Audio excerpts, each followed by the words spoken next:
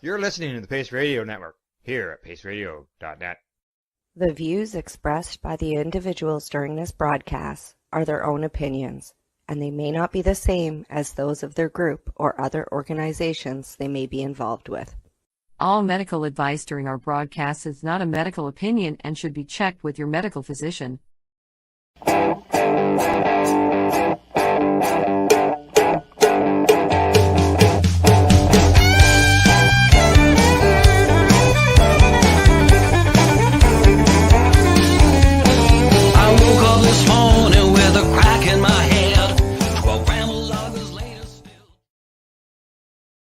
Good evening and welcome to the Pace Radio Show. We're live here at paceradio.net. Good evening, Tamara. How are you doing tonight?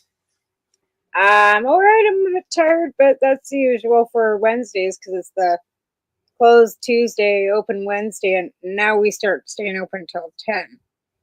Oh, new hours. Yeah. It's summer hours, so as of May 1st, which is today, we start staying open until 10 o'clock at night, so I get to stay open until 10 now, and I'm going to be dead. Oh, and then you got to open Wednesday morning, but I will open Wednesday mornings, yeah, then I open Sunday mornings too, but Sundays is just 9 to 9. And I find that kind of convenient because Harris is the one that has to work on the weekends because I get Saturday off, and then I have to open, so then he only has to work till 9 o'clock on Sunday, but I get to work till 10 o'clock the rest of the week. Right. 10 o'clock, hey, that's well, hey, if the business is busy and it needs, and the flow of the people wants it to be open an extra hour. It's always been open. In fact, before that, it was open actually till midnight at one point in time. One of the owners that had it previous, because this store has been open since 1949, right? Oh. So it's had several owners, right? And there was a time when it was actually open until like midnight, and that was like when you could still have 14-year-olds working there because there was no cigarette legislations where you had to be a certain age to sell and buy cigarettes, right? Right, so they had to have security come in, and then somebody ran into the store because at one point in time it was like the only kind of little store kind of, and now it is like basically the only grocery store in the whole area, like up where we are, right? So but it's been robbed in the past, and it's had a car run into it. We've got pillars around the whole store. Now there's bars on all the windows, and we've got security, and we've got cameras in every corner of that store. It's too bad that that's needed, but it's only the only reason it's needed is because of others have violated their space. Right, absolutely, right. And then there's somebody watching me when I'm there. So, even though it appears that I'm down alone, up until a certain point, there's somebody upstairs always. So, I don't have to worry. I'm not there by myself all the time. It appears that I am because nobody's there to talk to. Sure. There's nobody there, but there's somebody upstairs watching the camera for, till, I'm done doing the cash out. Yeah. Once cash out's done, they go, right? Okay. Exactly.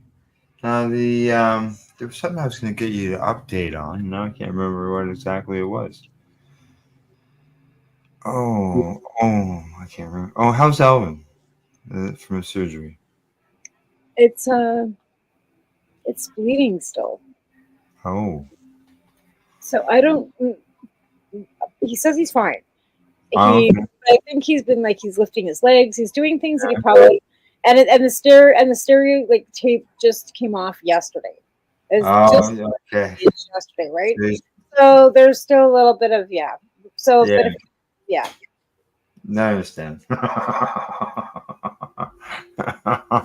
Yeah, it's hard to do nothing. Well, and like I said, he probably shouldn't even be lifting his legs onto the bed because the bed, when you lift your leg up, you're pulling muscle from your, and you don't really realize and I'm guilty. I had a C-section too, and I was told don't go up and down stairs. Well, I had no choice. But I moved downstairs, right? Yeah. You do what you have to do. So I mean, again, he's not been lifting anything heavier than or doing anything strenuous by any stretch. But again, I don't think he should even be lifting his legs up. But they give you a piece of paper. It's a day surgery, and they send you on. Here you go. Yeah. I had a couple things on the list that I wanted to discuss tonight. Yeah, for sure.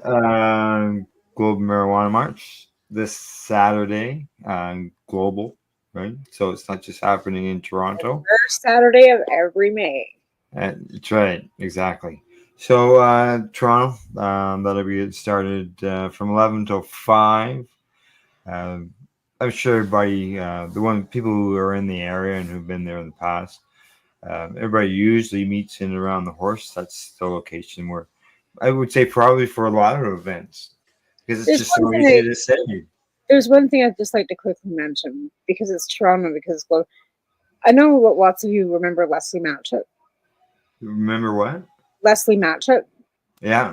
Okay, well, Leslie passed away a while ago. I'm not sure if anybody's been really aware of that, but I think it would be really important if somebody mentioned that, because Mel Adams, her daughter, which we all know as Melly Hempseed, right? It's Right. taken, like this has been a whole twist with the whole thing, right? But yeah, I think it would be important if Leslie was mentioned, because she was a big part of the Global Marijuana March in Toronto. Oh, was she? Okay, yeah. Yeah, I don't know, like, see, in the years gone by, there was the festival was held with speakers and bands and stage and Well, this is the one March washrooms. we would always come out for, was the Global Mhm. Marijuana March, right? And Tracy and all the fairies, and they'd all have Yeah, their yeah, stuff on, and Tracy would be there, and Amy, and anybody, because 420 was always done in Vancouver. They had the big thing at the art gallery in Vancouver for 420, right? And then Global Marijuana March was always the one that everybody flew out for. yeah. To The Global Marijuana March has been going on longer. way longer, yeah, Yeah, for yeah, sure. yeah. So. And I know the one here in Toronto. This year is its 25th anniversary Wow, of the event. So there's no permits, so there's no bans or anything like that. But as in the past, before the permits and after the permits, people just show up. They right, show up. They show up there. Some people have um, like a boom box or whatever with some music going.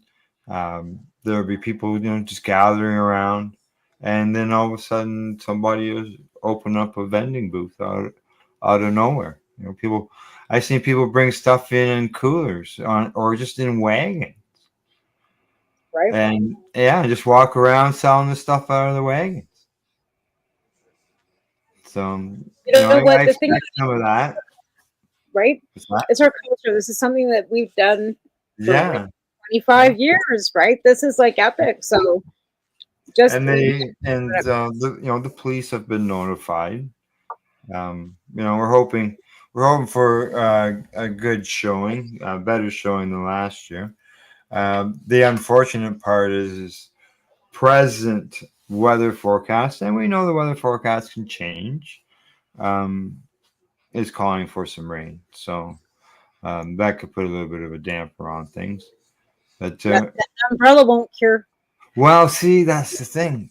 Um, I for me myself, as far as with the Pace Radio Network and with 420radio.ca, I'm going down there to cover the broadcast, or not the broadcast, the event live, and we'll be broadcasting from there. Mary Jane from Newbie and Doobie, those two, they will be down there, as well as they'll be down there doing stuff and doing broadcasting. You'll be able to see it here at paceradio.net or 420radio.ca and see what's going on down at the march.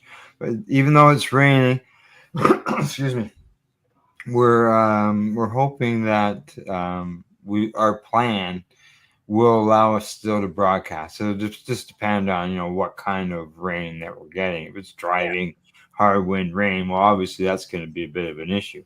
right. But if it's just some light misty stuff, we may have it covered, or just some light rain, we may have it covered. So Right we'll on. be able to still be able to do the live broadcast, and we're going to include going around in the march as well. So everybody who's watching will be That'd able be to, like yeah, alive. Like, Yeah, live in the March, and hopefully there's no construction this year, and it's I can about go live it's on about a TikTok. 45-minute walk. What's that? I can go live on TikTok now. Oh, can you?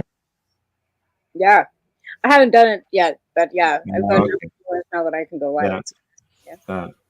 Yeah. I announce the show every week. Too many social media spots, man. I just gave up trying to collect Well, them that's all. why I go on there before the show and I put a video up saying, "Hey, we'll be live on all our socials on this network, and don't Right. bother," so that they can come here, bring more people here. Oh yeah, yeah, Yeah. yeah, yeah, yeah. Absolutely. So let's see what else on that. Yeah, just people just gonna show up at the March. They've got a big banner for advertisers You've and got a stuff. committee that's been working behind the scenes, trying to gather and doing some advertising and getting the word out. So I mean, you've got a group of people that really want to do this, because if nobody wanted to really do it, it Yeah. would just sit by the wayside. And it's not just you; you've got a bunch of you that have gotten together from the past and present and said, "Hey, Oh let's yeah, yeah, do yeah, this." So you've been yeah. making videos yourself. You've been doing a lot of advertising on our network. Every show has, Every show that I'm behind the board, right? And you plugging away in there. do all of this work because this is super important to you, Al. This is Yeah. something that's really, really important to you. And I think Mhm. that's great that you've taken this on and got, because like it's important to you. Yeah, it's important. It's important to me. It's important for patients' access, and it's important for those people who are still being taken down by laws. And even though, for example, the reclassification that's going on in the U.S., people are still going to be jailed for cannabis. So Really, there's still reasons. There's for still reasons to get out there in March. right? But in reality, if you're caught with a number overgrowing, or if you're Yeah, caught selling to a minor, or if a minor's caught selling to a minor in Canada, you can still get jail time in Canada for yeah, cannabis. yeah, So yeah.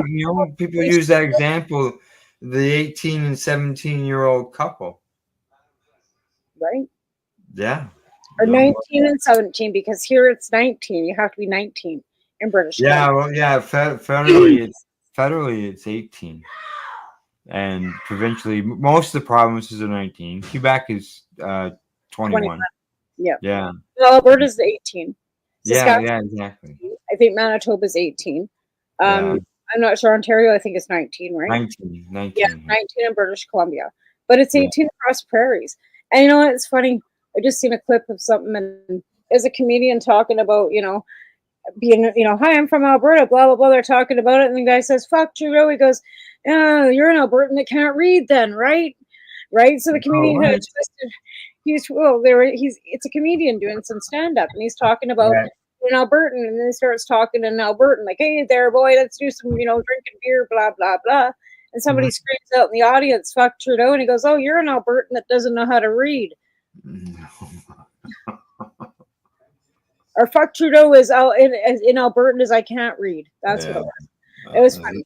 You have to see the clip, but it was good because basically he just kind of took that guy with his fuck Trudeau and flipped it around. Right. Right. So, just before we went live, we were talking about what do you got going on there? That's what we were talking about. Oh, this is my new vape pen. It's actually cannabis. So I've quit smoking cigarettes. I haven't said too Good. much, but I'm Good. not smoking cigarettes hardly, like, at all. Like, so basically then, from that, then I don't really want to smoke doobies, right? So I've gone to using a vape, Yeah. tobacco, right? So I've got myself from 20 milligrams down to 10 on this too. So I've cut myself down in half on nicotine. That's a tobacco. That's a This nicotine is nicotine, right? So I'm doing 10 milligrams of nicotine where I started at 20. So I'm not smoking cigarettes. I'm 10 milligrams on the nicotine. So But that's lowered your nicotine. Yeah, lowered your it's nicotine. exactly the same as my nicotine, and it's a pod. But this is cannabis, and this is nicotine. So the tip is just slightly different, but it looks basically the same. Smaller, right, than the Yeah. nicotine. But yeah, like they're pretty much, that's the nicotine, and then that's the cannabis. And you can buy them at the cannabis stores. And they come like this one here is a general admission one. It's a bliss stick. But there's also another one called Revs, right? And there's only two different that I see in British Columbia. Like I'm sure there might be different ones in different provinces, right? But these pods aren't the same as like your tip that you have, right? Which is what I've been using for several, with these batteries, right? Yeah, Like, I have a yeah, cartridge. like that, right? So this is Yeah. the same, but it's like this instead, right? Yeah. I I've don't got know. I just thought it was like less. I don't know. I just thought it was kind of neat. I've got one that's out of reach right now, and it's like I don't know, it's like a real small deodorant stick, Hmm. just really small, and it fits in the palm of your hand. Yeah, I've got a couple like that as well. Like I've got actually, it's right handy here. I'll show you.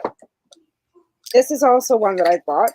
It's called an elf, and it's also for the tips, right? Yeah. And it's like you put the tip, like the one that you have, that kind of tip Oh, you inside, put the cartridge in there. Yeah.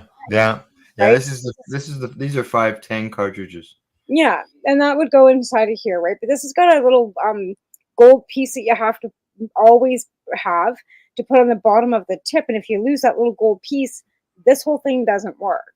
Now, right? And then I've Oh. also got a Da Vinci, which is a black one that's fairly similar to this. Same thing, you have to have the little thing, but it's a Da Vinci, and that one is being used by my child. Jeez, I haven't heard that one in a while. I used them for her Yeah, well, that's exactly years ago. Da Vinci. It's the same company that you use for her. Yeah, It's the same yeah. company. Only this is a Da Vinci and it is used specifically for those tips. But it was actually made for because you can get 2-gram tips as well that are a little bigger. And this one is made so it goes for all sizes, right? Where this little elf guy is only for 1-grammers and half-grammers. And then the other batteries, there's so many different kinds of batteries. And that's what it is. And like I've been using this Yokan, which was an actual this is the battery, but it was an actual like one that you put dabs and stuff in, like with the little coils and stuff, right? The shadowizer. The shadowizer. It's only this is a Yokan. I got a shadowizer with the battery. I think Taven's got that battery upstairs too. To be honest, but it's still kicking too. There's nothing wrong with that shadowizer. But we got away from the whole having to deal with the dabs and having to put it with the coils because it's messy. And so when they came out with the tips, like way back, I was buying them long before from somewhere else because we could get them elsewhere, right, before legalization as well. But now that we've got legalization and they're there, I just buy them there. Well, but again, obviously, the vape pen eliminates the mess. Right. Right. That too. But in British Columbia, we also pay 20% vape tax. Yeah. So we pay it on both. No, we pay it on nicotine too, not just on cannabis. Oh, yeah. Okay. Yeah. So and the juice, so if you go buy one of these little juices, which is a refill for my vape, for my nicotine, right? Okay, yeah, I've seen those here. Right. Well, our sponsor used to sell them when they were called Canadays, but then when the Tobacco Act or whatever you want to call it got changed and the vape stuff got included in it, they stopped selling it. Right. And the thing is too, now they're trying to take the flavored vape completely out across the country. Right. They're trying to take that completely away from everybody. What do you do with something that's got natural terpenes in it? Right. Like this one here. This is a live rosin pen. Like they've already taken away flavored cigarettes, right? You can't buy flavored cigarettes anymore. You can't get menthol anymore. Flavors away from the nicotine, period. That's a new thing too. So they don't want us to have any flavors in our nicotine or vapes, nothing. Yeah. We're not supposed to have any fun as adults because it might be appealing to children. So adults can't have any fun either. I can't like cotton candy. I can tell you, when I was 14 and 15, I had friends that driving was appealing to them. So should we eliminate driving for adults because 14-year-old kids can? In Alberta, you can get a learner's license at 14. What? Where? In Alberta, you can get a learner's license at Yeah. 14. Yeah. I had a learner's permit when I was 14 years old in Alberta. Well, You when can can you get your license then? 16. So you have to have your 2 years of learners at 14. Right, but in BC, you can get a learner's license when you're 16 and get your driver's license a week and a half later, or a week Oh, later, or I did, right? but in not Alberta, now. We have that graduated yeah, well, program, they did that in Alberta too. I think. 1 and 2, and then yeah. But out here, it's like, yeah. But I mean, to insure an N driver in British Columbia, you might as well. You better be able to afford a yacht because it's fucking expensive to insure For your. male, yeah. They were 40 years ago.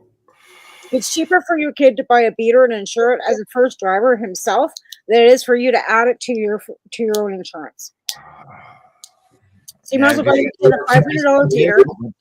You may have a more expensive vehicle, but you can still end up. Well, I guess the more expensive vehicle would have better safety stuff in it. But, but apparently it's cheaper to buy your kid $1,000 beater, put them in that, let them insure it on their own, right? And let them do that for 2 years, and then they can upgrade their vehicle because then their insurance goes down. Yeah, that's good. Like insurance, I always thought has always been a fucking scam. I just can't even. Oh, crap. Oh, I can remember when I was 16 trying to get my insurance. Here's the worst part about it. I paid the same amount of money when I was a first driver when I was 16 years old as I'm paying now as a fucking senior for my fucking vehicle. I'm still paying $1,200 a fucking year, right? For fucking insurance. And I paid that back in 1986, which was a ridiculous amount of money back in 86. And now it's like, so you haven't had any increases. Your discounts, discounts or nothing. I haven't had any accidents or tickets or your discounts have equaled out their rise in costs. Right. So as I get older, the insurance just stays the same because of the increase in fucking everything else. Right. Yeah. Yeah. You lose what you're supposed to gain. You're losing. So it's supposed to, I guess, work out equal. For insurance my whole life, right? I thought it was last year it was $98. And this year, for some fucking reason, it's jumped up to $112. And I'm like, well, my car didn't get newer. And I got a year older, and you guys want to add another $10 to my insurance for what's that for? Just increase costs. Yeah, whatever. That's what it is. Yeah, it's just increased costs. Just fuck Freedom 55 my ass.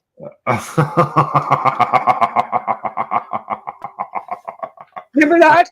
Freedom 55, we're all gonna get Sun Life and insure ourselves to death and fucking by the time you're 55 you be canoeing down some fucking on a beach. Yeah, fuck that noise. You'll be dying. You can't afford a car.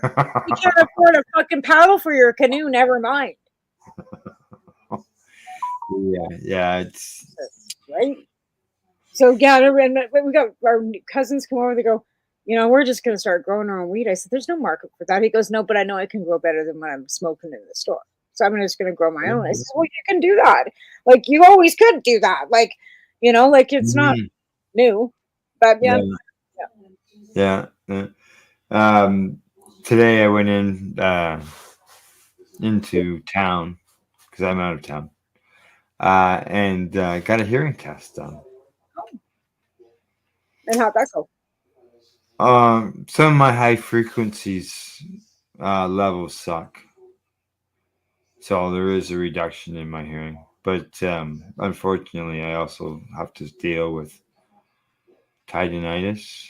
The ringing, like right now. Yeah. I was wondering if that is that come from the methotrexate from our meds? What's that? I get that too, like a ringing is but I was told that comes from the methotrexate that I'm taking. Oh well, we both have been taking methotrexate, but from my understanding, it's actually inner ear damage from years ago. Yeah, could be the reason too. That's from what I read. I got some paperwork at a event that I went to, and there was a hearing booth there, so I stopped and talked to them. right? Yeah, yeah. So I got a booklet on it. I just can't pronounce the word properly. No, I totally get it. Well, I've been like, I hate to say this, but in my past life, I've been slapped in the head probably more times than I care to fucking admit. Yeah, yeah. Right? Yeah. I've got permanent, like, I'm sure, damage to both my ears because I got smacked in the ear, like, blew eardrum, like, for sure. I know that for a Mhm. fact. So, I mean, I'm, like I said, it's not a wonder that I'm a little bit, squirrely. Very swirling, yeah. So yeah, I went in and got that test done. And when I left there, I went and visited somebody I had never met before. They happened to post in the local group. They said, "Hey, is anybody interested in microgreens?" So I said, "Hey, I've done it a couple times." So we had some conversation, and then we had some messaging back and forth, and so today I went into town and I actually met this person and got to see their setup with their microgreens and everything stacked up on the stands and Right all on. the different stuff that they were growing Oh, that's terrific. and they gave me a package to bring home with some samples, broccoli, basil, basil, peas was the other one. Right on. For sprouts, So, pea pardon sprouts. me. Are they pea sprouts? Or are they just peas? Um, as far as I know, peas.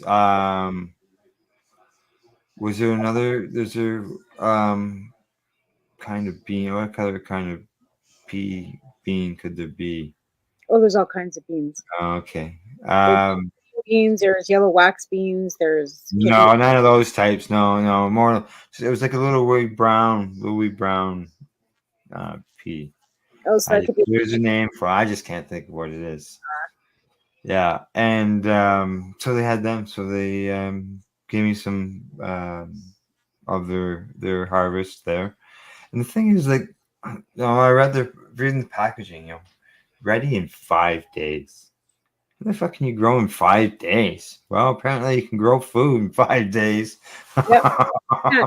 Well, like, I don't know if you saw my Facebook. I posted some pictures yesterday of what I've got growing in my kitchen, and I've got some. Yeah, so I've got some basil growing in my kitchen, and I've got some lettuce growing in my kitchen, and I got some No? rosemary growing in my kitchen, and then I dumped some water accidentally over like the side of the plant pot, and it landed on some seeds. So I threw those seeds into their sprouts that you'd grow into in the jar. So I threw the seeds in the water and started some some sprouts, which are like for sandwiches, right? Their sprouts are radishes and broccoli and all kinds of different sprout seeds. So yeah, I'm right along there. But again, last year I was working at a garden center and the competition was quite thick. And I found one of the giant pumpkin seeds that we had for Oh our yeah, pumpkin contest. I planted one of them too. yeah. But yeah, I mean, it's been raining. My lawn needs a mow, but With this person, they were growing sunflowers. oh yeah, nice. Yeah, just Yep, this big, right? yep, And so I had samples of the different stuff that was that she was growing, and yep. Pea sprouts are really good too. Like that's one thing that's a big thing for toppings and stuff, even on like yeah, anything. Pea yeah. sprouts, and you don't Right. growing. I put it on. I put it on my rice and put it on my pasta as well. Right? Yeah, like Yeah. it's really good, right? Especially for anybody like us that You has put it in a sandwich. and I can eat a lot of greens, but they're not really green. Like they're not quite fully got the chlorophyll in them. Like you know what I mean? Right. Yeah. So I find that they're easier for me to digest eating a sprout than it is actually eating like a full piece of lettuce. Like I can't Mhm. do lettuce. I don't know if you have issues with lettuce or anything, but I can't do that. No. Well, if it's not chewed, I know that it can cause a problem. I've had lately. I had a situation where it wasn't bad or anything, but I had some lettuce and I have lettuce often. But I knew that day I thought that I got the hiccups, that I might have overconsumed it and maybe not have chewed it properly, Right. and that can cause a problem, the roughage going through the system. Right. And like for me, I just can't do it at all. Like yeah. Yeah, I don't use iceberg. I only stay to romaine. Yeah, can't. I stay away from No. it. And I love lettuce. I used to come home as a kid and have lettuce and tartar sauce sandwiches. Yeah. Oh, We got lettuce, put some tartar sauce on it, and put another piece of lettuce on top. yeah, bread, tartar sauce, and lettuce. Yep. All I know, right. weirdo. I was a weirdo. One of those weirdo 80s kids, right? Yeah. All right. Time for us to have a break. All right, then we'll talk to the as- after the break. Yeah, we're going to talk about that stuff when we get back. Your price. What's your And price? it's going into the break here. I'm going to run probably, tomorrow for the news. But the last time here on the Pace Radio Show for this year, anyways, the promos for the Global Marijuana March. And we will see you after the break. You're watching the Pace Radio Show here at paceradio.net.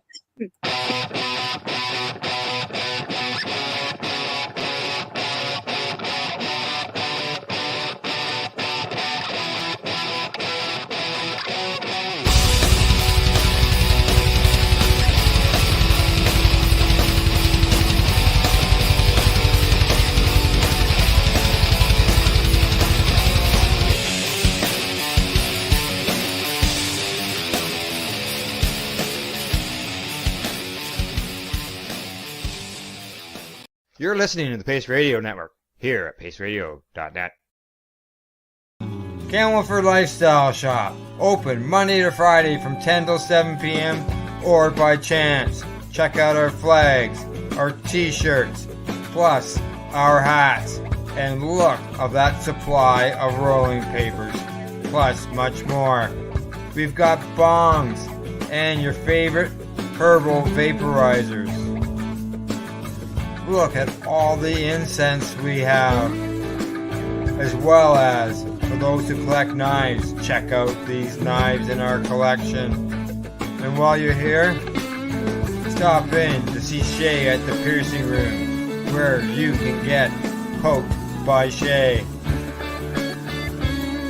Daily deals, check them out. Camelford Lifestyle Shop, 17 Bridge Street West, Camelford, Ontario. When you have a pain that's reached its peak, Legacy for 20, it's so unique. If organic cannabis is what you seek, here's your trusted partner 7 days a week. Suppository salves, vapes and drops, topicals, edibles, infused pop. Just when life seems like it ain't easy, at Legacy 420, enjoy a pop freezy. Lab tested products, make them the GOAT. Legacy 420 out on your road. Legacy 420 in Tyendinaga Mohawk territory. Indigenous organic cannabis at its finest. What do you find at paceradio.net? People advocating cannabis education. Limestone City Hydroponics is Kingston, Ontario's hydroponics shop. Take your growing to the next level and create the optimal environment with a tent kit, or maximize your yield with an ebb and flow flood table kit. Either way, Limestone City Hydroponics has more sizes and options to fit your needs. Are you looking for the power of the sun that adapts to your budget? Then look no further, as they have professional grow lighting. They have indoor grow systems that are easy and cost effective, with many options to fit your living space and lifestyle. Cultivate your growing potential. We have everything you need to succeed. And if you can't make it to the store, they offer local delivery to the greater Kingston area. Remember, when you're looking for experts to help you grow, then look no further than the locally owned Limestone City Hydroponics, 105 Sunderland Drive in Kingston, Ontario. Call them at 613-548-0420. You're listening to the Pace Radio Network here at paceradio.net. And you're live at the Pace Radio Show, talking about calling Limestone City Hydroponics. I gotta do that tomorrow.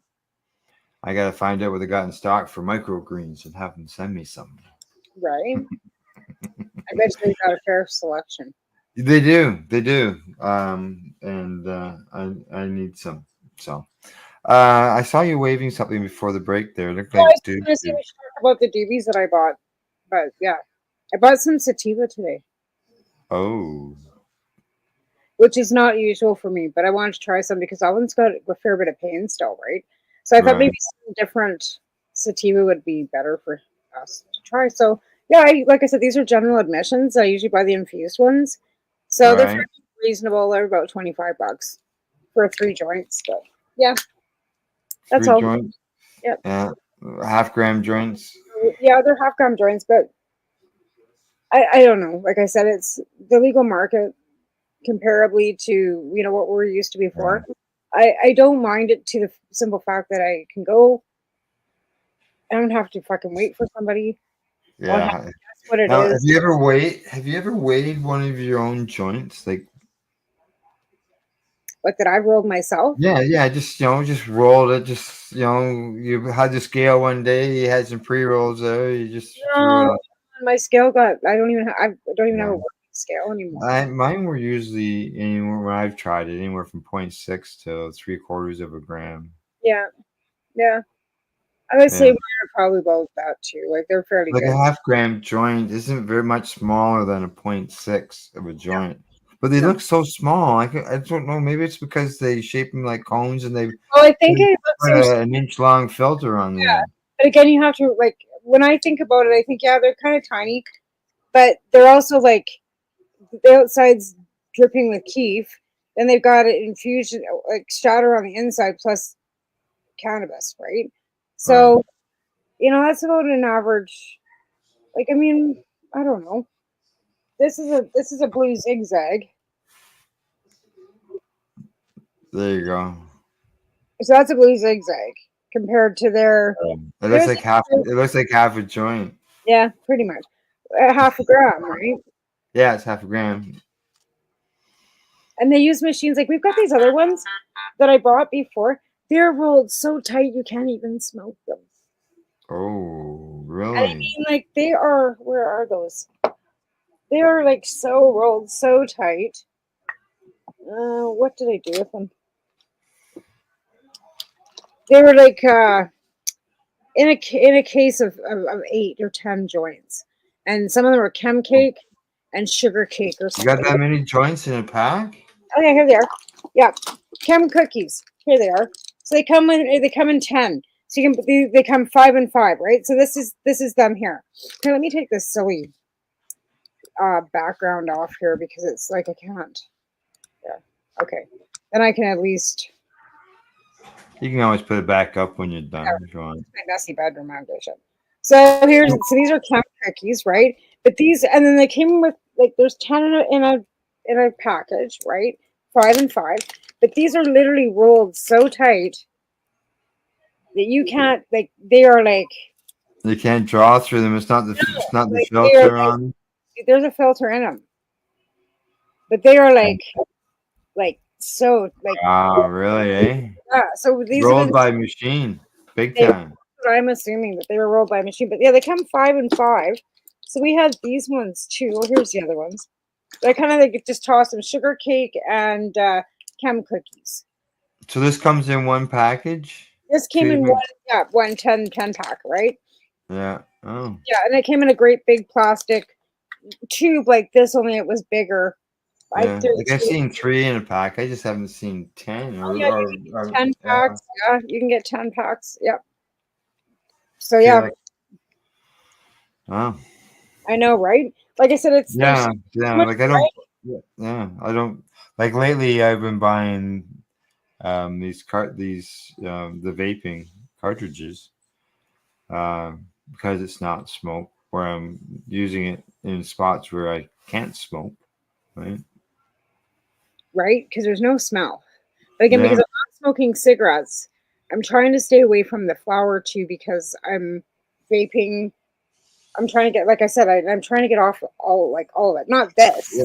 by any stretch, but I'm trying to get off the There's some nicotine. people I know for myself when I gave up uh, like just smoking straight cigarettes when I was 18, I switched over to smoking oilers with with tobacco in it, so it reduced the amount. Like I was smoking a pack a week to 10 days. Never mind a pack a day or 3 packs a day. It was pack a week to week and a half. When Friggin' stuff was stale $50 to hell by the time I was done.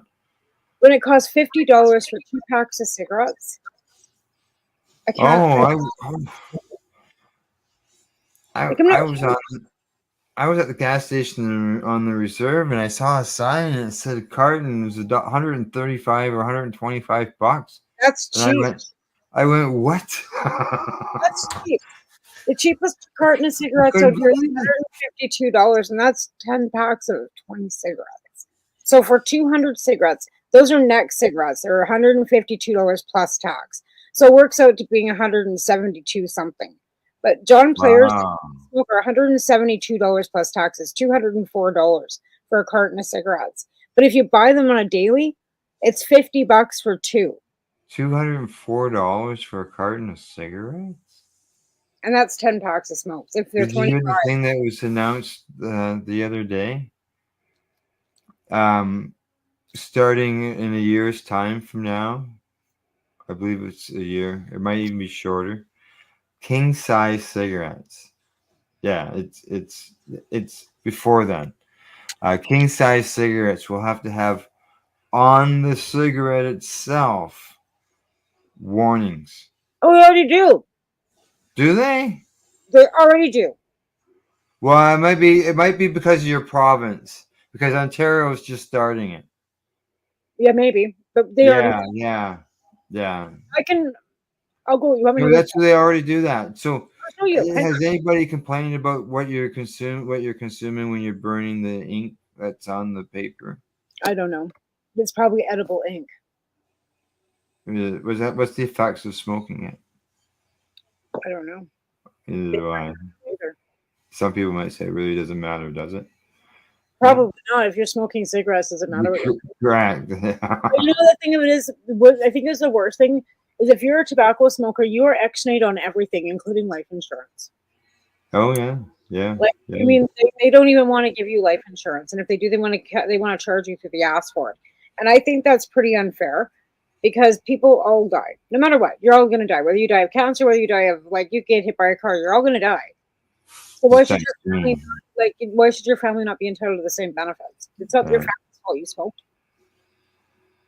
I don't know. Yeah. Now, something I wanted to touch on. I was actually going to touch on in the first segment because it is important news. And I'll be talking tomorrow with Glenn about this during the psychedelics and cannabis educational news segment that goes live at 10. And that is the reclassification of cannabis that's coming up in the U.S. And they talked about looks like it's a go-ahead. And so I've got a few articles here. I'm not going to pull them up. I'm just sort of going to go. That's rescheduling in the States, and how is it that they can do that without having Congress do it? Like here, we have to have it go through legislation, right? Have the CDSA, because the decision is done through the DEA and the HHS.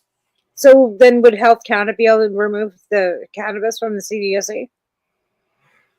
Different countries have different laws. Well, that's what I mean. Like, is it? I'm gonna say no to your question. Let's find out. Yeah. So here we go. Which one I had an article up here. So they say here, basically what's going on is they're removing it from Schedule 1, which means it's a drug or a substance of no medical value, and they're moving that down to number 3 to Schedule 3. Okay. Notice how they put with no medical value in there. Yeah. Oh yeah. And now like LSD is a Schedule 1, but they're finding that LSD has some medicinal benefits. So the question is, what has actually changed and what happens next? And according to this article, and I've seen this in several different reports, and that was technically nothing yet. They say that the proposal has to go through all these different procedures, including public opinions, will be included in that. Right. But it is still big news, right? Absolutely. Yeah. Well, it's funny because I was just clicked over, and it's Justice that takes care of the CDSA here. And I Yeah. believe DEA is under their Justice too, probably, because they have the Department of Justice, right? Same, like different laws, of course, but kind of like the same kind of like mandate. But I think Yeah. it's funny that okay, Germany now has legalized, right? Legal cannabis, correct? Yeah. You're, the UN is okay with it now. Yeah. Apparently, just Yeah, after. yeah. Well, some countries have actually gone ahead and made steps to improve their cannabis laws based on the fact that the UN did make some change. Right. Now, That's good. with this change, they say here, if cannabis gets reclassified, would it be legalized recreational nationwide? And the answer to that question is no. No, because they still go back to the state jurisdiction. They say that it moves them from that schedule with the LSD down into Schedule 3. I mentioned that includes things like ketamine, Yeah. anabolic steroids, And that stuff shouldn't be classified. codeine, It shouldn't be aspirin, codeine combinations, right? again, but it still shouldn't be classified as that either. Yeah, I know. Well, we'll get into that as I drop down through this thing here. They say, what would this mean for research? And I think this is a super important part, and that as a Schedule 1, it was difficult. They couldn't get the okay on it. Schedule 3, or it was very hard for them to get the okay. And sometimes I think there was some people were waiting like 10 years for approvals. Schedule 3 drugs, they say, are easier to study, even though reclassification won't immediately reverse all barriers. Right. So there'll still be some barriers for it. Let's see. But some researchers are optimistic, just so you know. I keep having to reiterate to other people that like this. Go check out the review and the recommendations of for Health Canada for us. Oh, yeah. Well, we did the review ourselves. Right, and I keep reminding people 95% crime rates are down, and they're recommending more funding go for Yeah, medical. like it just makes sense why. Let's hope that maybe because this is a presidential election. Let's hope they go further. Let's hope this is a minimum. Let's hope they say, yeah, okay, it's been recommended to be a Schedule 3, but we're just going to pull it out. And we're just going to make it legalized. We're just going to legalize it. Well, I Because mean, when it's this isn't even going to help them with the banking end of things. no, They say, okay, there'll be some benefits with some of the stuff, but overall, there's not. but really, how many states don't have some sort of? There's like 38 that have it legal for medical and like I thought it was 25 recreational, and 70% of the people support. 70 to 80% support legalization. So why didn't they take this opportunity and just remove it out of the CDSA? because they still have to have some control. If they just remove it completely, then they have no control or say over any of it. Then once revenue starts, Well, you still gotta have. They'll still have some regulations, just like we do here in Canada, right? And obviously, there's still going to be some penalties, like well, I think as we do here in Canada. they already have so many, like you said, 30. I thought it was 42 states, 38 states, Yeah. 40 states, whatever it is, that already have some form of it going. So Yeah. what's the difference? There's 10, 12 states that don't. Now there are some critics. Okay, and this is what according to this article, what some of the critics say. Kevin Sabat, you know who he is? No. He's the president of Smart Approaches to Marijuana. Oh my God. No, that's why I don't know him. He's a former Obama administration drug official. Oh yeah. He says this flies in the face of science and reeks of politics. Mm. It gives the industry desperately looking for legitimacy. Yeah, it does.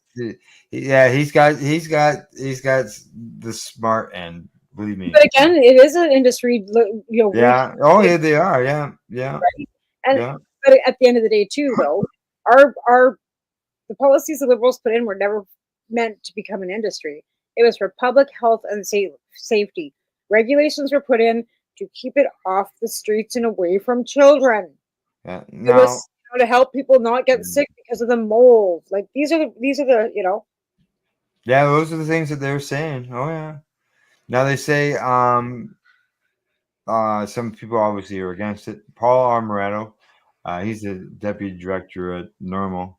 He said simply reclassifying cannabis would be perpetuating the existing divide between state and federal cannabis policies. Calico Castile, past president of the Minority Cannabis Business Association, says rescheduling is just rebrands prohibition rather than giving an all clear to state licenses. Yeah, I kind of agree with that. It seems redundant. Yeah, Schedule 3 is going to leave it in the kind of amorphous, murky middle where people are not going to understand the danger of it still being federally illegal. He's more worried about it being illegal than anything. That's because it really is still illegal. Yeah, it is the problem.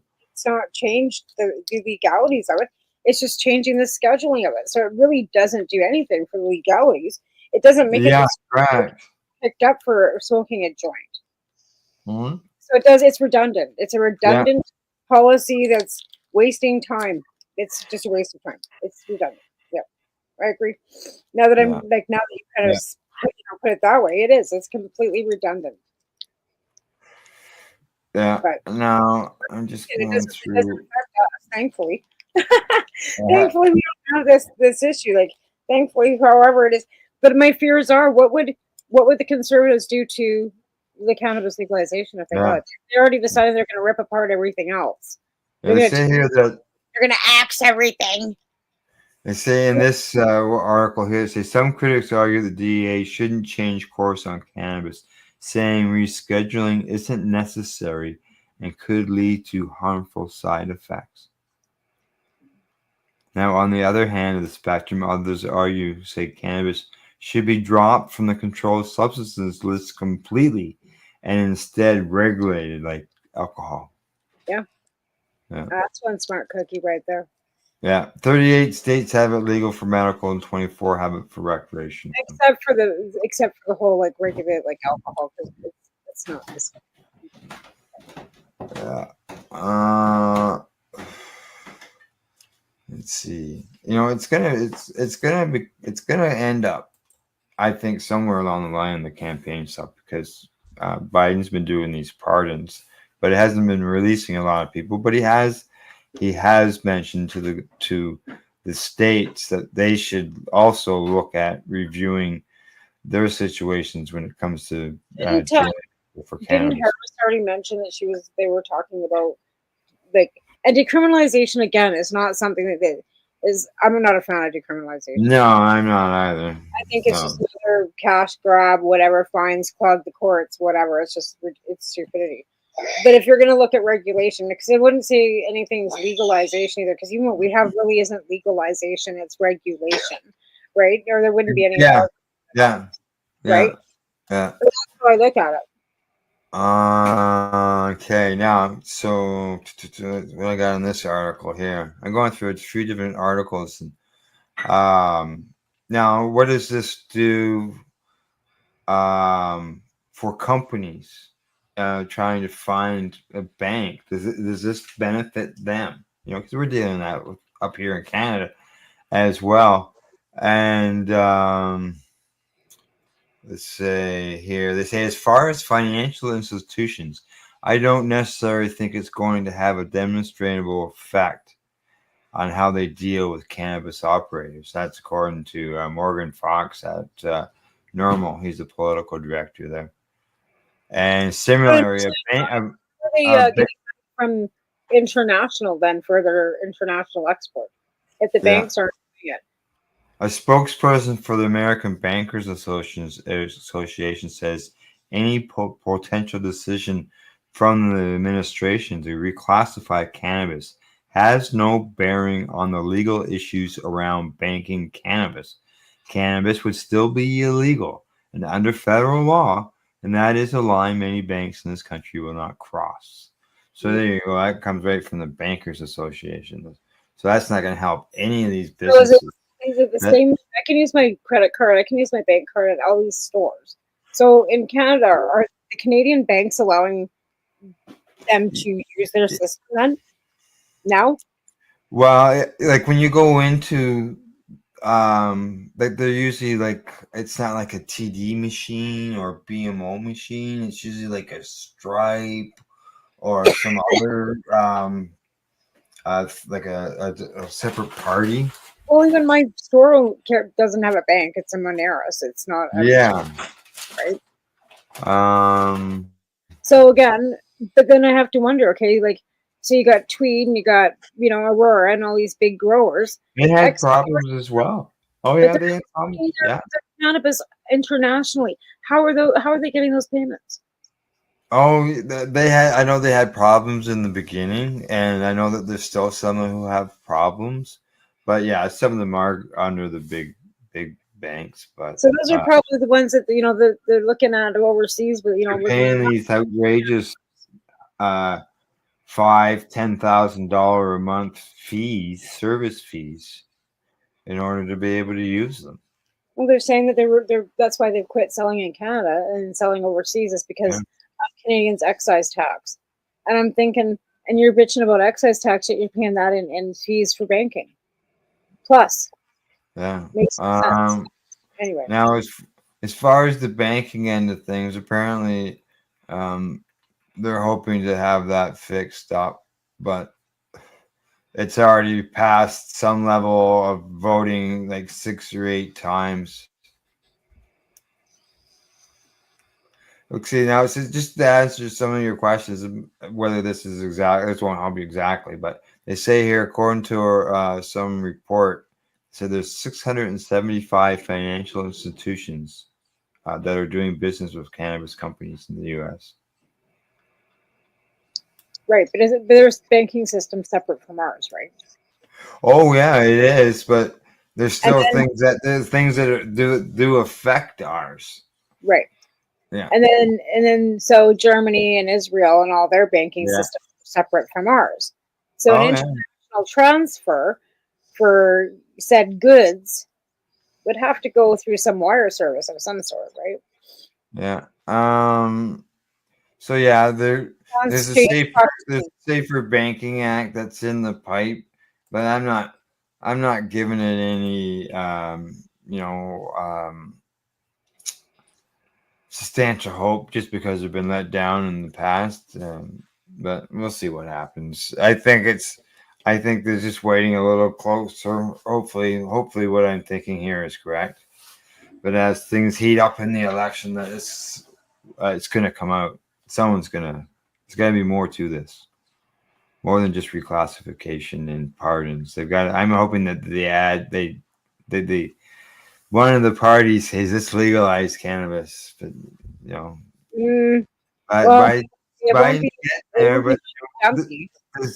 does this reclassification?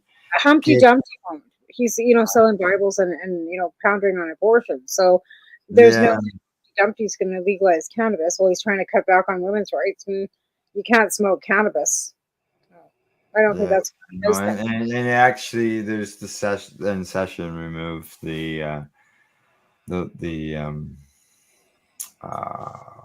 what's that memo, the Cole memo as well. So, alrighty, I see it's the top of the hour. Time for us to take that break. Runs the commercials. Let everybody know who is sponsoring us. Pay some bills, as I usually say. When we come back, we're going to talk a little bit about what effect this has had in other ends of things when it comes to this reclassification. But you're watching the Pace Radio Show. We're live here at paceradio.net. And don't forget Global Marijuana March on Saturday. See you there.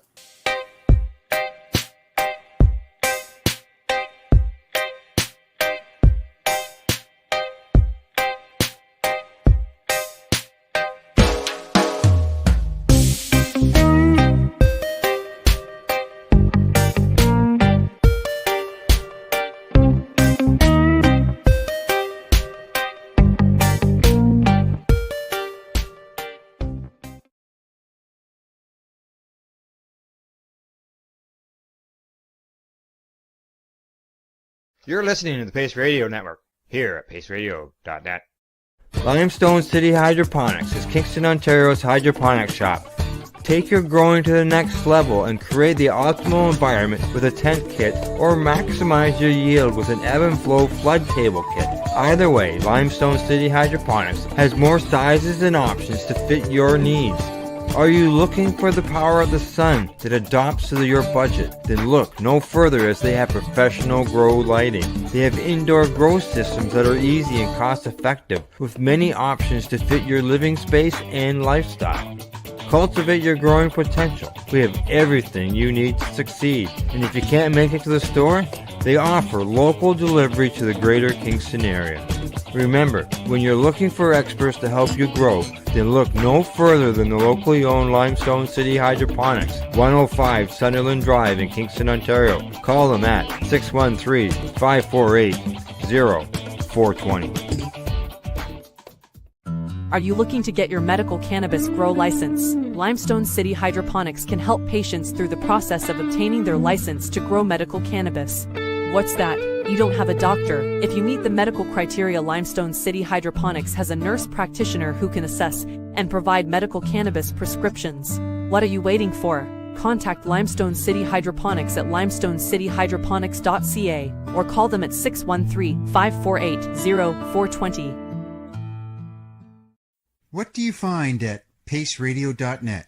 People advocating cannabis education.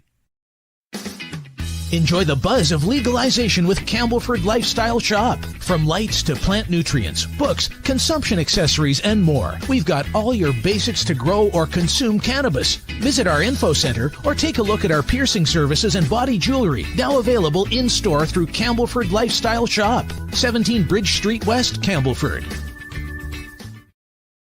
Cannabis edibles are an effective way to manage pain and other ailments, especially when you deal with your trusted partner, Legacy 420, in Tyendinaga Mohawk territory. You see, we lab test every product on site to ensure proper dosage every time, which is critical when consuming cannabis edibles. All Legacy 420 edibles are made by our classically trained baker and chocolatier, and we also have super tasty vegan options. Our baker has been in the industry for 25 years. She's also a chocolatier. Everything from savory to sweet, your chocolate bars, brownies, butter tarts, you name it, we make it. Talk to our knowledgeable Cannatex about our incredible variety available. Give your trusted partners a call. Legacy 420 out on your road.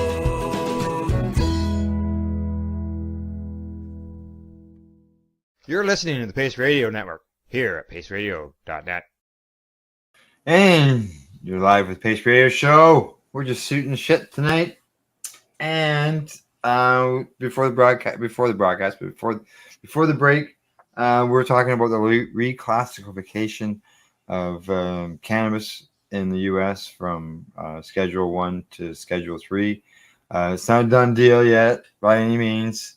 There's still a process that has to go through. This has been reported by the Associated Press, so everybody's jumped on this. And it looks like it's going to go ahead.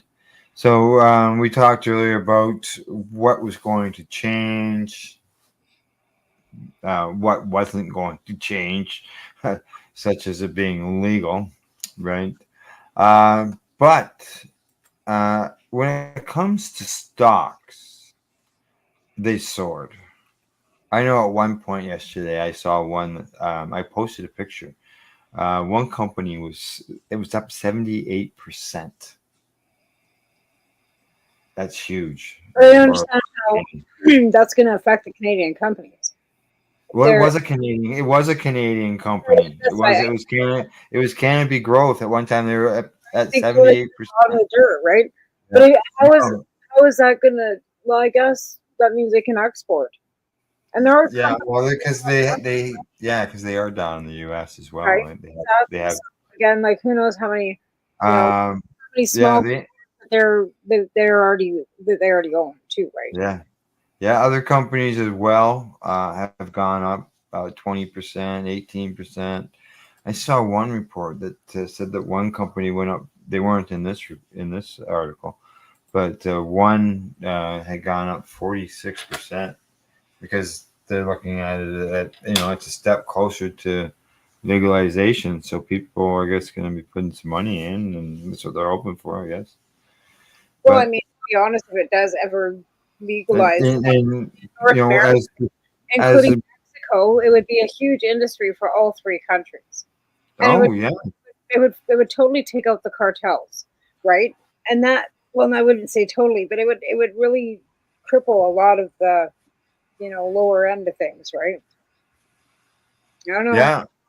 Well, I know no, it's Mexico's trying to do that. I know Mexico's trying to decriminalize small amounts of drugs too, and hence why the whole decriminalization of all sorts of drugs and why BC's backpedaling right now on because people are just using in public spaces, right? Like, yeah, not that yeah. we don't want to continue with the harm reduction, that we need more funding going into getting more harm reduction, safe injection, safe consumption sites. So They don't want them to be doing it in the parks and stuff. no And they want parks. Like no. I said, Alex, seriously, I was driving to go to my cannabis store, and there was a girl with a shopping cart smoking who knows what beside the taco time. Like there's No. kids everywhere too. Like seriously, I get it.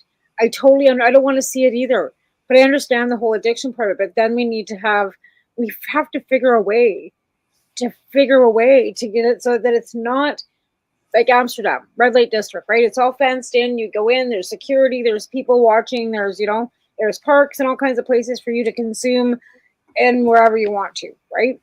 Let's go in there. There's Go up and see. Go up to the windows.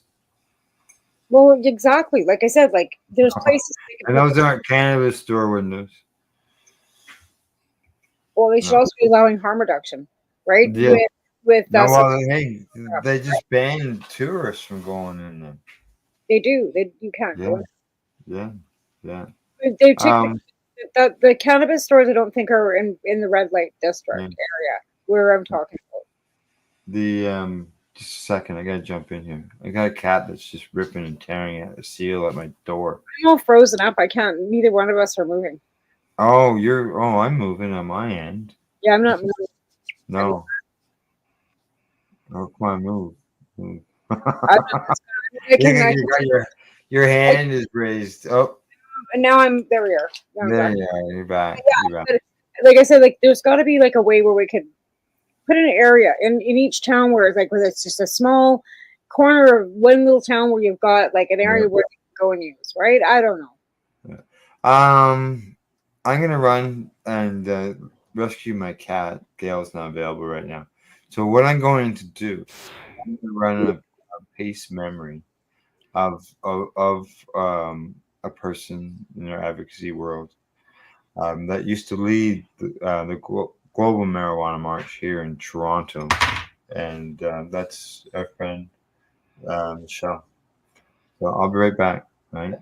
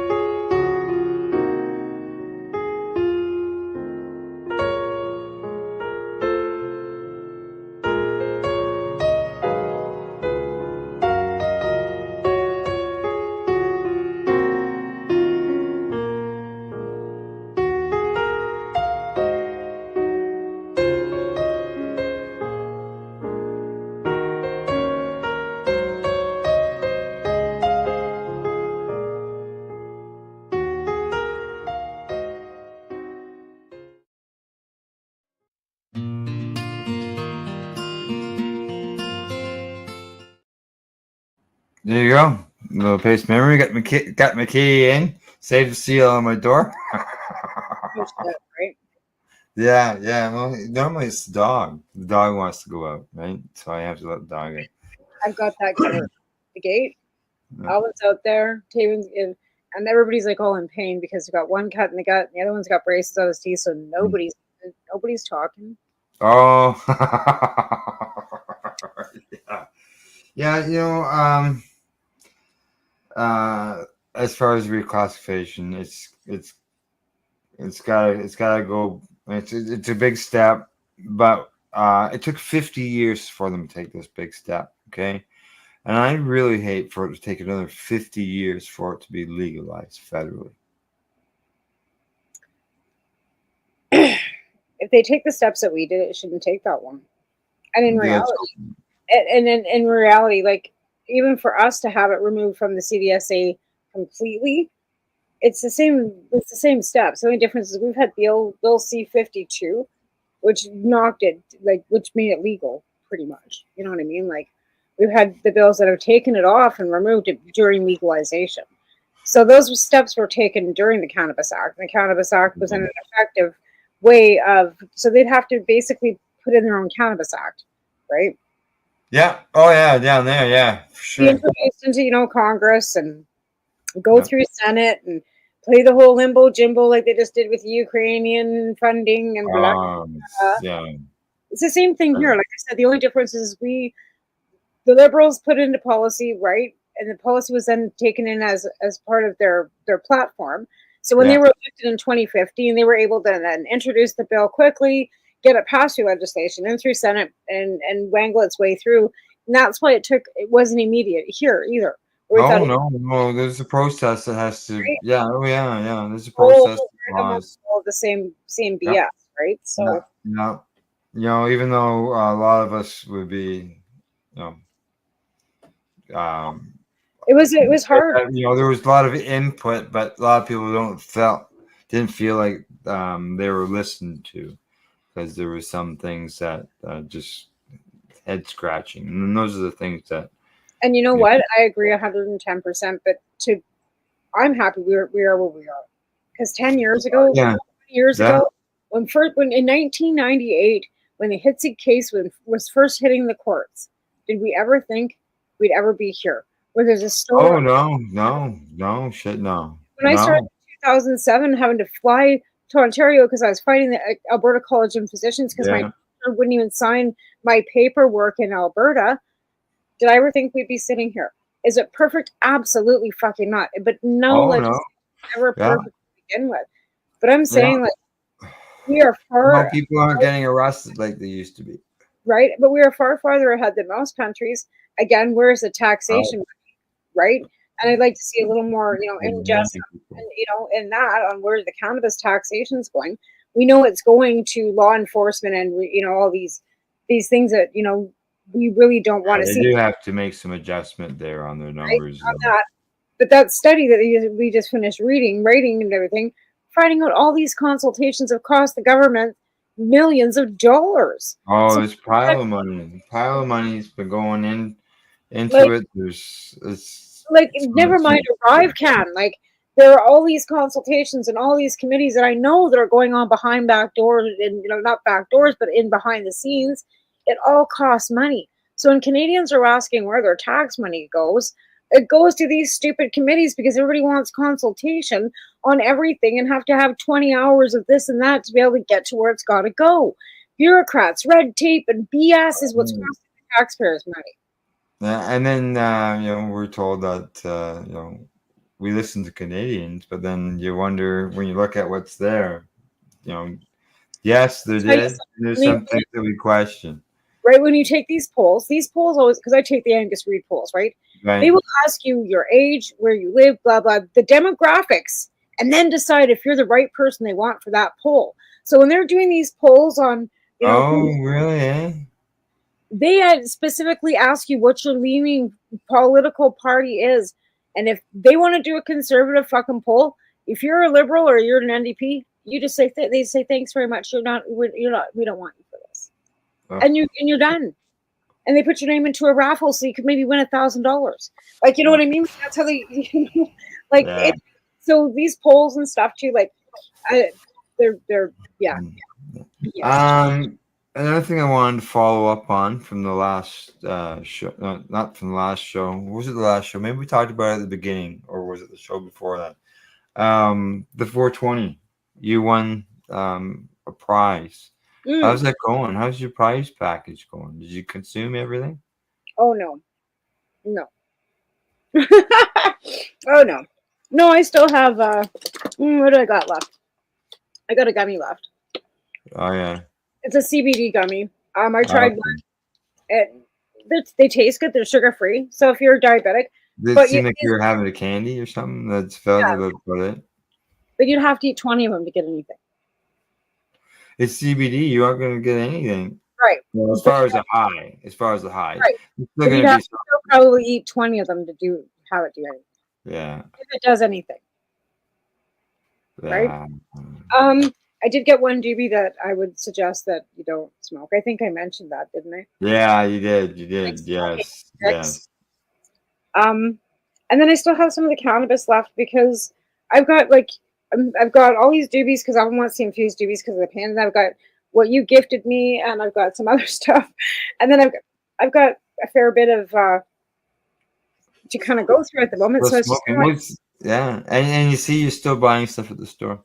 I am, because like I said, those infused doobies, they're really like, they kick you back, right? Yeah. And to be honest, like, I'd rather just go buy one than have to sit there and spread a paper and then roll some weed and then dip it in the keef, and it just would take me 3 hours, and I would be covered from head to toe.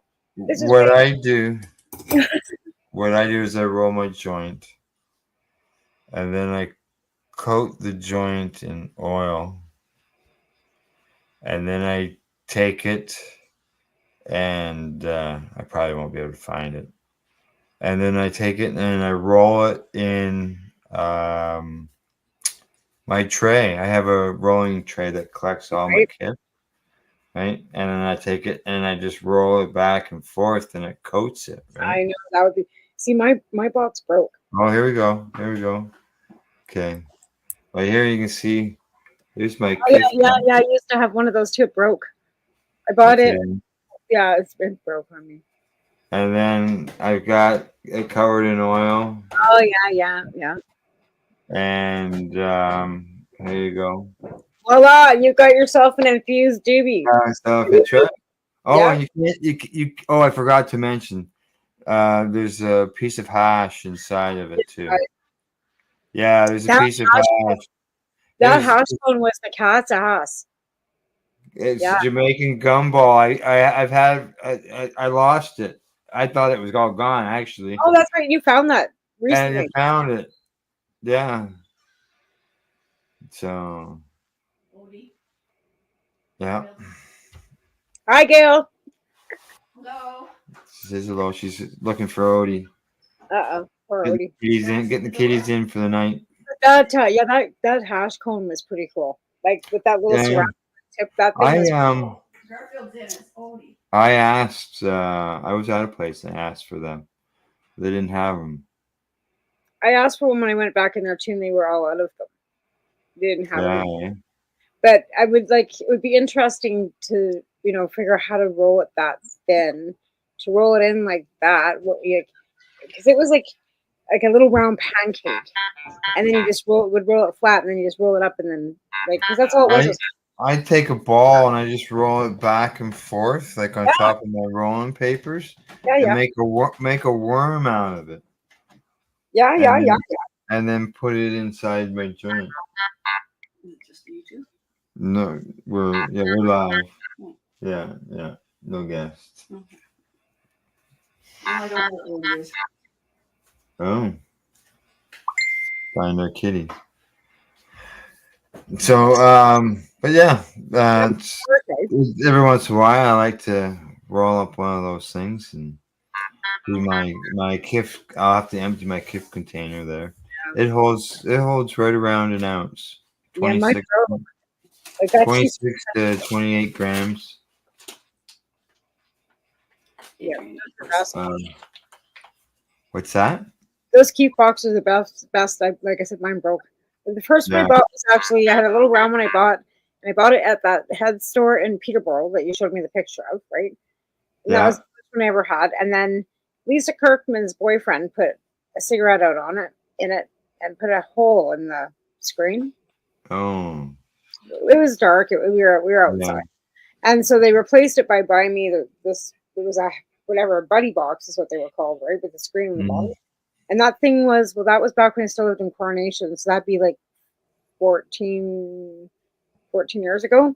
And it finally it finally died. So and I went to go buy a new one, and they're quite expensive, so I didn't buy one.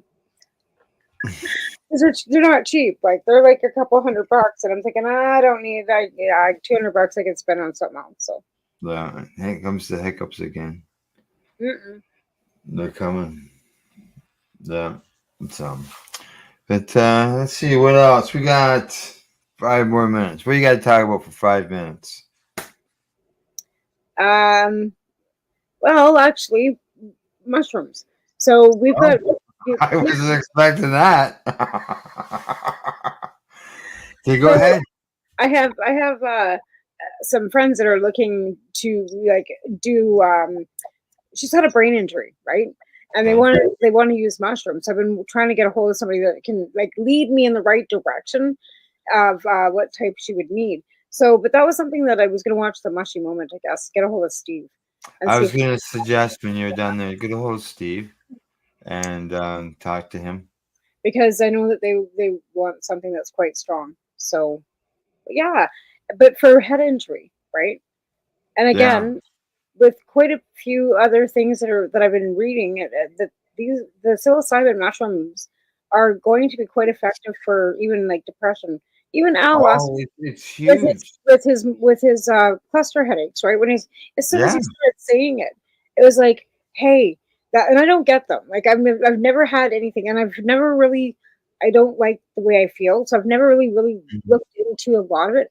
But then I'm thinking, hey, this might be something, especially when he said the cluster headaches, right? Right.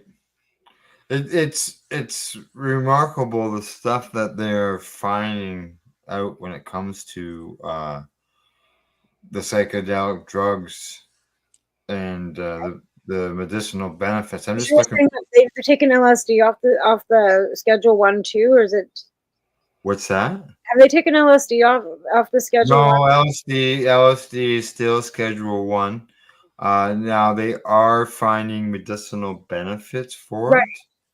Right, exactly. And that's what I'm looking for right now is a story. There we go, right there. LSD microdosing improves sleep. See, and I would think that would keep you awake. Yeah. Interesting. Yeah, improves sleep. I have another person that I know that used to take them for sleep in a large amount, and they would put her to sleep and help her with her pain. So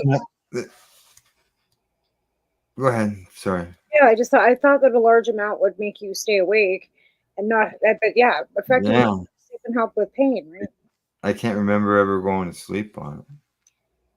No, me either. That's why I thought it was odd that somebody would go to sleep on So was I when I saw that. Eh? So we covered it. Another story we covered last week that I was surprised about was the DEA permits Arizona church to import ayahuasca for religious purposes. Oh, really? Ayahuasca is really? Yeah, well, people, yeah. So but yet here they're trying to do cannabis so it can be, close to legal. And what if you said that cannabis was used for for religious purposes? Why don't we? Why don't more religions speak up when they say that they use it? Right. The next thing you know, obviously the roster man, but some of these other mainstream ones, that. Well, maybe the Church of Scientology. Yeah, I'm sorry, I'm totally lost on when it comes to the. all these subjects, all on the religious end of things, but it's it's a healing Again, plant. like I said, if they figure they can bring in ayahuasca, why can't what's stopping them from making it Well, cannabis or peyote or like I mean, like how many of them that they could actually import that are beneficial because icopene could be beneficial for helping with addiction. when you think about it, Ozempic too, right? yeah. Oh, the Ozempic with helping with addiction too. Mm-hmm. Mm. Mm. Cannabis is the tree of life. I agree 110% because even with the Ozempic, they say it's only effective for a certain amount of time. It's only one. Effective for a certain amount of time, even with Yeah. loss and the addiction. They say Yeah. Well, it's the only way you're going to actually lose weight and actually keep it off is if you change your lifestyle and exercise. The Ozempic will help you get there, but you cannot use it for a long period. It'll just be ineffective. It'll just stop working. Yeah. Mm-hmm. Yep. The cannabis won't. Cannabis is always effective. It always continues to work. It's always there. We're absorbing it. We're putting it to use. Whereas the opiates, unfortunately, got to keep getting more and more and more, and people end up on the wrong side. So. Yep. Keep in mind, 72 hours and your body becomes addicted to opioids. We're taking for any longer than that. Jeez. Yeah. That's quick. Yeah, it is, right? Yeah, too quick. Way too quick. Cannabis is non-addictive. Like you could smoke it, day and night, and you're. No, there's a problem with vape pens. The batteries die. Oh yeah. And if you don't have a spare battery, you're done. You're done. It's like a cord. Where's my cord? Right. And I was I'd plug my vape in last night and then didn't plug because my phone now will only charge with on a flat pad, like a wireless for some reason, and I thought it was charging all night, and it wasn't charging at all. And then I finally figured that out this morning, and then walked to the house without my phone. So my phone was home all day. Oh, so you didn't even work without your phone. Well, hey, here in Ontario, I gotta say kudos to the government on this one. I'm all for this. Banning the cell phones. New rules for the kids, the students. The lower grades, the primary grades and high school grades. There's new rules in them, and basically, they've got to be turned. They got to be silenced or turned off during class. We've had those rules here for 5 years. It's ridiculous. I couldn't believe it when I saw the reports in the paper that teachers were having problems with the students and all that, and I go, you couldn't even have a calculator in class. Right. But no, the kids, if they got their cell phones, either have to be in their lockers or they have to be in a basket in the teacher's, like as soon as they walk in the classroom, if they forgot to leave their phone in the locker, it's got to go in a basket or a box the teacher has on the desk, and the teacher puts them away to the end of class. And that's been like that since Taven's had a cell phone, and that was probably grade 4 or 5 or 6. Oh, really? So it's been like that forever. Like that's not a new thing for us. This is just new here, and hey, did you ever take your phone to school? You had to leave it at home, didn't you? I didn't have. You had a 3-foot cord on the damn thing. I was gonna say, I didn't have a phone to take to school. What are you talking about? It was attached to the wall.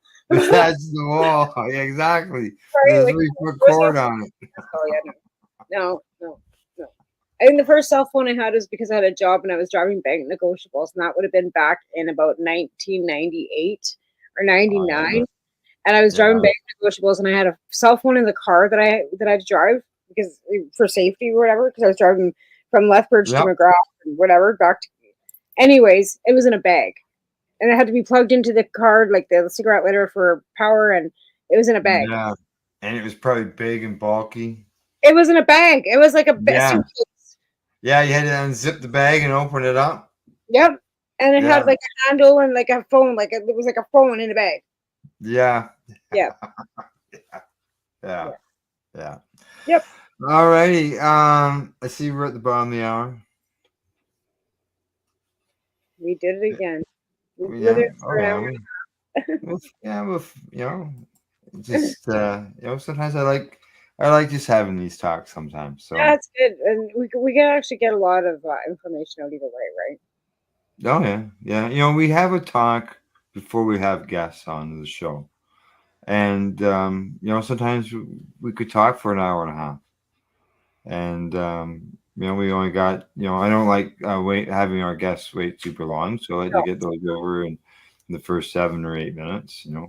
Who knows? Maybe we could always change things around, bring our guests in right away, and then shoot the shit for a half hour at the end of the broadcast. Have our guests in for an hour. You know, you just never We know. can always change things up, you know. That's right. That's right. Okay. Well, if you haven't got anything else Uh, other than that, Nothing else, but I will have a show lined up for Monday. I'm working on having a guest, actually. If she's not working, I'm going to have a guest on. So, and all if she, right. whatever. But yeah, like I was going to have, like I said, a few things have flip flopped around in the background of things. So there's a few people I've asked to have on the show, but they don't want to come on because they don't want to talk about things they've been doing. I don't know. Yeah. Well, we were out handing out our global marijuana posters to retail stores as well as for example, hydroponic stores and head Right. shops. But as far as the legal stores, recreational stores, there was I know of one that I dealt with that took it no problem, and it's actually in the window right Yeah. now. But I also know that there were stores that outright refused them. Others that were cautious because of the AGCO and regulations, and could it be They're not something? advertising themselves. They're not advertising product. No, I know, but there was, for example, Dana's drug testing. His company is a sponsor of the event this year, and his logo is on the poster. What does that got to do with anything? Well, they look at it as it's not a legal business, But it's drug testing. It is a legal business. but they don't look at it that way. Really? Huh. Yeah, yeah. I would assume that's probably one of the most legal businesses he's got. Would be the drug testing business. Yeah, they look at that that as a negative. Yeah. And then somewhere it was a corporate decision. The employee that was being spoken to didn't have couldn't say yes or no. All they could do is pass it up to the next person that has those credentials, right? And the only thing that bothers me at that pay grade. Yeah, at that pay grade, right? Well, they only make minimum wage. They're standing behind those counters for minimum wage. They're not paid. Yeah, exactly. Yeah, exactly. Well, last week, Mary Jane Baker and I went into a store with the posters, and the store owner has a bit of an idea of my background and stuff because he would always talk to Wayne at Campbellford Lifestyle Shop. They're right side by side. Right. And then, so he has a bit of an idea what I've done over the years. So he introduced me to the fellow that day that was working behind the counter. And Mary Jane asked him how old he was. And he said he was 21. And I went, oh, I've been doing this for almost that long. I actually said that to one of the kids that was working at the store. And so like Mary Jane said to him, you're the next generation. You're the next ones that's coming through the pipe here. And the age difference between me and Mary Jane is the same idea. She would have been the next generation behind people of my age group. And this guy is generation, yet again. So, and gets our voices louder. More people get involved. It is, though. I think a lot of these bud tenders working at these stores, don't have the passion for the cannabis that we do. They're there for a paycheck. Yeah, it's all different now for sure. Right? It's not the same. Like when you were a bud tender at one of these illegal stores, you were there because you wanted to be there. You wanted to be educating people. You wanted to be talking about that plan. And the people that ran those stores, like Don and Carol and Dana and all those people, those are the people they looked for and worked behind their counters, right? They wanted people that had that investment in the cannabis, so that they were there because they were invested in the plant, not because they were invested in the 13 or 15 bucks an hour they were getting paid, right? And I think that makes a huge difference to whoever's behind the counter serving you. And I think legalization has really left that part of our culture behind, where there are people there that don't know. Like you said, he's 21 years old. What has he invested in that plant? No, yeah, exactly. Yeah. Well, who knows? Maybe he started. Maybe he was 16 and he's I been know, but advocating in for reality, the last like, 5 what does years. someone say to this kid? Like, so what's the best cannabis in the store? The kid's gonna go, I don't know, I don't smoke it. Yeah. Well, it's like the microgreen lady who I met at the beginning of the show. I was talking about the microgreens. When I went to her place there today and met her, she was wearing a cannabis shirt. Hey, hi, how are you? And they're interested too. I don't like, I've got a lady here in town that I, helped her with her seeds, gave her some Rockwell, gave her some rice. She's growing all kinds of other things. She's got permagreen, she's a permaculturist, right? Like she's done all these other things, but she's never grown cannabis. And she's like, what do I do? I go, you're growing a tomato? She goes, well, yeah. I said, well, it's not a lot different. I says, but you don't want to over fertilize it. I says, and you don't want to give it too much sun. And you got to, do the 12 and 12. I says, but you got to plant the seed first. So I gave her some seeds and, told her how to get it from the paper towel into the Rockwell, into the solo cup, and off you go. Right? Like, yeah, there's, there's people out there that are looking for information, and it's good that, we'd be able to provide that. And they're not shy about coming up and publicly asking those questions. no, and the nice thing about legalization is that I'm not afraid to tell them publicly about it anymore. It's not, yeah, you don't have to worry about who you're talking to, right? And like I said, there was a time when I had to go into the RCMP station and say, education's not illegal. And teaching somebody how to go about extracting and making this so they could make themselves their own edibles isn't illegal. So bite me. Yeah. Yeah. Education and knowledge. Share that. And that's the thing, I wasn't even charging for it. Like I wasn't even doing anything illegal, like illegal charging, like not paying my tax. I wasn't charging, and I wasn't doing anything illegal. Education's not illegal. Product swapping. It's just knowledge.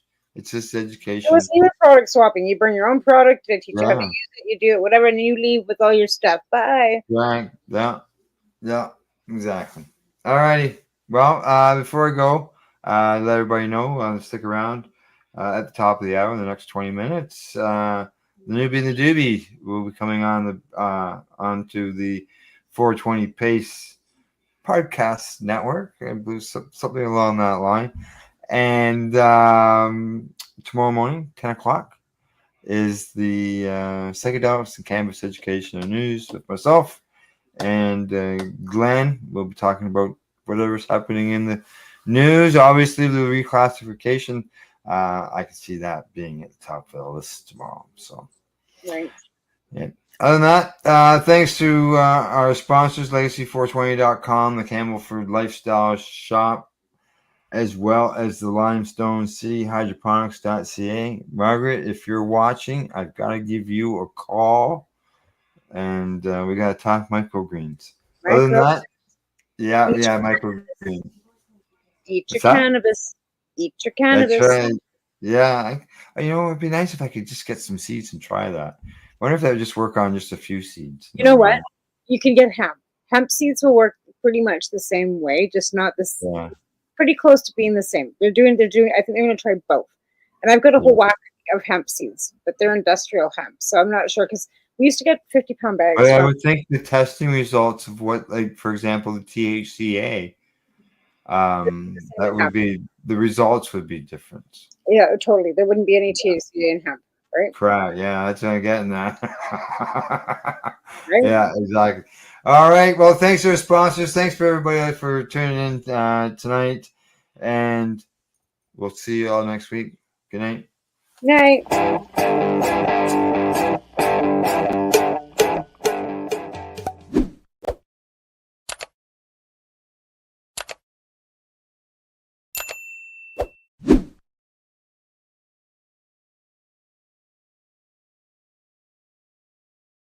Let's share PACE everywhere. That way it can help create peace. People everywhere advocating cannabis education. You're listening to the Pace Radio Network here at paceradio.net.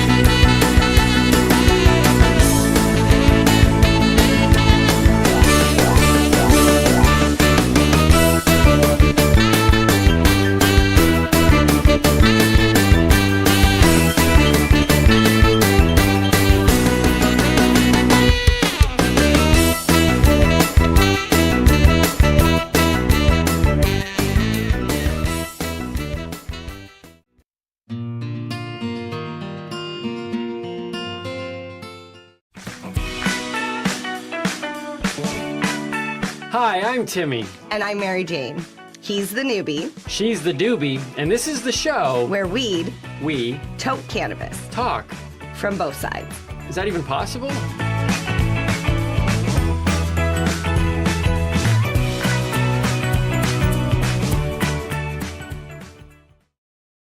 This podcast is for adults only, should not be used as a meal replacement, and may contain nuts.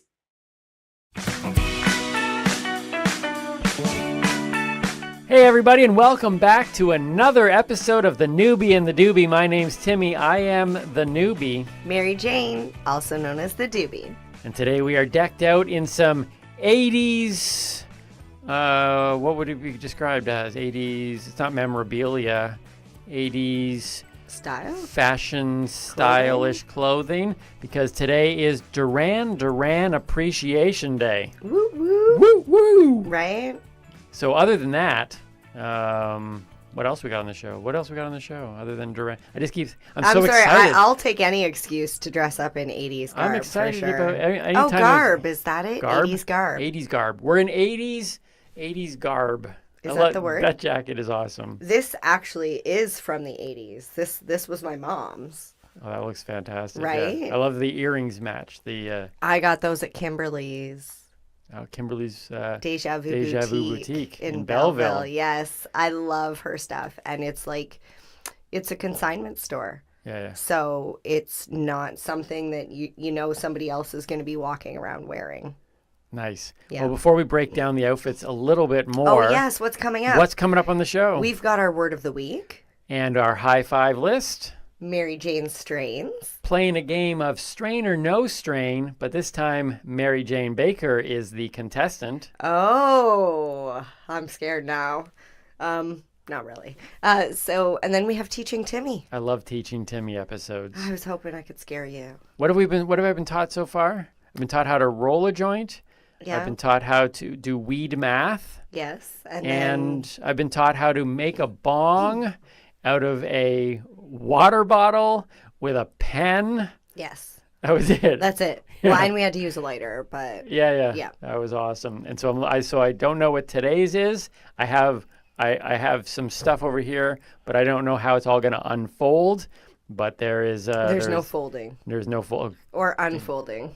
Oh, I thought you were going to teach Timmy origami? No. Oh, maybe on another day. Hey, do people roll their joints in special origami shapes? Because that would be pretty cool. What's interesting? Some people like to fold the paper in a certain way before rolling a joint. So kind of origami-ish. Like, has anybody rolled origami? Has anybody rolled a joint that looks like a swan? Yes. Okay. I would say yes, because if you don't know who Weedstagram is, right, you need to look him up. So he I rolls think joints. I've sent you some of his stuff. He rolls crazy joints. That's actually how I met Weedstagram, was at some event somewhere where he rolled this incredible joint. I think he even made the news for rolling a joint that was like a hand. Okay, what's the craziest joint that you've seen then?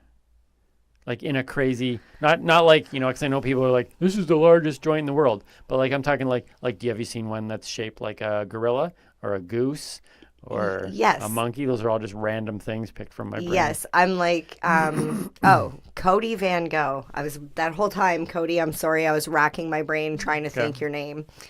He creates masterpieces with weed and papers. I can imagine you wouldn't want to smoke it afterwards, though. Honestly, I wouldn't. I probably would purchase it just to leave it on a shelf in a cupboard, because I know they can burn. They do burn. I've seen people these guys roll them especially for events and then they light them, but it's art.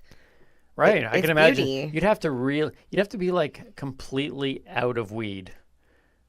Like, to smoke it? To sit there and say, am I going to take that off the counter? And am I going to... No, because probably by then it would be so degraded that you wouldn't want to smoke it. No.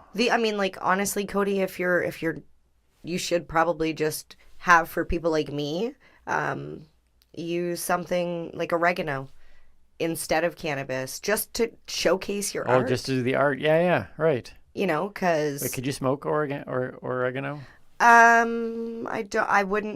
I wouldn't suggest recommend it. But there are herbs. There are herbs that have been used for many years for like tea. Like somebody gave me some blue lotus flower recently, dried blue lotus flower, and said it was a blend that I could blend with my cannabis. I'm not really comfortable blending flowers with my flowers. Right, and you've taught me about flower. Yes. Wait, okay. There's flour. There is tinctures. There is edibles. Yeah. There are topicals. And I always feel like I miss one. Wait. Flour, topicals, edibles, tinctures, and concentrates. Yes, which is also an extract. Also an extract. Ah! Yes. All right, Teaching Timmy is working. Mary Jane Strains is working. Word of the Week is working. I am learning a ton on this show, and hopefully you as well, because we want non-consumers to be watching and listening as well, to kind of break down some of the unknowledge. But I'm sure there's people in the cannabis industry that also, you were saying that people don't tend to use the word flower, and you had talked about that one day, and that's not a well-known term, and maybe somebody learned from that too. It's more a legal term, yeah. And especially with the words of the week, I'm specifically trying to start at the very beginning, like we talked about THC and CBD and, hemp. And now we're going through the different types of concentrates. So we've done keef, we've done hash, and then today we're going to do resin. So trying to teach people, so that way when they do go into a cannabis store or go online and they see something that says, edible or topical, they can actually know, oh, okay, so a topical is for my skin. Right. So they already know that. Because you don't want to be rubbing edibles on your skin. Or topicals in your stomach. Yeah, so if you haven't been watching the show, you need to go back to the beginning, because you're actually like walking through. It's even though all of our shows, I think, function on their own, Mm-hmm. we do have kind of this flow, like you said, that you're building, teaching people right from the very beginning and walking through a series. So if you're new to this, or you're just interested to kind of learn a little bit more, go back to the beginning, work your way through the episodes. Hopefully you have a lot of fun and learning at the same time. I think you should go back anyways, just because we had some really amazing guests. We have. Early on. And some great outfits. That's true, and some awesome outfits. Remember Towel Day? Towel Day was good. That was Towel fun. Day was good. Towel Day was a precursor to Naked Day, which we haven't officially set up, but we're, Naked Gardening Day has already passed. Yeah, for but this we'll year. eventually get through to Naked Gardening Day. Yes. And so basically, we're trying to build a following so that when that day comes, it's an exciting day. Yeah. Yeah. Hey, so today is Duran Duran Appreciation Day. Is an 80s theme for anybody who knows anything about me. Like the 80s is... Well, the 80s is. It's the greatest thing that's ever been created. It is. I was created in the 80s. You were, yes, absolutely, right? So... And you were born in the 80s. I was born So. I was born 1980. 1980. Imagine that. You were still created in the 70s. Yeah, but it was like wait. you were like, no, I'm not. I'm. Yeah. Yeah. I think my mom was carrying me for like 8 years.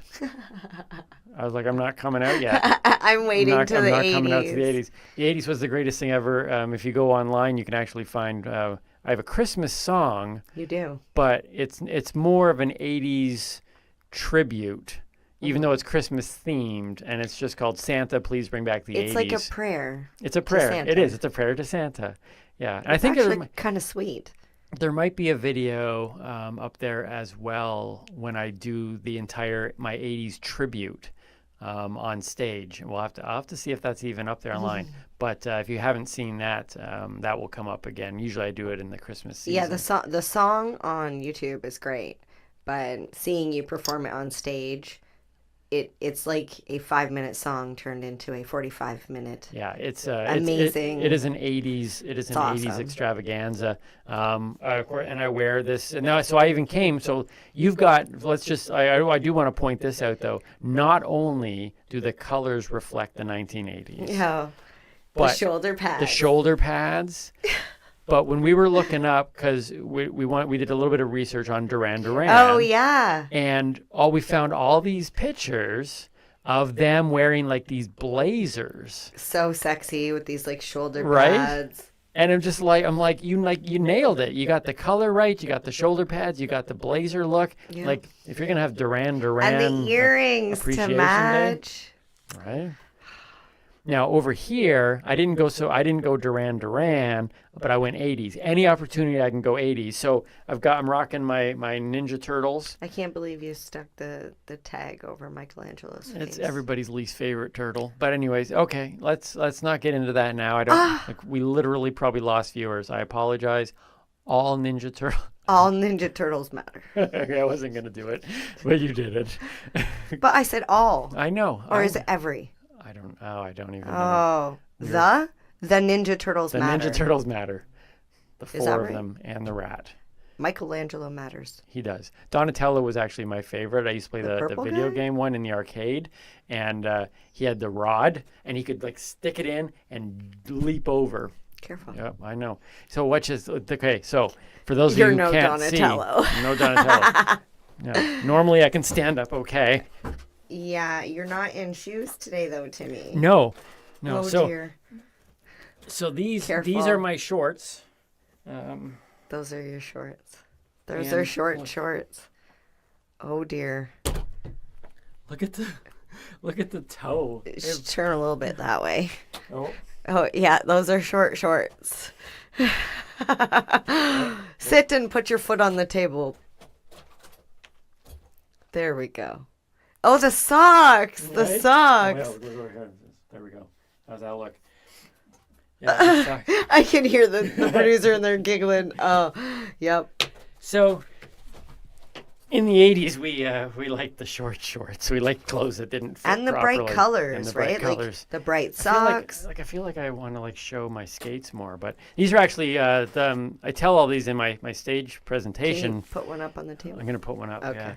Yeah. These are rentals, and a whole long story about why I have them, but yeah, because they don't have roller skate No, arenas no, right now and they used anymore, to have so you roller- can't rent them. They literally used to have roller skate arenas like they were like Tim Hortons, like literally every corner. Like, I think the goal was back in the 80s was like, just because it was the 80s, like every 8 minutes you had to come across a roller rink. That was a rule. And, I honestly think they should bring them back, personally. They were awesome. Those skates are not so awesome. They are. I got to find a way to... Okay. We need to fix it. We need to get you a new rubber stopper. Yeah. We need to get it like sealed. Your foot, it's like... Seal. Kiss it's by a flapping. rose. I know. Hello. I feel like it's like a Pee Wee Herman show. Pee Wee's Playhouse. We really should do a Pee Wee show. Hey, Mr. Roller Skate. Hey, Timmy. How are you? Wait, they can't see it. Do it again. There we go. Hello. It actually looks like a face. Hello, Timmy. Hello, Timmy. Is that better? It's amazing the amount of work we try to do just to get one good shot. Hello. You think that's bad? You should see us at home. Oh dear. Talk through my skates all day long. MJ loves. I meant trying the to skate find the conversations. right. Don't tell people that. Oh, okay. All right. Won't tell our secrets. So anyway, so that's why we're decked out for Duran Duran Appreciation Day. Yeah. I even got the leather on the bottom too. We're killing it. And I think your hair has been teased up a little bit. Yeah, I said a couple nasty things to it before we came in the studio, so it's a little pissed off. That's so bad. All right. So before we get into, we have a couple. Well, no, we don't. We don't have a couple. We have one 80s themed thing after this. My high five list is 80s theme, but the rest of it is... yeah, my word of the week is not... It's all cannabis related. Yeah. But so let's go into your word of the week first. Okay. And we'll go from there. All right, word of the week. Let's do this. All right, so this week's word is resin. Resin. Resin. Not to be confused with that stuff that other people use to do art and, seal things, like maybe your roller skates. Can resin I don't do think, that? I don't, honestly, maybe, I don't know, but not this resin. This is also I actually known skate in as... these, by the way, in case anyone's thinking they're just props. I go skating with them like this. Yes. So on the beach, at the boardwalk. Yeah.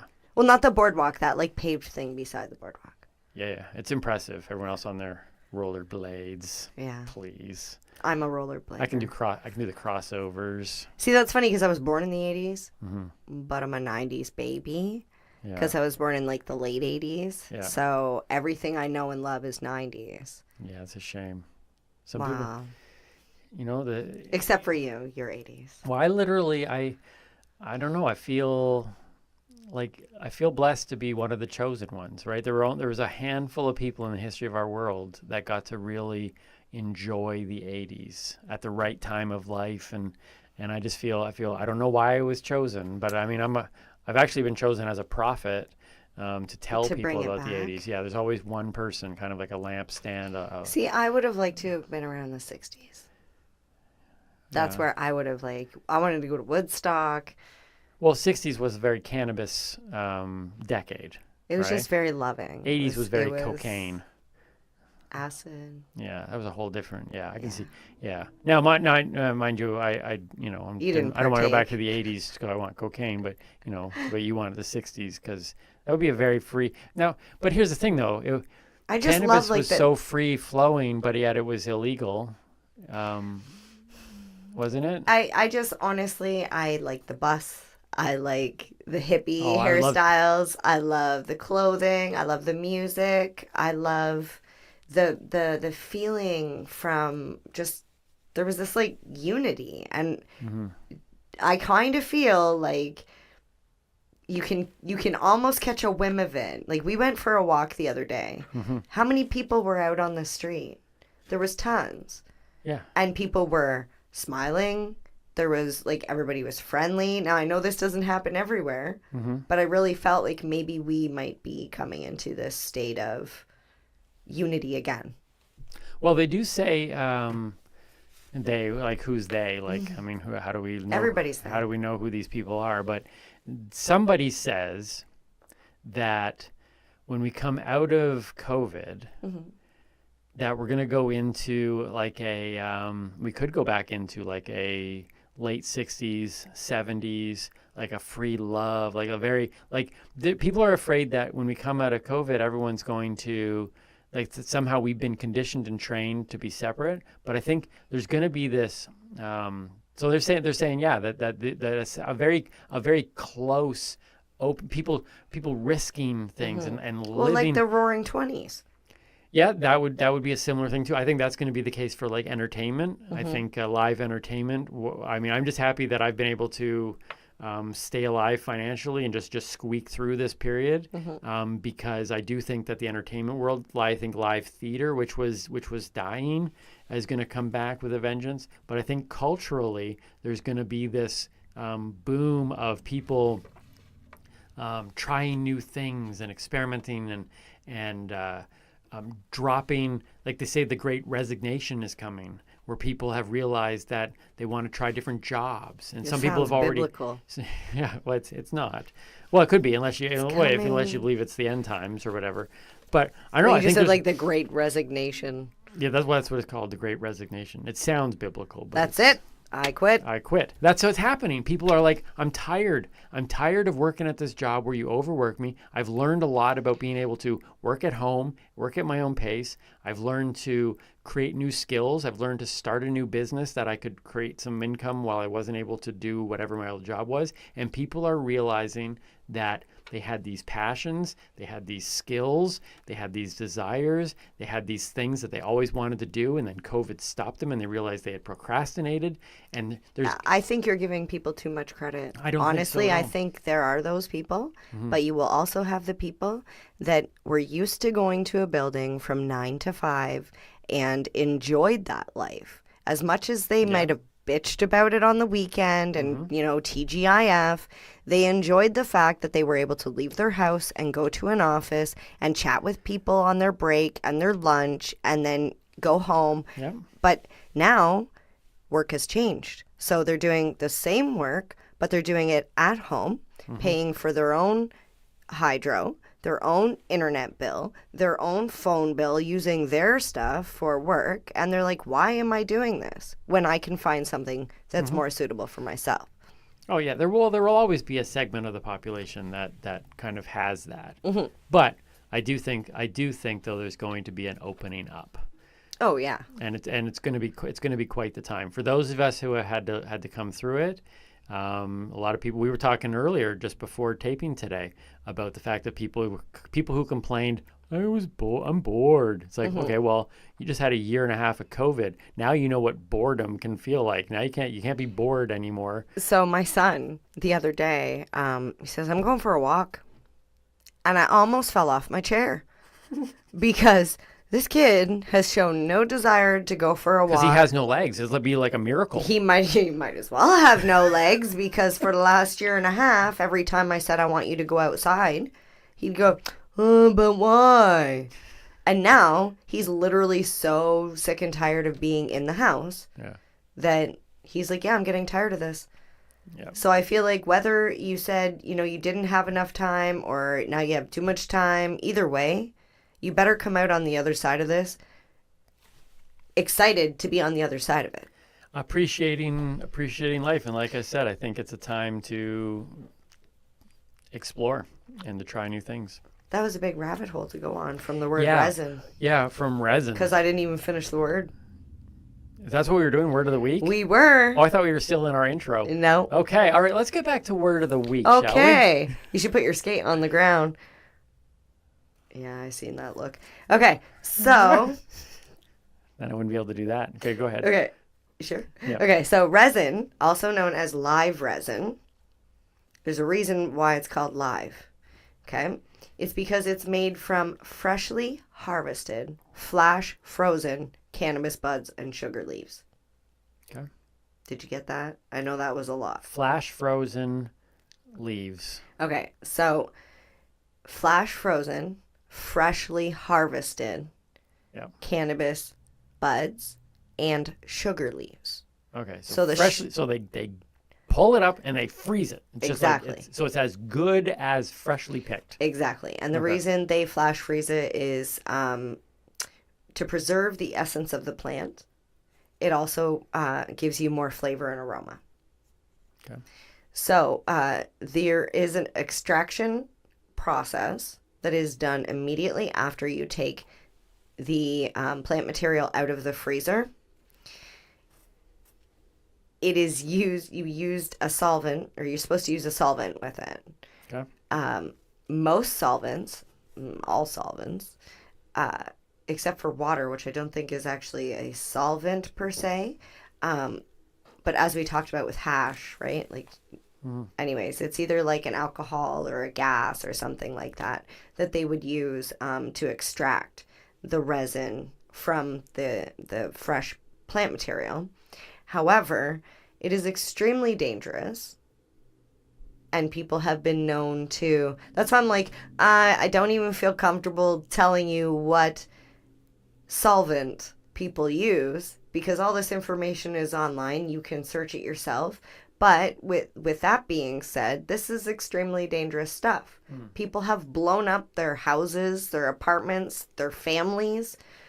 It best to be left to the people with labs that do closed loop extraction. If you're going to Google that. Closed loop extraction. Yes, because that is the safe method on how to create that sort of concentrate. And that's why I just purchase that stuff, because I don't know how to do it, and I'm no scientist, and I don't have a lab, and I just leave it to the experts. But that's what live resin is. So live resin is, okay, let's see if I get this right. It's freshly harvested, flash frozen leaves and buds. That is put Sugar through leaves. Yeah, which is put through an extraction process, and then you end up with this like. Was that the thing that I saw where we went somewhere and they do this press? That's next week. Oh, tune in to next week when we talk about. Yes. Yeah. Okay. And very similar. Next week, our word is rosin. I couldn't believe This is how resin. little you were getting out of the pressing But anyways, That that's a whole depends on different how thing. much trichomes are on the plant. All right, so tune in next week for that episode. Yes. All right, so resin. Resin. Every time you said flash frozen, I kept thinking of flash dance.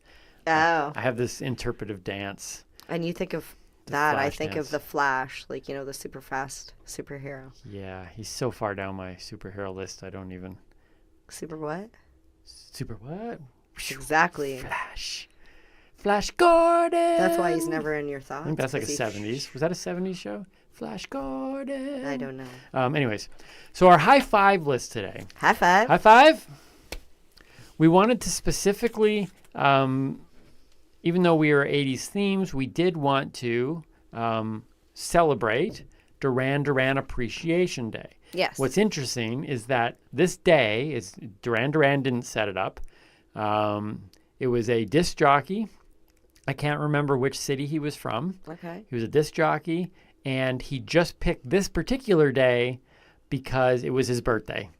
So happy birthday. Yeah, so on my birthday, I am going to officially call it Share Appreciation Day. So Share Appreciation Day is July awesome. 21st. So next July 21st, we will all celebrate Share Appreciation Day. But today, because he got to it first, we do Duran Duran Appreciation. So I got these. These are my top 5 interesting facts about the musical band Duran Duran. Okay. And if you're in the age group that's like, who? Google them up. Not hard to find, because they were one of the most popular bands in the world. Okay? Get this. They started in 1978. Okay. Their first album came out in 1981, which was just called Duran Duran. Okay? For those kids, D-U-R-A-N, D-U-R-A-N. Just use the first word, copy, paste, put it up there, then push send. So 1981. So the bulk of their most famous work were through the 80s. They started in 1978. They were part of the British kind of, invasion of stuff that was coming in through the 70s and 80s. 100 million records were sold by Duran Duran. They're on the Hollywood Walk of Fame. 14 studio albums. Okay, you probably recognize some of the songs to this day. Ordinary World, The Reflex. I'm literally sitting here like blank because I don't know. Hungry Like a Wolf. I do know that one. Right. That one actually was in an earlier episode. We did top 5 new terms for the Munchies, and I said it should just be called Hungry Like a Wolf. Okay. That's what that reference throwback. was, right? You like those throwbacks. I do like those throwbacks. Girls on Film, which was something they had done. It was actually banned on MTV. You remember MTV? When they actually used to play music? Yeah, it was banned on MTV and the BBC, but I think everything gets banned on the BBC. And then like Rio. Rio's a great song too. Anyways, I know this is out of your yeah. This is out of your thing, but here you go. Here's some interesting facts though. Interesting facts. Oh, those weren't any of the facts? No, that was just I learned so much already. Okay. Those were just like facts. Like my head hurts. I couldn't put 100 million albums sold as one of my top 5 interesting facts. Okay, so let's see what you have for now we're going for the top 5 interesting facts because you found some of those interesting. Yeah. Okay. Well, how about these? Number 5 on Timmy's high 5 list. Princess Diana. The late Princess Diana, one of my favorite princesses of all time, said multiple times publicly that Duran Duran was her favorite band. So the people's princess gives them the stamp of approval. So if you love Princess Di, check out Duran Duran because who didn't love Princess Di? She right? was the people's princess. And if she says Duran Duran is the best, who are we to argue at that point? But true story. She was publicly, and they were flattered, as I would be too. Yeah. If she was still around today, I'm sure Timmy Boyle would be one of her favorite comedians, but we'll never know. So we'll just assume that would have been her choice. I'm trying to imagine a world that she still existed. Right? Sad. We don't want to get into a sad thing. Here we go. No, it'd be an amazing world. Number 4 on Timmy's high 5 list on Duran Duran Appreciation Day. They used to perform in a nightclub called Barbarella. Okay, so their name came from a character in the movie Barbarella. There was a movie Barbarella with Jane Fonda, I believe, back in 1968. It was a sci-fi film, and there was a character in that movie named Mr. Durand Durand. So they just took off the D's. I don't know why. I don't know why you would just call yourself Durand Durand. It is harder to say. Try saying it. Durand Durand. It makes sense to pull the D's up. Oh my God, that's like the rural juror. Rural juror. I'm in that movie, the rural juror. Yeah, check out 30 Rock for that reference there. Yeah. So that's where they named it from. It was actually a character from a sci-fi movie from the 60s called Barbarella, which was the same name of a club that they used to perform in back in England. And his name was Mr. Durand Durand. But I now know why they dropped the D's, because Duran Duran flows better. Number 3 on my list of Duran Duran interesting facts. There were 3 Taylors in the band. Now, that's not an interesting fact if you know the band. Like, by profession or by name? Nick Rhodes, John Taylor, name. Roger Taylor, Andy Taylor, and Simon Le Bon. And now, none of them were related? None of them were related. Oh, that's messed up. None of them were related. I call #bullshit on that. How are they all 3 of them Taylors? Right? That's like, hey, we're putting out a casting call for all musicians with the last name Baker or Boyle. Well, they tried putting that out for Le Bon's, and they couldn't find any more. So they were like, okay, let's go. Should we go with Rhodes or Taylor? And they're like, let's go with Taylor. So they went and they got 3. So 3 other 5 bands. It reminds me of my junior high class. Back in junior high, I had in my class, I might not get this exactly right. Are you say it's Ryan? No. So there were 2 Tims. Okay. Okay, if you're in this class, just understand you'll get the principle, even if I'm not right. There were 2 Tims, there were 2 Andreas, 2 Sarahs, 2 Kathys, 2 Jasons, and I think there was a couple was it? Did I say Andrea already? Yes. Yeah, maybe that was it. But literally half our class was made up of 5 names. You know why that is? If you were in that class, you know who you are. You know what happens? What? Everybody watches television. Like, okay, so I named my son Aiden. Aiden. Yeah, that makes sense. Well, yeah, because you know him. That's what you've been calling him. So when I named him, I thought it was like super rare. Never heard anybody with that name before. Now, this was 2005. Fast forward, I started hearing about Aiden, Braden, Jaden, Caden, Hayden. And I'm like, what is going on? Payden? Right now, everybody. You know what happened? I didn't watch soap operas.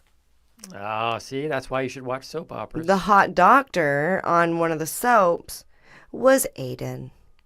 Right. So all the other women that are pregnant at home watching soap operas, they're all like, "Oh, Sarah."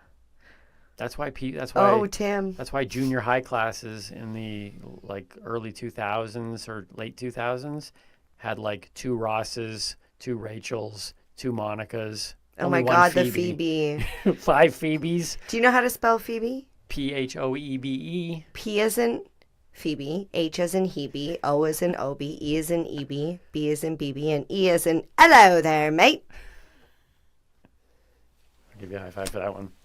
So 3 Taylors, not related. Number 2 on my list of Duran Duran interesting facts. They actually wrote a Bond song. So you know the James Bond movies. So in 1985, it was A View to a Kill with Roger Moore. He was one of my favorite Bonds. And they wrote the Bond song for that. Oh. It was called A View to Kill. But this is interesting. It's the only James Bond song that reached number 1 in the U.S. So Duran Duran wrote a Bond song for one of the James Bond movies, and it reached number 1. Only James Bond song to do that.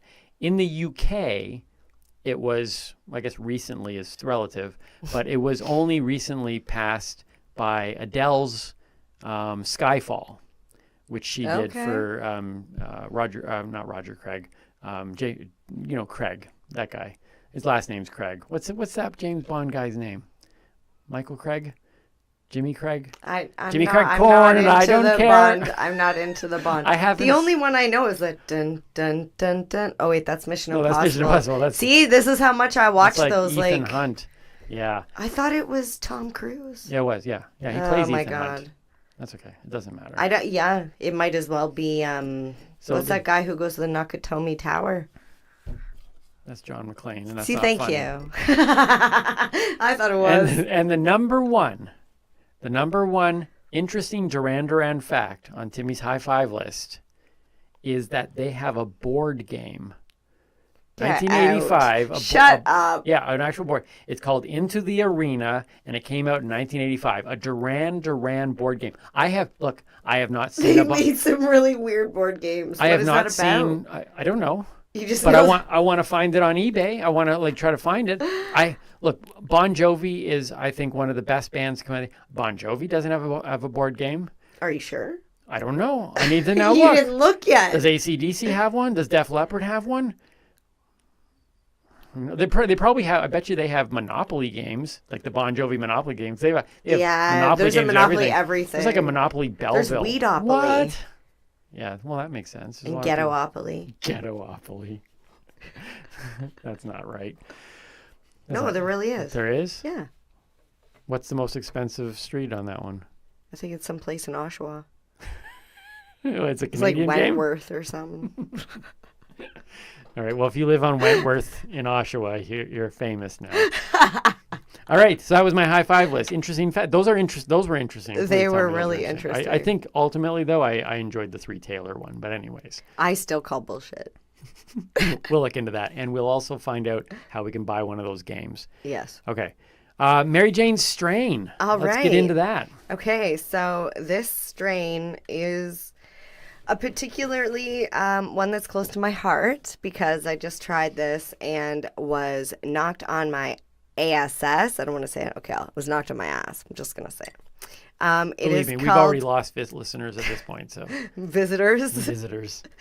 So it's called GMO cookies, and it's by Spinach. And I generally don't like GMO anything. Cookies with spinach. Well, Spinach is the company, the licensed producer that's making the product. Okay. But the GMO stands for garlic, mushrooms, no monkeys, and ostrich. Onions. Oakville. Onions. It's funny because when you go to Pita Garlic, Pit, they mushroom, ask onions. you, would you like OMG? And it's onions, mushrooms, green pepper. Oh, that's smart. Right? And this Yeah. is GMO. Guys, Spinach, you failed. It should have been OMG. Yeah, OMG. Onion, mushroom, garlic. Yeah, because... But they knew somebody else already did that, so give them some credit. Well, GMO kind of like, I was a little hesitant, but of course I'm a researcher and did the research. What about MOG? MOG. Mog. That sounds like a game, like those pogs. Yeah. Let's play some See, Mog. that's a 90s thing, too. Yeah, it is actually. Yeah. All right. So GMO cookies is a very, very strong indica. Comes with percentages THC of 24 to 31. Okay, from basically what you've been telling me, that's high. Yes. Like I would have a problem with that one. Yes. Yeah. When I go into the store and they ask me, do you want indica, sativa, or hybrid? I just giggle and say, I don't go by that. Right. Yeah. I go by THC levels. I go by licensed producer, like which company makes it, depending on whether it's an edible or, flower. So I'm really willing to try anything once because I like to see what my experience is with everything. So after trying the GMO cookies, it makes sense why you would get these effects. The following effects: euphoric. Wait, can I guess? Red eyes? No, I'll give mouth? you that. Those are those are possible side effects. Oh, yes. those are side effects. Okay. Yes. But that's to say with like most cannabis, right? Dry mouth. Can name me a cannabis strain that doesn't give you red eyes and dry mouth. That seems to be a regular theme. Yeah, I haven't had any yet. Yeah, those are telltale signs of cannabis consumption. So. Right now, my mouth is dry, and my eyes are probably Some red, water. but that's because I didn't sleep well and it's I warm haven't in drank here. enough water, and it's warm in here. I'm gonna take off these shorts. Okay, so with the THC being very high, you get a sense of like just this overall euphoric, drowsy, sleepy, kind of like just chill. This is my experience. It was just like a very, very chill experience. So when I was researching the terpenes, it says that it's caryophyllene. Or caryophyllene. I never know how to pronounce that one. Okay. Humulene, limonene, myrcene, and nerolidol. And the very interesting thing that that I read on their website, I giggle because I've said this to you before. This weed smells like chicken noodle soup. Right. Yes. Right? Yep. I've said this to numerous people, and I'm like, I don't know what this is, but it smells like my grandma's chicken noodle soup. And everybody thinks I'm crazy. Now, I'm starting to wonder, because Nana used to smoke. Okay. And she'd always smoke in the kitchen.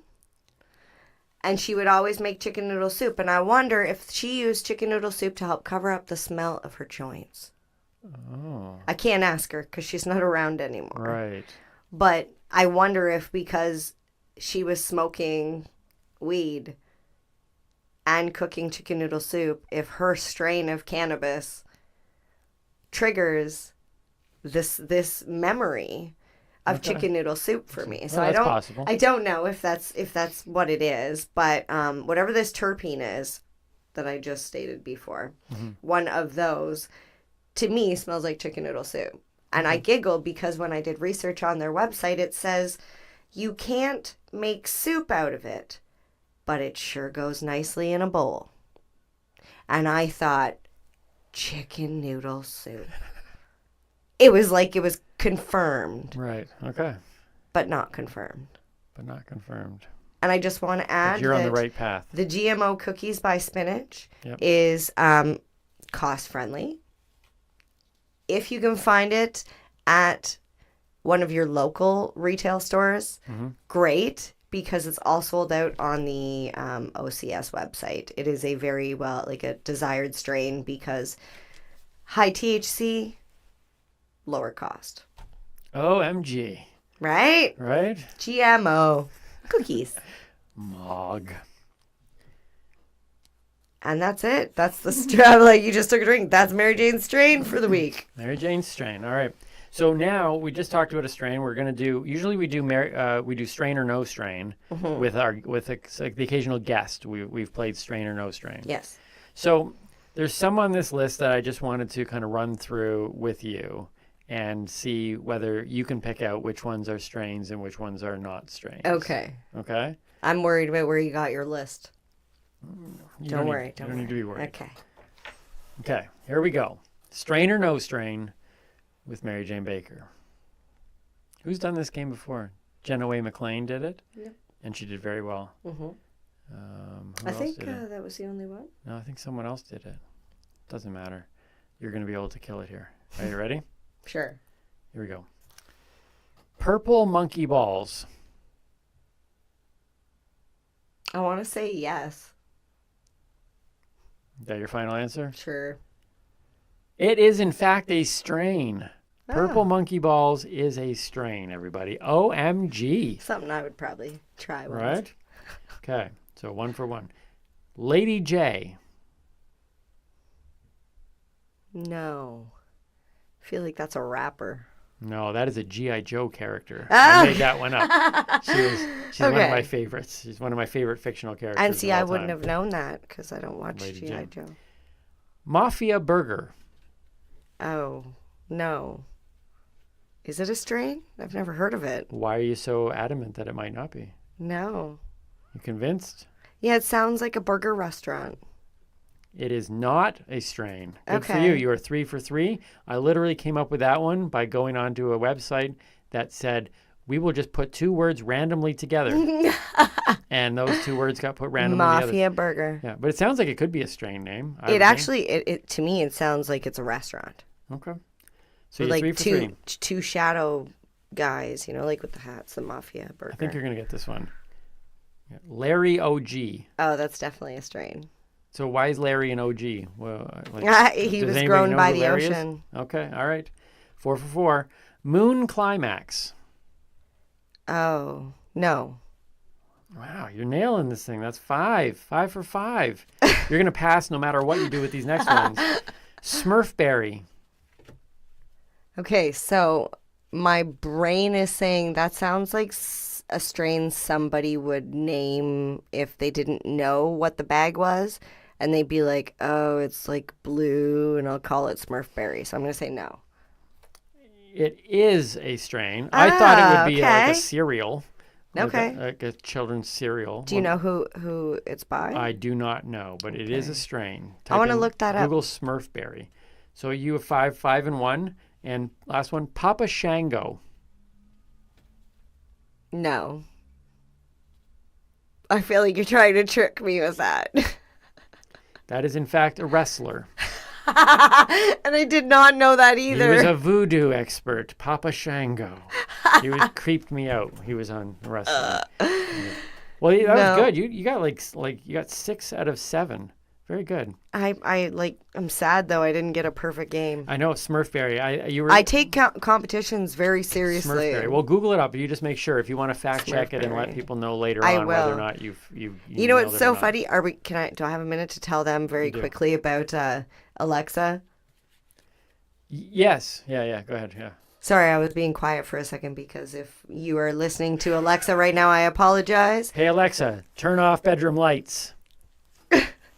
Just in case. Yeah. So I like to play Song Quiz. It's a game you can play with it. So you just activate your device and then say, open Song Quiz. And the other day, it asked me, just like it always does, what genre would you like to play? And I said the 90s, just like I always do. And it said, who's playing? I said, it's MJ. They said, from where are you playing from? And I said, my bedroom.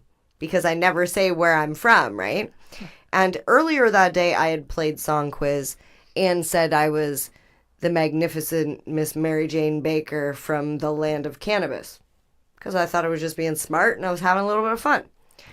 Turns out, I go to play, and it says, your opponent is the magnificent Miss Mary Jane Baker from the land of cannabis. And I was like, oh no, so no matter what I do, I can't lose. So you were playing with yourself. Yeah. All right. Yeah. Is it weird that I was in the bathroom at the time? Did you win? I thought we went over this. I was playing myself. So you did win. Yes, I won. I remembered. I have to say yes. Okay. Yes, All right, I won. All right. Nice. Okay. Congratulations. Thank you. Alexa drives me crazy. I hate when she says, I'll be like, Alexa, turn off my bedroom lights. And she'll be like, turning off just turn the lights off. You don't even Alexa. have Alexa. Wait, I have Google. Is that why you hate Alexa? Because she's not even at your house? Fine. I have Google. If you want true story stuff, I have Google. And yes. And then she yells it out. Ask Google, who is Timmy Boyle? Yeah. And then ask, who is Mary Jane Baker? But you have to ask Google, not Alexa. Ask Google, who is Timmy Boyle? Yes. Who is Mary Jane Baker? Yes. That's a test. And then mention in the comments below this video. What it says. Yeah, tell us what it said. Yeah. All right. Let's teach Timmy. Like when it's teaching Timmy day, I get all excited. You're gonna have to move that skate though. Or please don't send me away. He's crying. Please don't send me away. Bye. Goodbye, Mr. Boot. Goodbye, everybody. Oh my God. It's like the IKEA commercial. Do you remember that one with the lamp? Podcast people are wondering what in the world's going on. Why are they making weird voices? Do you remember the IKEA lamp commercial? Yeah, I made you cry. Every time. Do you feel sorry for this lamp? I don't understand. It's just a lamp. You left it on the curb. That's why. It's a perfectly good lamp. I can't get my boot back on. Okay, right, so teaching Timmy. We're going to need your space there. Teaching Timmy. It's hands-on, but not quite hands-on. Okay. So, like I said, we're trying to build education for newbies. Yes. So, new consumers, just like babies, small children, when you're introducing new food into their diet, you should introduce one new thing at a time, and you should monitor how they react. Right. So, in this, we are going to, I got you a nice binder. So, it says healthcare, but Yes. it also says heal, care, THC. Well, I guess it says heal R. Anyways, doesn't matter. It has THC in the middle. Yes. I like how you did that. Yes. Thank you. Healthcare. I would like to take credit for that, but it's not It's you? not my idea, no. Okay. All right. Well, it's a very good idea, whoever did it. Yes. So I got you a binder specifically instead of a little book with like pages that are stuck in it, because I feel if you're going to have a book, you should be able to move the pages around. Okay. Just so that way if you some people like tabs, you put all the strains that you like in the front, all the strains you don't like in the back. You can organize it by indica, sativa, hybrid, however you want to do it, alphabetical order, yada yada. Okay, I can see already the benefit of having a notebook. It seems like a lot. It's kind of like how I learned so much about my diet. Yep. When I started to track my food. And some people are like, "Oh, I don't want to take the time to track my food. It takes too much time."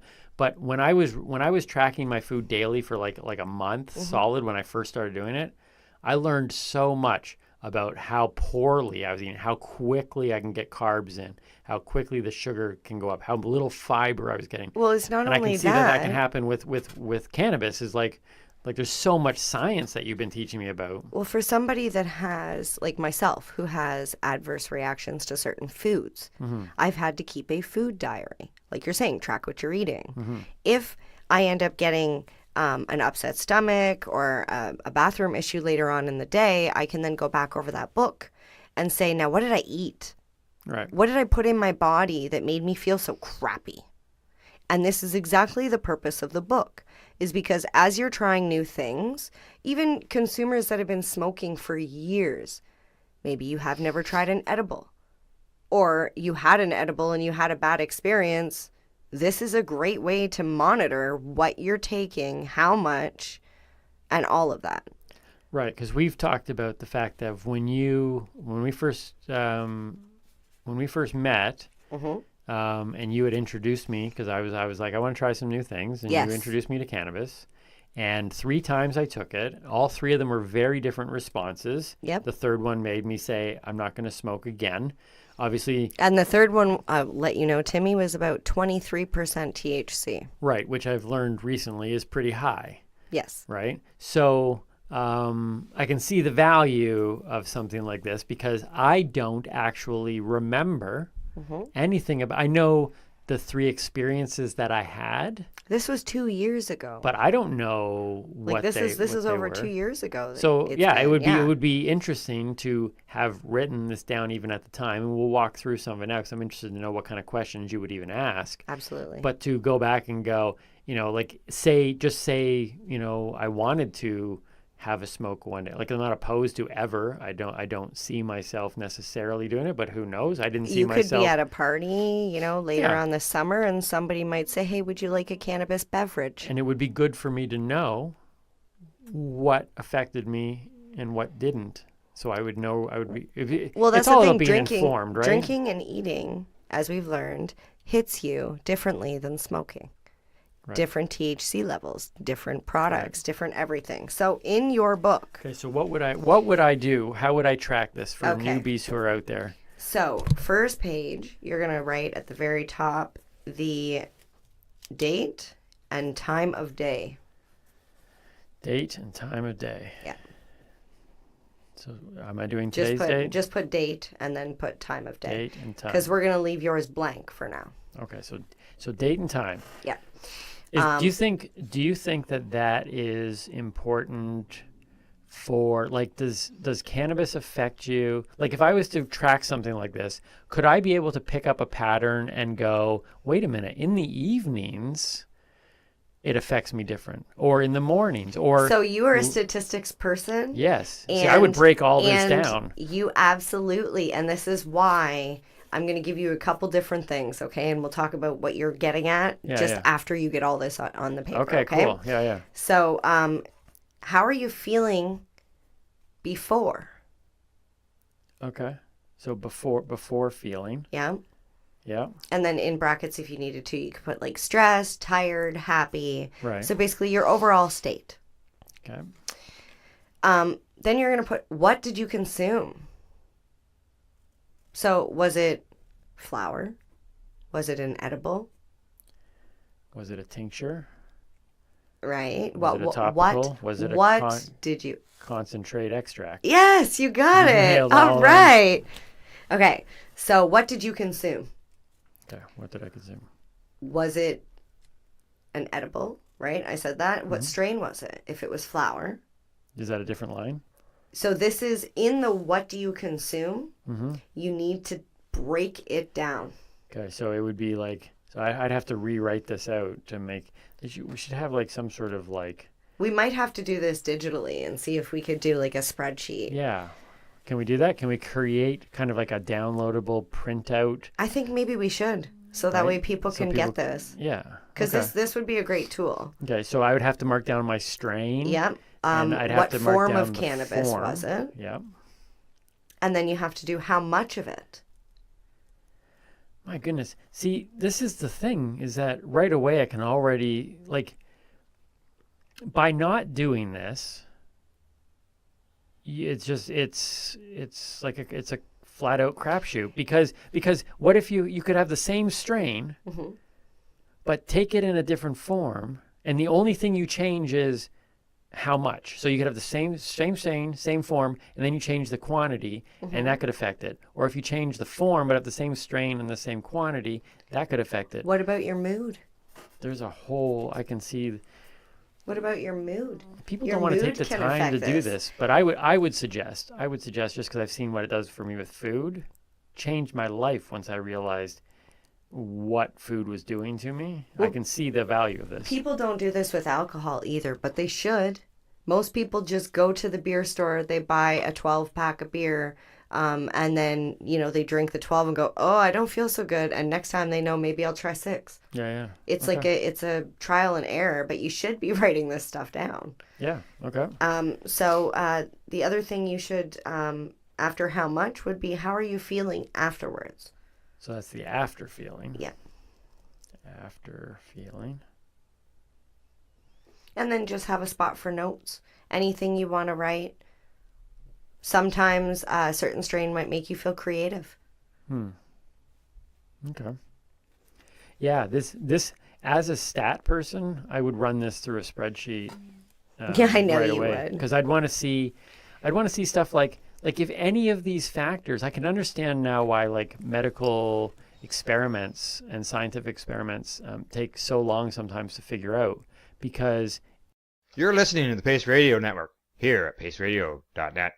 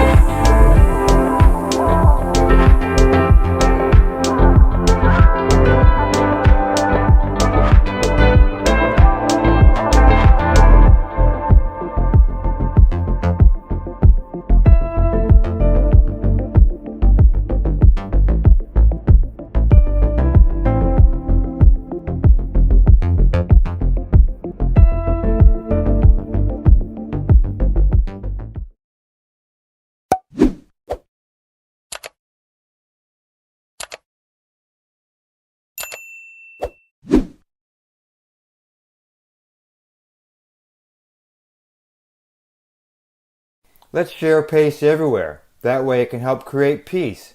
People everywhere advocating cannabis education.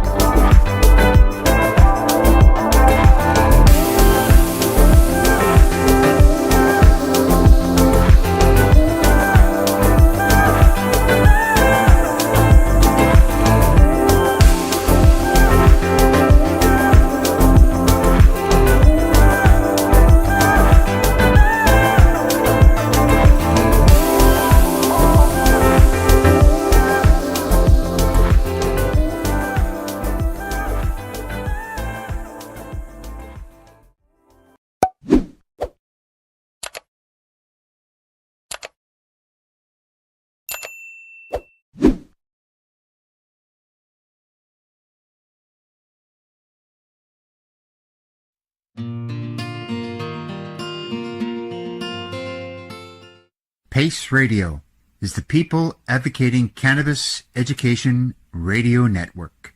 Radio.net. You're listening to the Pace Radio Network here at paceradio.net. The views expressed by the individuals during this broadcast are their own opinions, and they may not be the same as those of their group or other organizations they may be involved with. All medical advice during our broadcast is not a medical opinion and should be checked with your medical physician. Oh yeah, baby, that's lovely.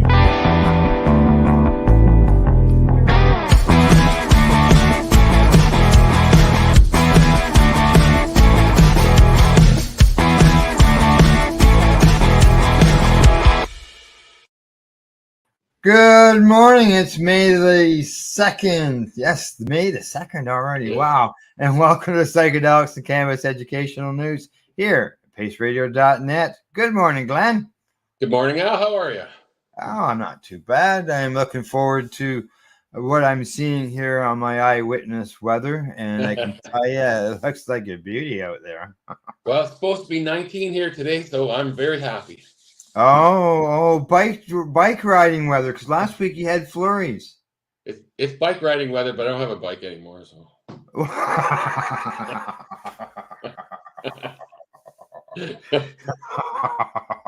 Soon, Wow. I'll have another one very soon. Oh, okay. All right. This is just a temporary setback then. Yeah. Yeah. It happened fast. Yeah, real fast. So I'm looking for another one right now. Okay, that's good. So you're looking at I don't know, upgrading or updating. I'm looking at something that's more comfortable for my old bones. Okay, and, that's upgrading. Or a brand new model of what I had, which is a lot more comfortable now. Oh, well, hey, well, one or the other. I haven't really decided. Yeah. Hey, well, I'm sure next week we will be reporting on which bike you decided to purchase. We will. Maybe I'll have a picture for you. Yeah, exactly. As well as just to get started on some news end of things, just a reminder, everybody, that this coming Saturday is the Global Marijuana March. Global, okay, that means worldwide. The one that I'm involved in and what we're involved in is the one in Toronto. Everything gets started from 11 o'clock till 5. Just show up. Unfortunately, there's no permit like in the past years. Some of the past years, but still show up. But the thing is to get out and make ourselves seen and heard. Some people say cannabis legalization was, why do you need to protest? As you touched on in an earlier show, and Tamara touched on, there's things to do with rights. There's things to do with the fact that cannabis, just because it's legal, doesn't mean that you're done. Still more work has to be done. Yep. The fact that we were protesting before was cannabis law reform. We still want law reform when it comes to our cannabis laws. So, definitely. Yeah. Definitely. So Saturday, see everybody in Toronto. Hopefully the weather's good. Hopefully. All righty, we'll get started on our news stories, and the first one today comes from the Associated Press, and this has to deal with the headline: U.S. posed to ease restrictions on marijuana in historic shift, but it will remain a controlled substance. And this is from Associated Press, Washington. A U.S. Drug Enforcement Administration will move to reclassify cannabis as a less dangerous drug. The Associated Press has learned a historic shift to generations of American drug policy that could have wide ripple effects across the country. The proposal, which still must be reviewed by the White House Office of Management and Budget, would recognize the medical use of cannabis and acknowledge it has less potential for abuse than some of the nation's most dangerous drugs. Yeah. That's However, not yeah. sorry. No problem. The agency's move confirmed to the AP on Tuesday by 5 people familiar with the matter who spoke on the condition of anonymity to discuss the sensitive regulatory review, clears the last significant regulatory hurdle before the agency's biggest policy change in more than 50 years can take effect. Once OMB signs off, the DEA will take public comment on the plan to move cannabis from its current classification as a Schedule I drug alongside heroin and LSD. It moves cannabis to Schedule III alongside ketamine and some anabolic steroids, following a recommendation from the Federal Health and Human Services Department. After the public comment period and a review by an administrative judge, the agency would eventually publish the final rule. Today, the Attorney General circulated the proposal to reclassify cannabis from Schedule I to Schedule III. Justice Department Director of Public Affairs who's not Chile Hinjosa, wow, said in a statement, the DEA is a component of the Department of Justice. Once published by the Federal Register, it will initiate a formal rulemaking process as prescribed by Congress in the Controlled Substances Act. Attorney General Merrick Garland's signature throws the full weight of the Justice Department behind the move and appears to signal its importance to the Biden administration. It comes after President Joe Biden called for a review of federal cannabis laws in October of 2022 and moved to pardon thousands of Americans convicted federally of simple possession of cannabis. He has also called on governors and local leaders to take similar steps to erase cannabis convictions. Come on, governors, let's do it. It jumped on me. Here we go. Biden said in December, criminal records for cannabis use and possession have imposed needless barriers to employment, housing, and educational opportunities. Too many lives have been upended because of our failed approach to cannabis. It's time that we right these wrongs. And the election year announcement could help Biden, a Democrat, boost flagging support, particularly among younger voters. Biden and a growing number of lawmakers from both major political parties have been pushing for the DEA decision on cannabis as has become increasingly decriminalized and accepted, particularly by younger people. A Gallup poll last fall found 70% of adults support legalization, the highest level yet recorded by the polling firm, and more than double the roughly 30% who backed it in 2000. The DEA did not respond to repeat requests for comment.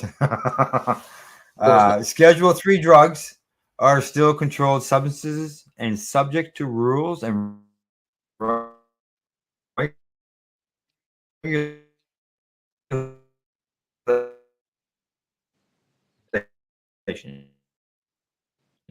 And people who traffic in them without permission could still face federal criminal prosecution, lead to harmful side effects. Jack Riley, a former deputy administrator with the DEA, said he had concerns about the proposed change because he thinks cannabis remains a possible gateway drug, one that may lead to the use of other drugs. In terms of us getting clear to use our resources to combat other major drugs, that's positive, Riley said, noting that fentanyl alone counts for more than 100,000 deaths in the U.S. every year. On the other end of the spectrum, others argue cannabis should be treated the way alcohol is.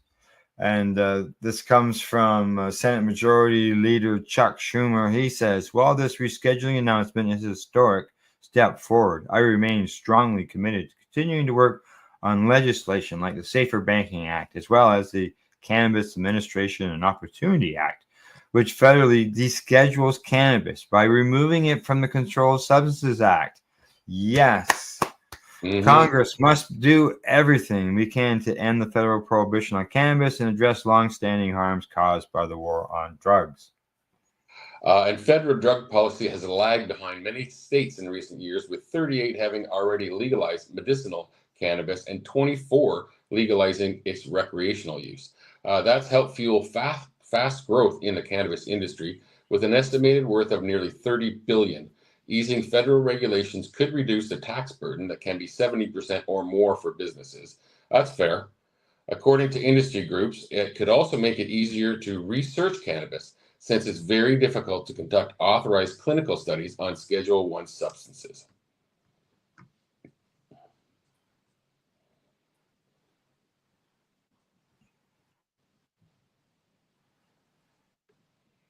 I don't know, I'm losing out.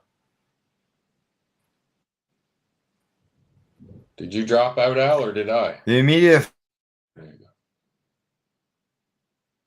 fund.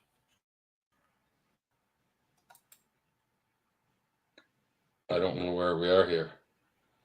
Critics point out that a Schedule III drug. There, Glenn? Schedule III drug, cannabis, would remain. Oh, okay. All right. Would remain regulated by the DEA. That means that roughly 15,000 cannabis dispensaries in the U.S. would have to register with the DEA like regular pharmacies and fulfill strict reporting requirements, something that they are loath to do as that the DEA is ill-equipped to handle.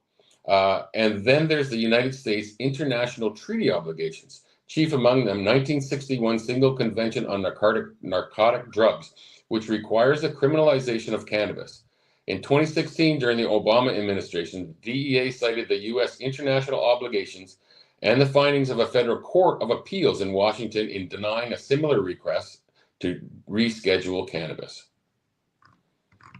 Well, we know that the UN has a little bit of a different stance on things. So hopefully, maybe that helps this persuasion of changing, because, the reclassification is a step. It took them 50 years to get to that step. Okay, Canada was a signatory on that same treaty. Yeah, and other countries have as well. How did we get out of it then? It didn't seem to be a big issue, did it? No. We basically said we're out of that. Yeah. We were. Yeah, exactly. And away we went. So let's hopefully, Schumer's words are good. Being able to get it out of the Controlled Substances Act. I think he's been pro legalization for a number of years now. So I really believe what he says on this issue, at least. Yeah, let's hope so. We've just been battling nonstop to get this Banking Act passed. That it's just getting old. It's going to get moldy. It's been sitting so long. All righty, on to the next story. This one comes from MJ Biz Daily. The headline on it says, Auditor KPMG dumping cannabis clients over elevated risk. KPMG in Canada has decided to cease providing financial statement audit services to businesses in the cannabis industry, making an incredible turnaround for a company that has raked in millions in the burgeoning sector. The accounting firm confirmed the move in a statement to MJ Biz Daily, citing elevated risk in Canada's adult use cannabis industry. Kevin Dove, he's the National Director of External Communications for KPMG, says that KPMG in Canada is committed to delivering high-quality audits and upholding the integrity of our capital markets. Given the continued challenges facing cannabis growers, we have made the decision that this elevated risk no longer meets the risk tolerance of our audit practice. The move is the latest blow for a sector facing a multitude of micro and microeconomic headwinds. A briefing note to Canadian Finance Minister Chrystia Freeland had obtained through an access to information request spelled out systemic financial distress facing the country's cannabis producers. Some of the issues covered in the report included snowballing excise tax debt by cannabis producers, the amount of excise debt deemed uncollectible, which rose to $50 million Canadian by the end of February. Almost no sustainable profits are being earned by private sector cannabis companies, while government-owned wholesalers rake in record profits. A disproportionate number of cannabis producers entering the creditor protection. I got to say that this is 100% caused by the Canadian government and the tax. Yes.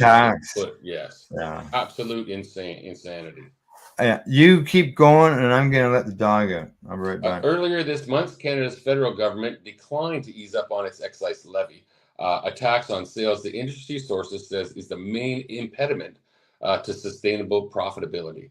The KPMG spokesperson did not reply to further queries from MJ Biz Daily, notably about whether the decision applies only to Canada-headquartered cannabis companies or whether it also applies to those in other countries where their shares are publicly traded, such as Israel and the United Kingdom. And companies receiving notice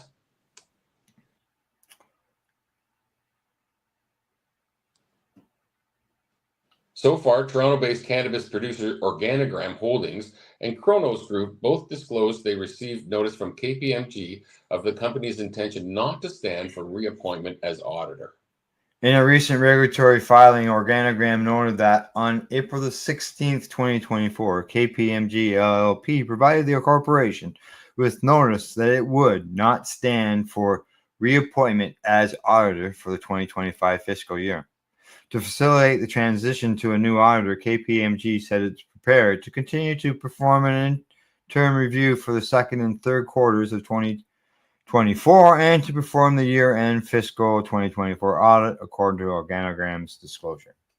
KPMG indicated that in its notification as a result of its decision to cease providing financial statement audited services to company in the cannabis industry, regardless of the jurisdiction in which they operate. The company's U.S. Security and Exchange Commission filing notes. The reason KPMG cited for the decision, according to Kronos regulatory filing, was the same as one provided by Organogram. It's a result of KPMG's decision to no longer provide financial statement audited service to companies in the cannabis industry. In the Kronos disclosure, it says that the company anticipates the KPMG will continue to review its quarterly interim financial results for the first 2 fiscal quarters of 2024, and the company intends to promptly initiate a process to appoint a new independent registered public accounting firm. KPMG has been involved with the cannabis industry for years. In 2019, the year after cannabis legalized the drug, U.S.-based publication Business Insider reported that KPMG had raked in millions from providing audit services for the cannabis industry. One of the biggest clients was then industry leader Canopy Growth Corp. In 2023, Smith Falls, Ontario-based Canopy appointed a new auditor after KPMG stepped down. In the same year, KPMG's executive director of strategy, Anouk Bessinat, spoke at the Canadian Cannabis Conference. KPMG in Bermuda has also been involved in the cannabis industry via insurance. The auditor also acts as the independent public accounting firm for Aurora Cannabis from the Alberta-based company. Hasn't yet made a public disclosure about the matter. I think they're going to regret this in the long term. Yeah. I don't know what is the risk because they don't know whether the company's going to be able to pay them for their audits. Yeah. Or is it a risk that they're worried that there's going to be something they're going to get entangled in? This is like one of those fishing expeditions with the elevated risk, they're saying, but they never explain anything. You know, what's the elevated risk? Like, whoa. Yeah, exactly. Yeah. I wish they would have told us that. It's in the headline. Yeah, it doesn't say, unfortunately. All right, on to the next story of the day. This one comes to us from StratCan. The headline there says, Canada's cannabis industry at risk of losing first mover advantage to the U.S. This week's announcement that the Biden administration will move ahead to reclassify cannabis to a much less restricted drug class and ease federal restrictions could be the ray of sunshine that benighted Canadian sector has been waited for. Despite becoming legal in 2018, Canada's cannabis industry has stalled thanks to overregulation and the federal government's decision to avoid tweaking an onerous taxation policy or provide any substantial support to hundreds of businesses led by well-intentioned Canadian entrepreneurs willing to take on this new green frontier. Challenging business conditions, bad financial decisions, and an unforgiving investor base have seen the space generate massive losses and layoffs. The U.S. is now poised to reschedule cannabis to a Schedule III drug. It will no longer keep companies with heroin, LSD, and peyote, substances deemed to have no accepted medical use and high potential of abuse. Mind you, we are getting more information on the LSD end of things. This will end that cannabis will be treated like a therapeutic. This will mean that cannabis will be treated like a therapeutic or even a medical drug, where research and development can now be pursued without the threat of incarceration. This presents a unique opportunity that Canada's no longer NASDAQ cannabis industry may be well positioned to take advantage of. The U.S. will now need to follow Canada's footsteps in establishing a medical cannabis regime to allow for cannabis products to come to market. Canadian regulations, albeit not perfect, not even close, have been carefully developed to abide by international standards and protocols implemented and amended to foster a market that generates roughly $5 billion annually. I'm just gonna jump in there. We were talking about that treaties in the last story. It's because of the medical end, as it makes mention there. It mentions that the U.S. has to do what Canada had to do by establishing a medical cannabis regime to allow things to come to market. So the U.S. that's what allows them to get through on those treaty issues that you were asking about, is the medical use. Okay. The Canadian government needs to move rapidly to influence Washington to adopt as much from the Canadian medical regime as possible to support the flow of capital, trade, and research across the border. U.S. investors previously prohibited from wading into Canada's cannabis market thanks to its federal illegality south of the border should now be welcomed with open arms into Canada. Upon crossing the border, their dollars will find an industry that knows how to produce high-quality products with low-cost manufacturing. Our market is also a gateway to Europe, Israel, and Australia, as many Canadian companies have invested heavily in their facilities in order to achieve the required accreditation to export cannabis products to those countries for medical purposes. As well as with Mexico establishing a liberal cannabis policy, cross-border trade is now an option for cannabis products, such as CBD or low-potency ingestibles between all three major North American markets. Academic institutions can now work alongside industry with no fear of punishment to pursue more ways this plant can be processed and developed into a wide variety of therapeutic products that can easily participate in clinical trials and pursue obtaining full FDA approval. Positioning cannabis as a viable ingredient in the future of pharmaceutical medicine, unconstrained from U.S. federal restrictions, could be the root of a multi-billion-dollar industry, a promise that can now soon become reality. None of this can happen unless the Canadian government shifts from its hands-off approach to the cannabis sector, which is legalized with the stroke of a pen over 5 years ago and has done little since to support. Canada has a critical window to get its regulatory and policy house in order. While there are several issues to take under consideration, namely excise tax amendments and implementing a more progressive export policy, Canada should not take this moment for granted. With the U.S. Cannabis market set to explode, Canada would be wise to avoid blowing this opportunity up in smoke. But I have a feeling they will. Our government has never moved an inch since the day this was legalized. Well, yeah, and that's the article pointed that out. We just had a budget come down. This industry's been screaming for an excise tax relief. They got none of that.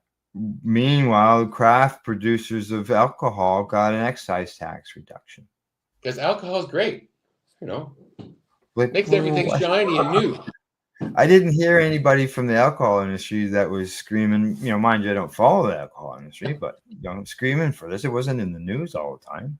No, they're just in the back rooms, here, buddy, give me a little break. Yeah. All right, on to our next story. This one comes to us from Politico. Seize all cannabis. Inside the surprising federal crackdown on New Mexico weed farmers.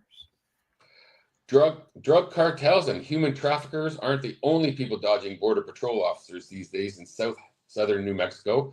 The state's cannabis businesses, which operate legally under state law, are also desperately trying to evade border checkpoints. That's because U.S. Customs and Border Protection officers have seized more than 300,000 of state licensed cannabis in New Mexico in the last 2 months. The seizure occurred at the Border Patrol checkpoints, some of which lie as far as 80 miles from the U.S.-Mexican border. This is legal cannabis. Yeah. The crackdown has created tension between the Biden administration and Democratic Governor Michelle Grissom, who championed marijuana legalization and touted it as an economic boom for the state. The enforcement actions are occurring as the Justice Department is preparing to loosen federal restrictions on cannabis, which would mark the biggest liberalization of the drug policy in half a century. Ben Lewwinger, executive director for the New Mexico Cannabis Chamber of Commerce, says it doesn't feel like this really has anything to do with what their role is. They're supposed to detain people entering the country illegally and then detain narcotics and other dangerous items also entering the country illegally. The wave of seizures mark a clear departure from long-standing federal policy, wherein law enforcement officials have largely taken a hands-off approach to enforcement in the 38 states that have legalized medical or recreational cannabis possession in conflict with federal law. Cannabis growers and producers residing south of the checkpoints are now scrambling to find ways to get their product north. Some have discussed moving their operations north to Albuquerque, the state's largest cities. Others are using tactics to bypass checkpoints that originate in a time when the cannabis world was still entirely off the books, and still others are looking to the skies, considering drone transport for small amounts of product. I'll be dropping it out of planes. In a recent phone conversation with an unnamed senior Biden administration official, Lujan Grissom called Department of Homeland Security Secretary Alejandro Mayorkas response to the crackdown inappropriate. In audio of the call, which was recorded by a third party and posted on X, the governor also pushed the official. It's unclear which branch of the federal government they work for to take action. Either you have to adjust it, or I have to send you a letter saying you're prosecuting the states. You are not using your discretion. You're not working with me on immigration, said Lojan Grissom, whose office confirmed the authenticity of the recording, but would not identify the administration official. And it says that, and I don't want to send that letter, but I'm boxed in.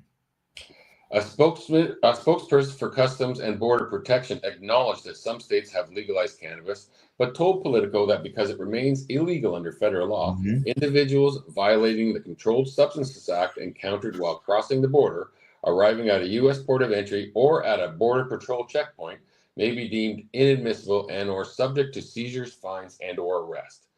Las Cruces is at the intersection of two highways, about an hour north of El Paso, Texas, where a CBP checkpoint along U.S. Route 70 to the east and I-10 to the west and I-25 to the north, according to local companies who've been stopped along those routes.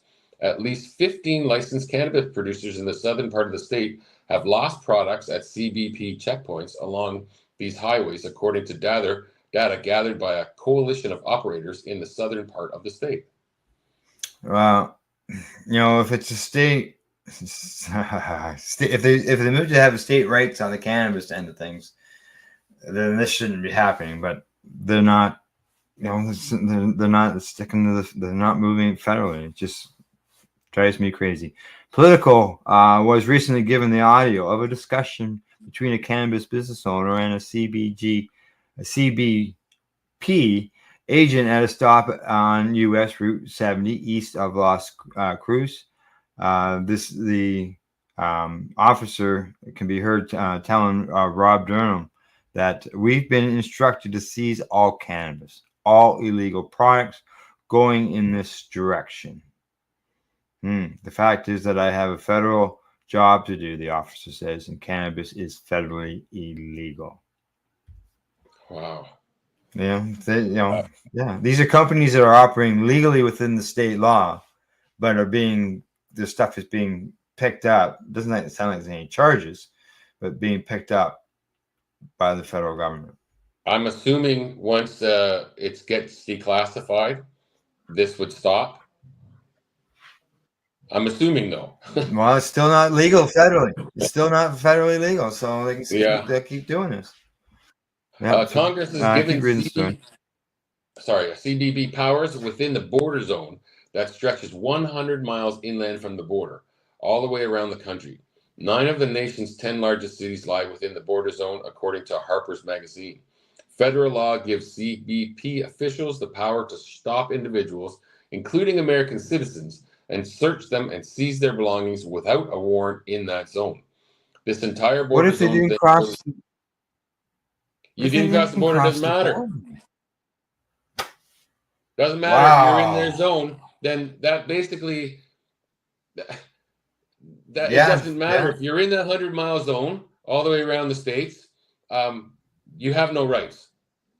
If these guys come calling, they can walk right in your house and do whatever the hell they want. That's what they're doing. This Right, entire continue. border zone thing really has no statutory basis, says Patrick Eddington, a senior fellow focused on homeland security and civil liberties at libertarian think tank the Cato Institute, which has been joined by the ACLU in opposing the enforcement authority given to federal officials at such checkpoints. The whole border zone is based essentially on administrative fiat that the federal government has engagement in since the 60s, not since the 50s, sorry. I asked that question, what if you don't cross the border? Well, it's obvious what happens even if you don't cross the border. You're going to lose your cannabis because that's what's happening to these companies. They're not bringing it into the U.S. They're creating it right there in the state. Legally. Cannabis producers south of the checkpoint. Yeah.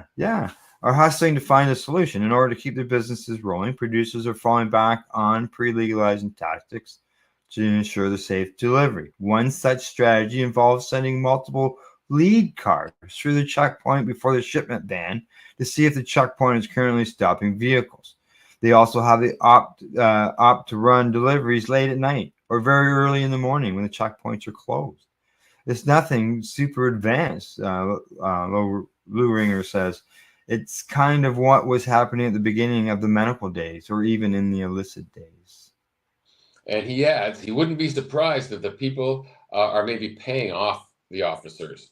Businesses have also discussed more extreme options. When Politico first began speaking to industry members late last week, there were plans to push the state government to change regulations in order to allow private pilots to fly cannabis over the checkpoints into northern New Mexico. Part of the impetus for this idea was stories of pilots doing the same in Alaska. However, this plan could run them into hot water with the Federal Aviation Administration, of course. Well, I've lost you on here, unfortunately. Okay. U.S. Court of Appeals for the Ninth Circuit on April 22nd upheld the decision of the FAA to strip an Alaskan pilot and cannabis farm owner, who's James Feehes, of his pilot's license after he delivered cannabis a handful of times via plane to remote parts of Alaska. And that is such bullshit. They took away the guy's means of making a living. Makes sense. Yeah. Now Lou Ringer tells Politico the state is no longer open to changing the rules to permit delivery by plane. The producers' airborne plans are now limited to drones, which could be used to transport small amounts of cannabis to testing facilities. Testing is a state licensed requirement, but there are no testing facilities in the area. Companies in the south of the state have to send off small samples, usually about 5 grams, testing facilities on the other side of the checkpoint. Even that small amount can be confiscated and has been on at least one occasion. Wow. Louis Gur said some of the companies are having a harder time getting the testing required by state law, which would put companies out of compliance and could potentially harm consumers. But a short drone flight may be able to move the small samples for testing past the checkpoint. This is absolute stupidity. These guys have to become 007 now just to do their own business. Fuck. Yeah. We'll shut down the story. It's just at the end there. So that's ridiculous. Infuriating, isn't it? Oh yeah, like if they're border guards, I know it comes out that 100 miles, but shouldn't that be somebody who crossed the border that's being shot down 100 miles away? I have no idea how they would ever have jurisdiction 100 miles away from the border unless it is exactly what you said. They were chasing someone.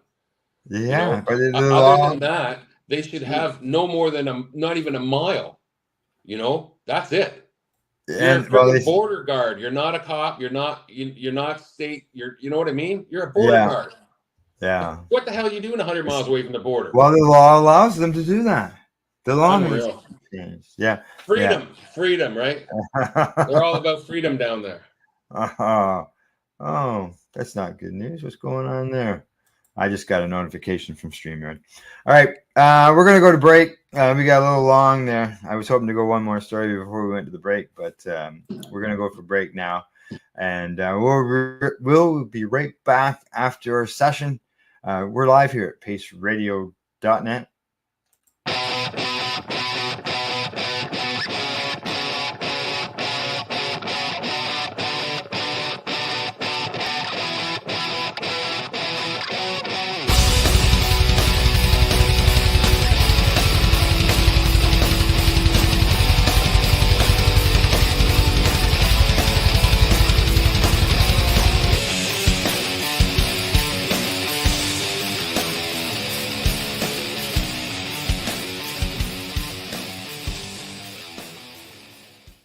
You're listening to the Pace Radio Network here at paceradio.net. Cannabis edibles are an effective way to manage pain and other ailments, especially when you deal with your trusted partner, Legacy 420, in Tyendinaga Mohawk territory. You see, we lab test every product on site to ensure proper dosage every time, which is critical when consuming cannabis edibles. All Legacy 420 edibles are made by our classically trained baker and chocolatier, and we also have super tasty vegan options. Our baker has been in the industry for 25 years. She's also a chocolatier. Everything from savory to sweet, your chocolate bars, brownies, butter tarts, you name it, we make it. Talk to our knowledgeable Cannatex about our incredible variety available. Give your trusted partners a call. Legacy 420 out on your road.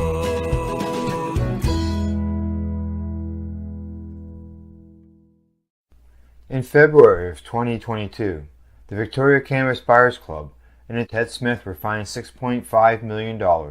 This for helping 8,500 patients with access to medical cannabis. In our interview with Ted, he spoke to us about how people can donate to help in an upcoming court challenge. And here is part of that interview. From what I've seen lately, I believe that you've got something that you're trying to do as far as fundraising to deal with this next court challenge. For now, people can write checks directly to Jack Lloyd Law Corporation or send e-transfers to save the VCBC at gmail.com. I guess those are the two easiest ways for people to help right now. Pace Radio is the People Advocating Cannabis Education Radio Network. Limestone City Hydroponics is Kingston, Ontario's hydroponics shop. Take your growing to the next level and create the optimal environment with a tent kit or maximize your yield with an ebb and flow flood table kit. Either way, Limestone City Hydroponics has more sizes and options to fit your needs.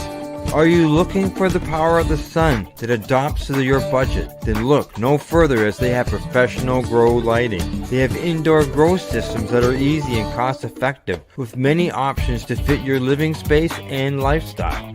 Cultivate your growing potential. We have everything you need to succeed. And if you can't make it to the store, they offer local delivery to the greater Kingston area.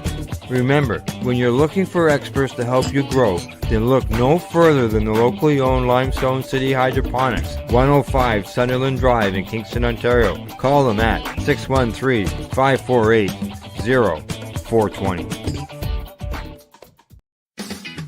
Enjoy the buzz of legalization with Campbellford Lifestyle Shop. From lights to plant nutrients, books, consumption accessories, and more, we've got all your basics to grow or consume cannabis. Visit our info center or take a look at our piercing services and body jewelry, now available in-store through Campbellford Lifestyle Shop, 17 Bridge Street West, Campbellford.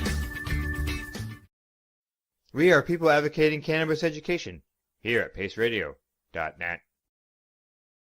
Hey, we're back, and we're ready to bring you some more stories here on psychedelic and cannabis educational news. And the first one up after the break comes to us from CTV News, and the headline says, Inside Alberta's Promising Psychedelic-Assisted Therapy Industry.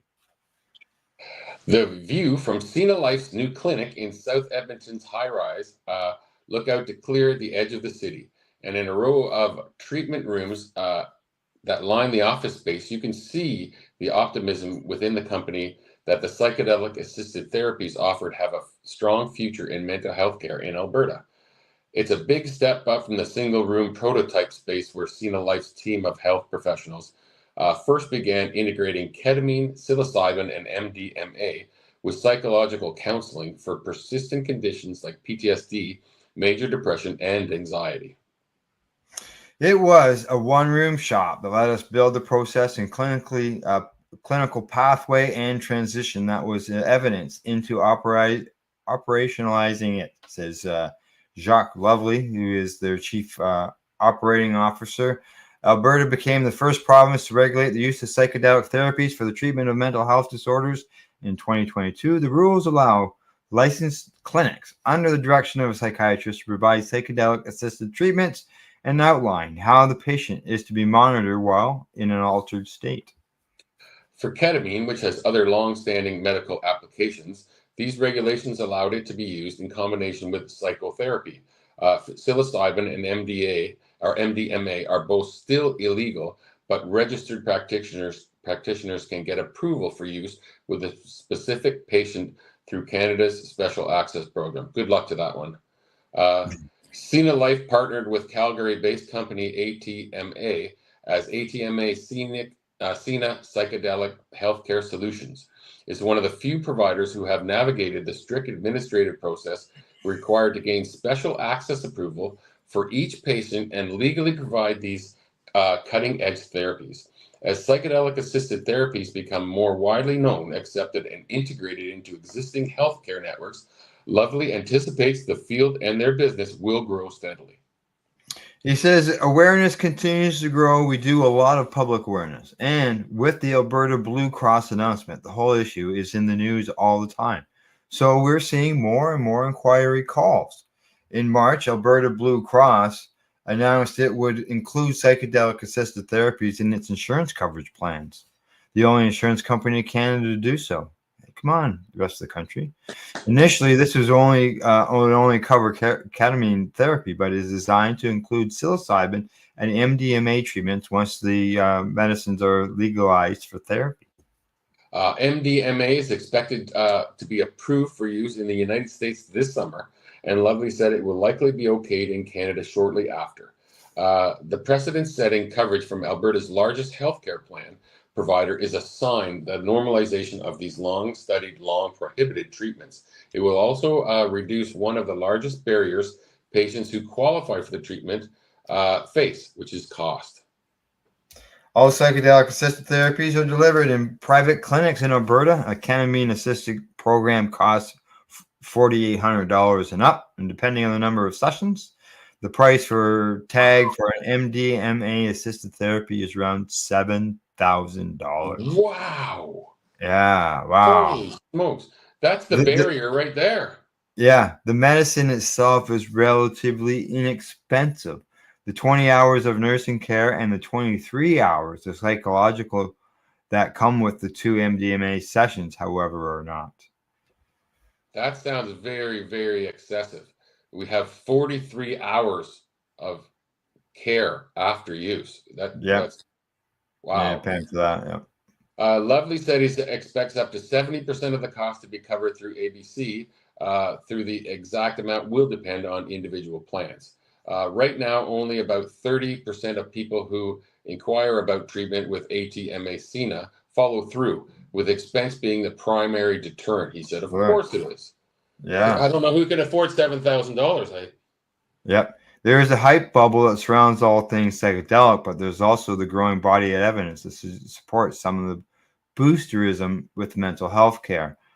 For complex deliberating disorders like PTSD, patients who have had little or no success with conventional treatments have shown to experience significant reduction in symptoms with MDMA-based psychotherapy, and U.S. Food and Drug Administration has taken its breakthrough therapy designation. In a randomized placebo-controlled phase 3 trial for MDMA-assisted therapy for PTSD, 71% of the participants in the MDMA group no longer met the diagnostic criteria for PTSD at the end of the 18-week trial, compared to 47% from the group that got a placebo along with therapy. That's impressive. Yeah. The results have been so promising that some people suffering from PTSD aren't willing to wait out the slow legal and cultural changes that will make treatment widely accessible and affordable. Yeah. I'm going to shut the story down just due to time, but we got the gist of the headline there, that the fact that the insurance is covering that in Alberta, and it's the only province in the country where they do that. So hopefully that can change, and we can get more people, more provinces involved in that. I'm sure it will. Yeah. All right. On to the next story. This goes to Prince Albert. Now headline says impaired driving rules unclear, says medical cannabis advocates. Our CMP have more opportunities to catch impaired drivers since introducing a mandatory alcohol screening, but some in Saskatchewan say the rules are still quite hazy. As of April 1st, alcohol tests are now mandatory at all traffic stops, and while cannabis screening is not part of that mandate, our CMP officers can use oral fluid devices if they suspect a driver used cannabis recently. To fail the roadside oral test, drivers must have about 25 nanograms per millimeter of THC in the saliva. These rules come into effect following the criminalization of recreational cannabis in 2018. The only thing I don't understand, it says 25 milligrams. I know it is 5 milligrams, not this 25 milligrams. Nanograms. I don't know what that means. Maybe that is very small, very small. I have that all at 24 Smaller hours than a day. micro. Smaller than micro. Yeah. However, when it comes to those who use medical cannabis, they believe the rules are still unfair to them and their voices are not being heard. Very true. Yeah. There we go. Robin Hoven is with the Saskatchewan Medical Cannabis Association and told PA Now about a recent incident where he was pulled over for an expired plate on his trailer only to be tested after the officer said he smelled cannabis. Despite not seeing oral test results himself, Hoven was told he tested positive and faced a hefty fine. Now, this has been used for years and years and years to pull people over. I smell cannabis. It's a normal thing that every officer uses when they want to search you. Yeah. He says, now if I get stopped again, I'm going to lose my license for 6 months. I'm going to lose my vehicle for 30 days. Scroll down. Under the criminal code updates from Bill C-46, penalties for driving with THC present in your system can lead to a $1,000 fine for first offense, 30 days, that's about 4.5 weeks, in prison for a second offense, and anywhere from 120 days to 10 years for a third offense.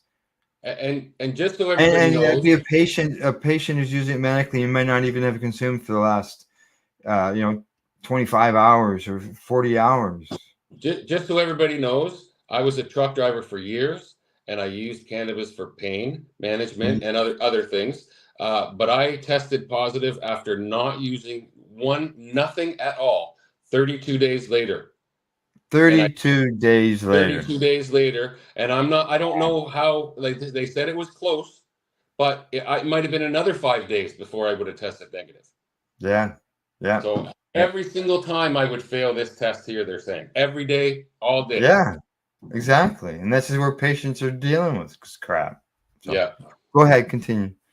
While SGI does not make the laws, we have a mandate to promote traffic safety, and our approach is to share credible information with people so they can make informed decisions that will keep them safe and keep them from getting into trouble, the statement reads.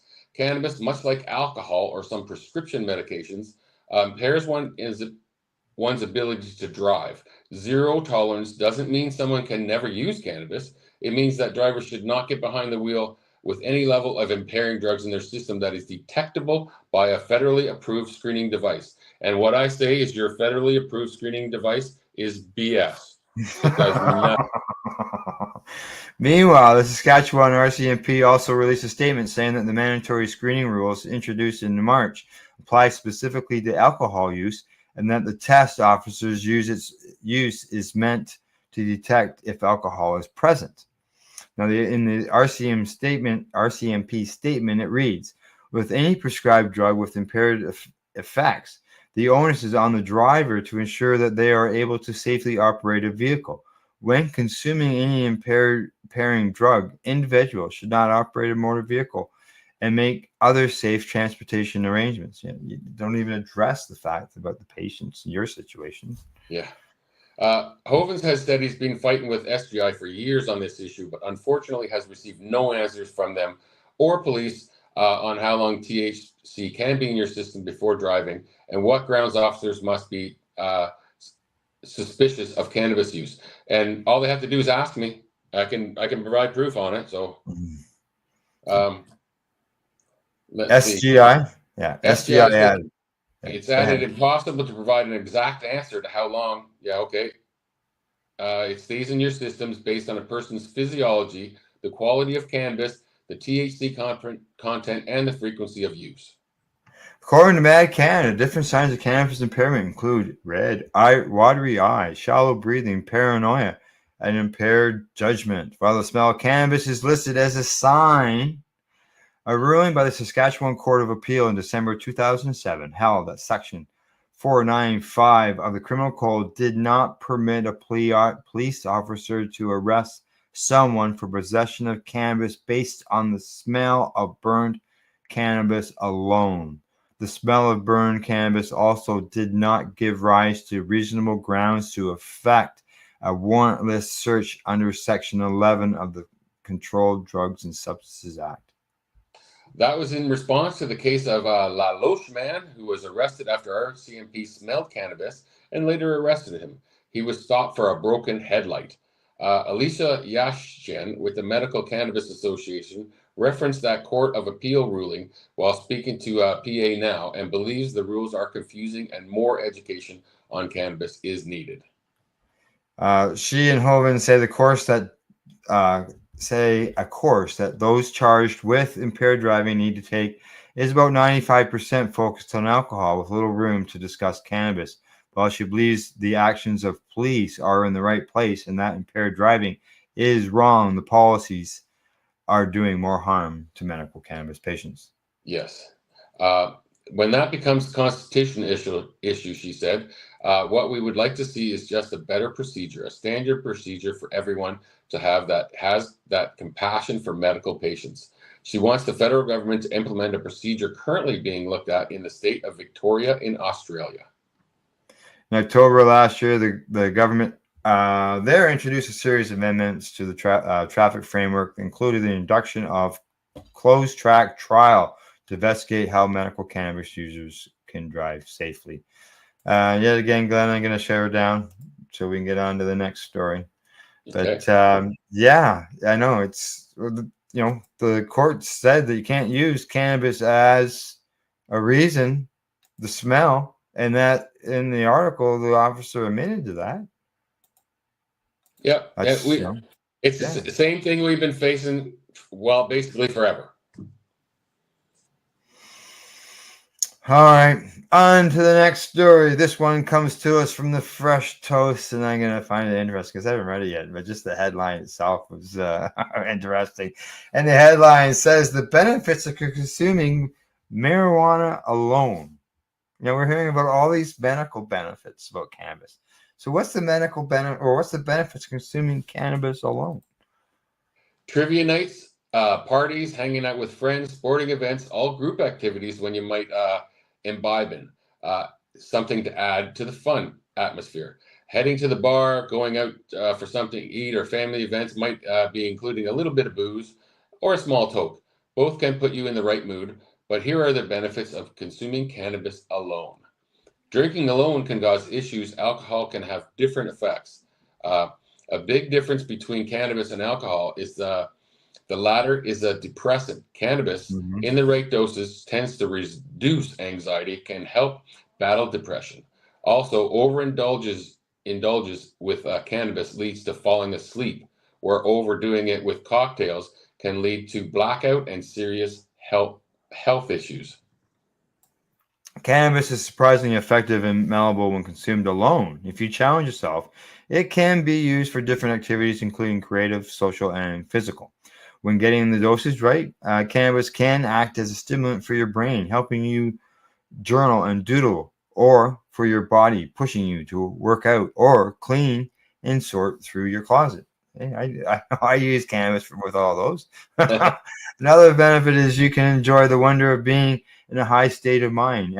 Experts express they love watching a movie on a large screen as it makes them feel they are in a movie theater. It can also make you feel like you meld with music when you're high because cannabis affects your sense of timing. When you smoke cannabis, your brain slows down and becomes more sensitive to the rhythms of music. It makes it easier to appreciate the subtleties in the music. Personal reflection and growth are other prime reasons for solo cannabis consuming. It allows individuals to immerse themselves in a deep journey into their own being, stripped of the distractions and outside influences that often cloud our understanding. For introverts, this can be time to balance and recharge. The best part about cannabis is you can enjoy it without a hangover, allowing you the next day to be free, to be productive. Before diving into your solo cannabis journey and all of the perks it can result, here are the 6 safest practices. 6 safest practices. Hang on here. Oh, you have to click on that link to get them. Yeah, you have to go to another page. We're not doing that. We don't have time to do that. But yeah, there's lots of good reasons there. They talked about exercise or going, myself, I go for walks. I always take some doobies with me. We're going to run through the last 2 stories just really quickly, just due to the time end of things. But make sure that we get them out. This next one comes from MJ Biz Daily. The headline there says that Canada recalls contaminated cannabis after government testing. So we'll get the gist of this and we'll move on again. Canada's federal regulator has issued a recall for a batch of recreational cannabis sold in British Columbia, citing microbial contamination discovered by random government testing. The recalled cannabis was grown by Alberta producer Sirona Pharma, also known as Acreage Farms. The recall stems from Health Canada's random cannabis testing program launched in 2023 to analyze products bought from licensed stores. The recalled lot includes 1,200 28-gram packages of Purple Gelato Punch sold under the Full Sesh brand and packaged in September of 2028. How did that many packages get out? Health Canada's testing determined that the affected product does not meet certain microbial contaminant limits for yeast and mold and bacteria set out in government regulations according to the agency's recall notice. And the regulator did not specify the microbial contaminant in question, but advised consumers to immediately stop using the product. Health Canada said there has been no reports of adverse reaction to the recalled cannabis. Yeah, it says the recalls are uncommon in the country, but I know we've had some over the years. But there's the main information for everybody as far as what the product is and what's being recalled. Right. So, and the last story here that we're just going to touch on as well. And I see you moving around, Glenn.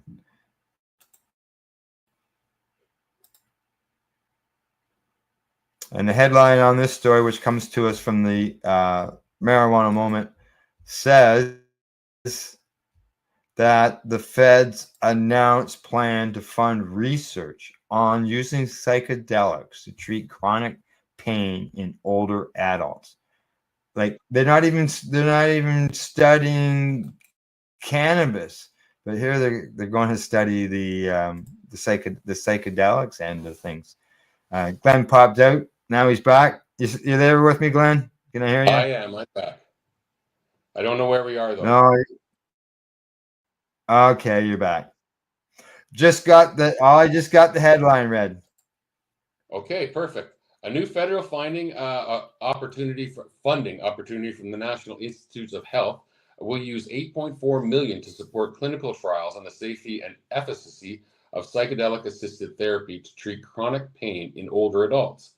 An NIH notice of funding opportunity posted on Wednesday says the research can include classic psychedelics, including psilocybin, DMT, LSD, and mescaline, as well as similar compounds such as MDMA. Cannabis and ketamine are not considered psychedelics for the purposes of the clinical trials. Oh, approximately 40% of older Americans report living with chronic pain, the funding notice says, with the treatment of pain later in life involving acetaminophen and basically aspirins, opioids, and other drugs, along with behavioral therapy, psychological, physical activity, acupuncture, and electrical stimulation, being complex and often inadequate.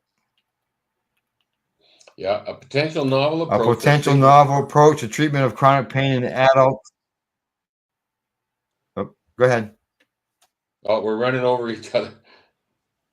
Research with psychedelics was inspired by millennials indigenous experience incorporating sacred plant medicines in ceremonial healing practices.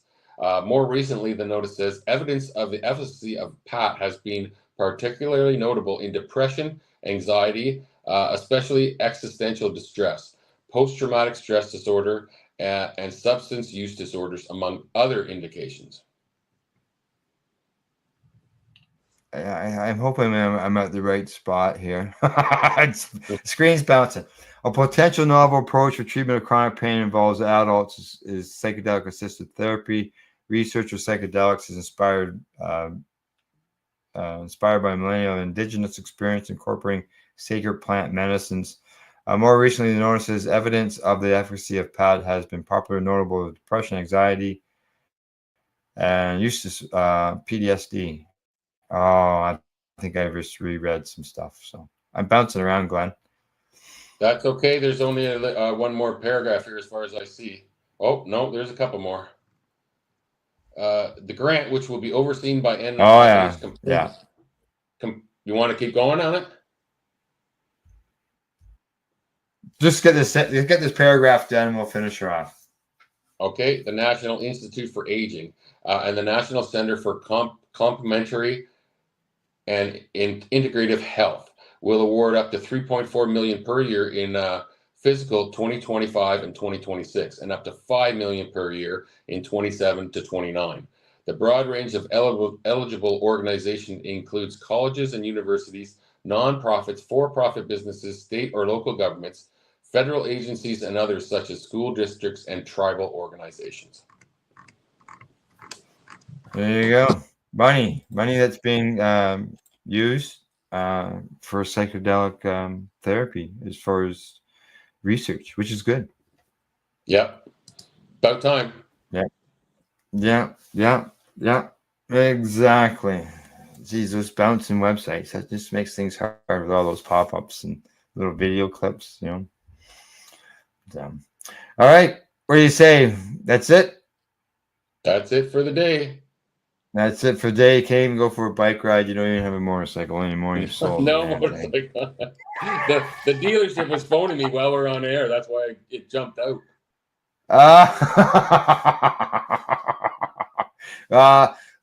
Tune in next week to find out what Glenn has purchased. Otherwise, that's our news report for today from the Legacy420.com news desk for May the 2nd. Thanks to our buddies at the Camelford Lifestyle Shop, Limestone City Hydroponics.ca, and Legacy420.com. And in closing, I'd like to say thank you for watching, and please don't forget to educate, medicate, and do not incarcerate. See you later. You're listening to the Pace Radio Network here at paceradio.net. The opinions of the individuals during this broadcast are their own, and may not be the opinions of their group or other organizations they may be involved with. All medical advice during our broadcast is not a medical opinion and should be checked with your medical physician. When you have a pain that's reached its peak, Legacy for 20, it's so unique. If organic cannabis is what you seek, here's your trusted partner 7 days a week. Suppository salves, vapes and drops, topicals, edibles, infused pop. Just when life seems like it ain't easy, at Legacy 420, enjoy a pop freezy. Lab tested products, make them the GOAT. Legacy 420 out on your road. Legacy 420 in Tyendinaga Mohawk territory. Indigenous organic cannabis at its finest. Enjoy the buzz of legalization with Campbellford Lifestyle Shop. From lights to plant nutrients, books, consumption accessories, and more, we've got all your basics to grow or consume cannabis. Visit our info center or take a look at our piercing services and body jewelry, now available in-store through Campbellford Lifestyle Shop, 17 Bridge Street West, Campbellford. Limestone City Hydroponics is Kingston, Ontario's hydroponics shop. Take your growing to the next level and create the optimal environment with a tent kit, or maximize your yield with an ebb and flow flood table kit. Either way, Limestone City Hydroponics has more sizes and options to fit your needs. Are you looking for the power of the sun that adapts to your budget? Then look no further, as they have professional grow lighting. They have indoor grow systems that are easy and cost effective, with many options to fit your living space and lifestyle. Cultivate your growing potential. We have everything you need to succeed. And if you can't make it to the store, they offer local delivery to the greater Kingston area. Remember, when you're looking for experts to help you grow, then look no further than the locally owned Limestone City Hydroponics, 105 Sunderland Drive in Kingston, Ontario. Call them at 613-548-0420. We are people advocating cannabis education here at paceradio.net.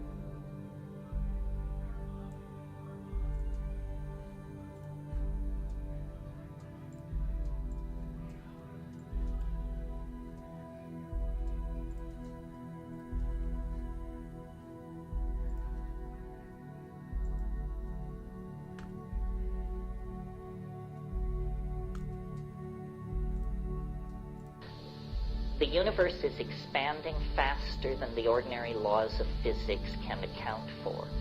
This was realized a year and a half ago by one team of astrophysicists. They handed it on to a second team. They confirmed it.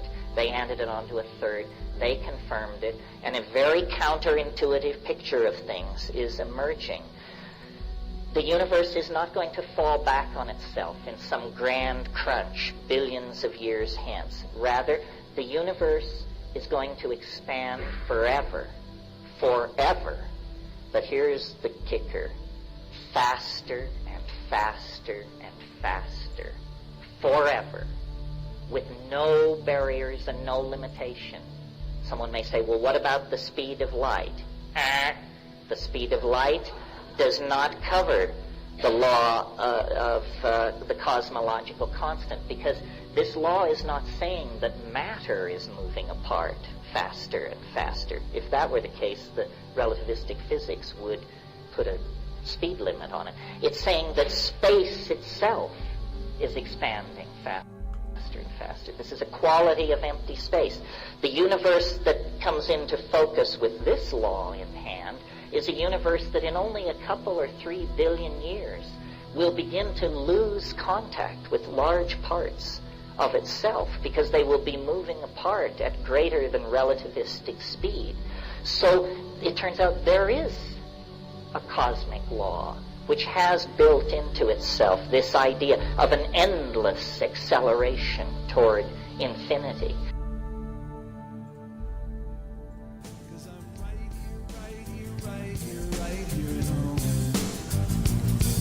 I'm a picker, I'm a grinner, I'm a lover, I'm a sinner. I play my music in the sun.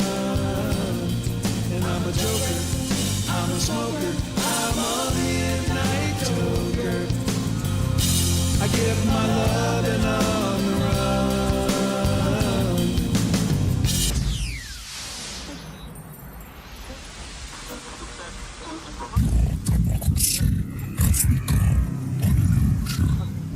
miles of the best fine stereo.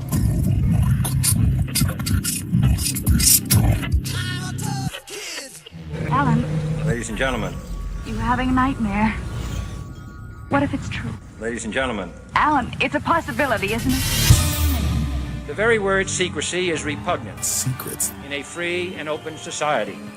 And we are, as a people, inherently and historically opposed to secret societies, to secret oaths, and to secret proceedings. We decided long ago that the dangers of excessive and unwarranted concealment of pertinent facts far outweighed the dangers, constant, extreme danger, which are cited to justify it. Even today, there is little value in opposing the threat of a closed society by imitating its arbitrary restrictions. Even today, there is little value in ensuring the survival of our nation if our traditions do not survive with it. And there is very grave danger, extreme danger, that an announced need for increased security. What the hell is going on? This is Conspiracy Queries with Alan Park. Will be seized upon by those anxious to expand its meaning to the very limits of official censorship and concealment. That I do not intend to permit to the extent that it's in my control. You're crazy. And no officious, high or low, civilian or military, should interpret my words here tonight as an excuse to censor the news, to stifle dissent, to cover up our mistakes. Isn't the Pentagon suspicious that all the building would blow up? Or to withhold from the press and the public I think you're just looking at things for the first time. the facts they deserve to know. You've had your whole f***ing life to think things over. What good's a few minutes more gonna do you now? The facts they deserve to know. They deserve to know.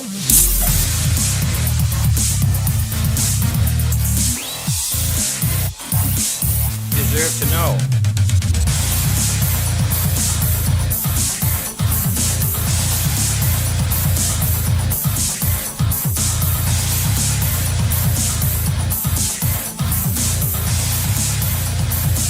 Deserve to know.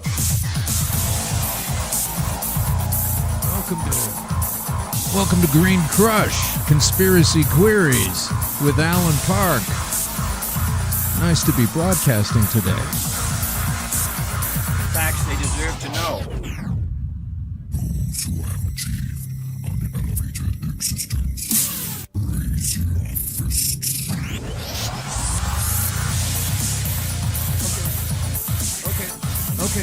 Okay. Boom! Hey, we're back. We're live. I always use that lead in because it went so well that time. Episode 23. It's been something for us. We have enjoyed using it. All right?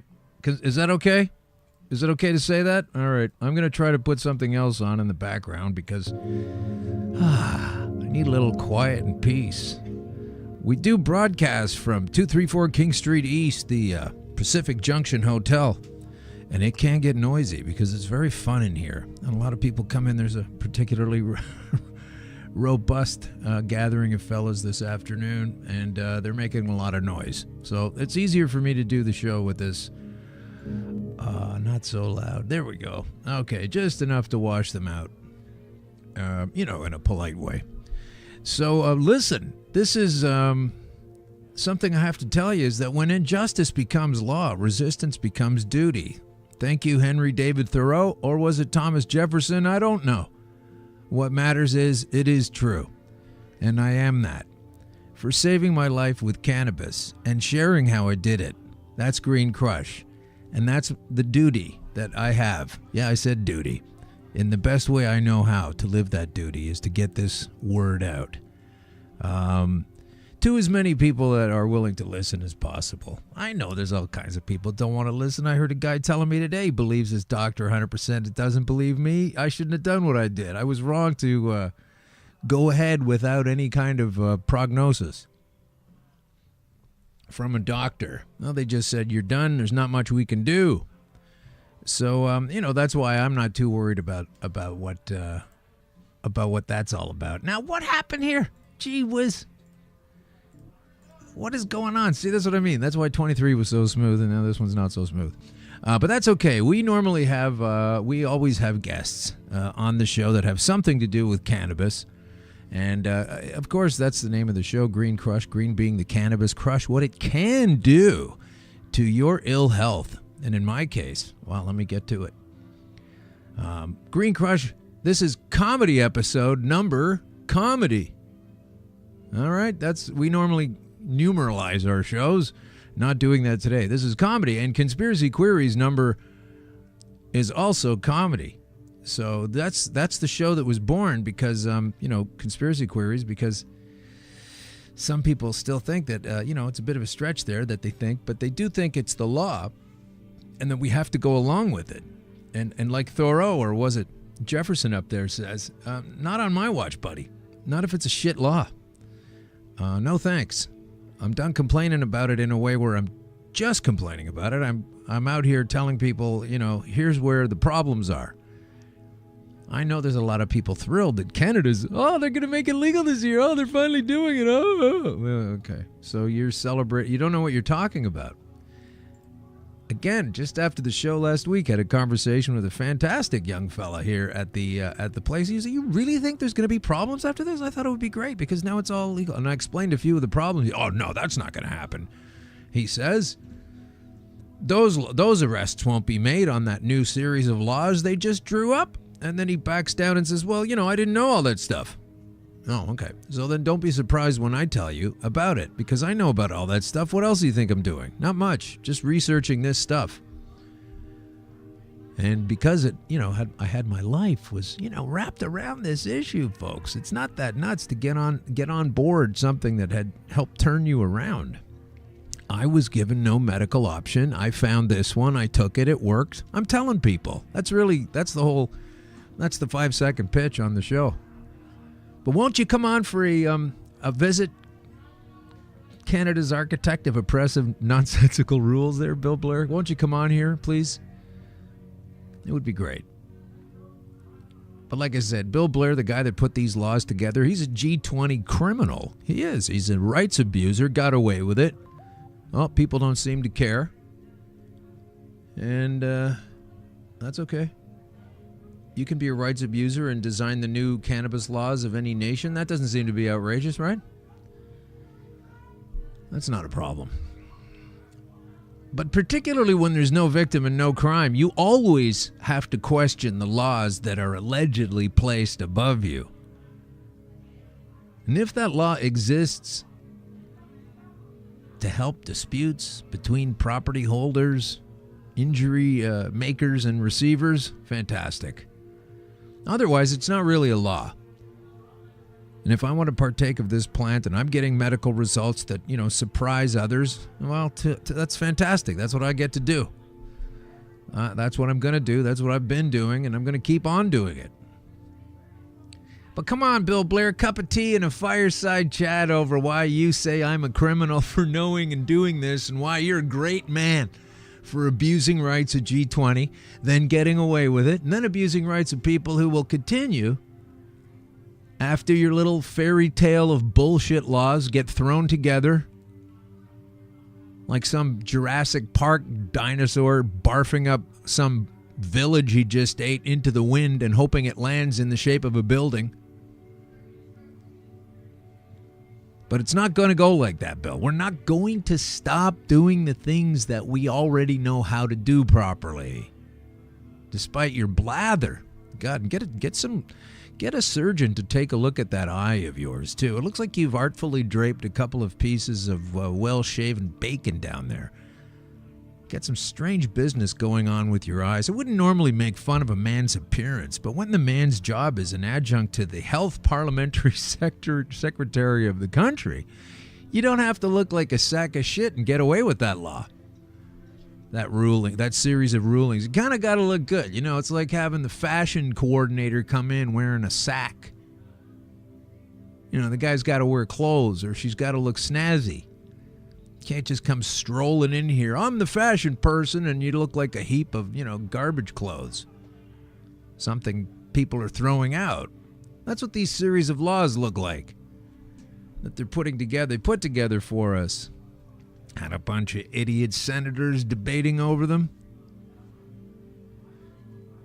Anyway, nonsensical rules. So come on down, Bill. Anytime, it's open for you. This is for immediate release. We had a person today, Sean McAleese. I was in touch with him yesterday. He was in Ottawa today at 10:30, and apparently,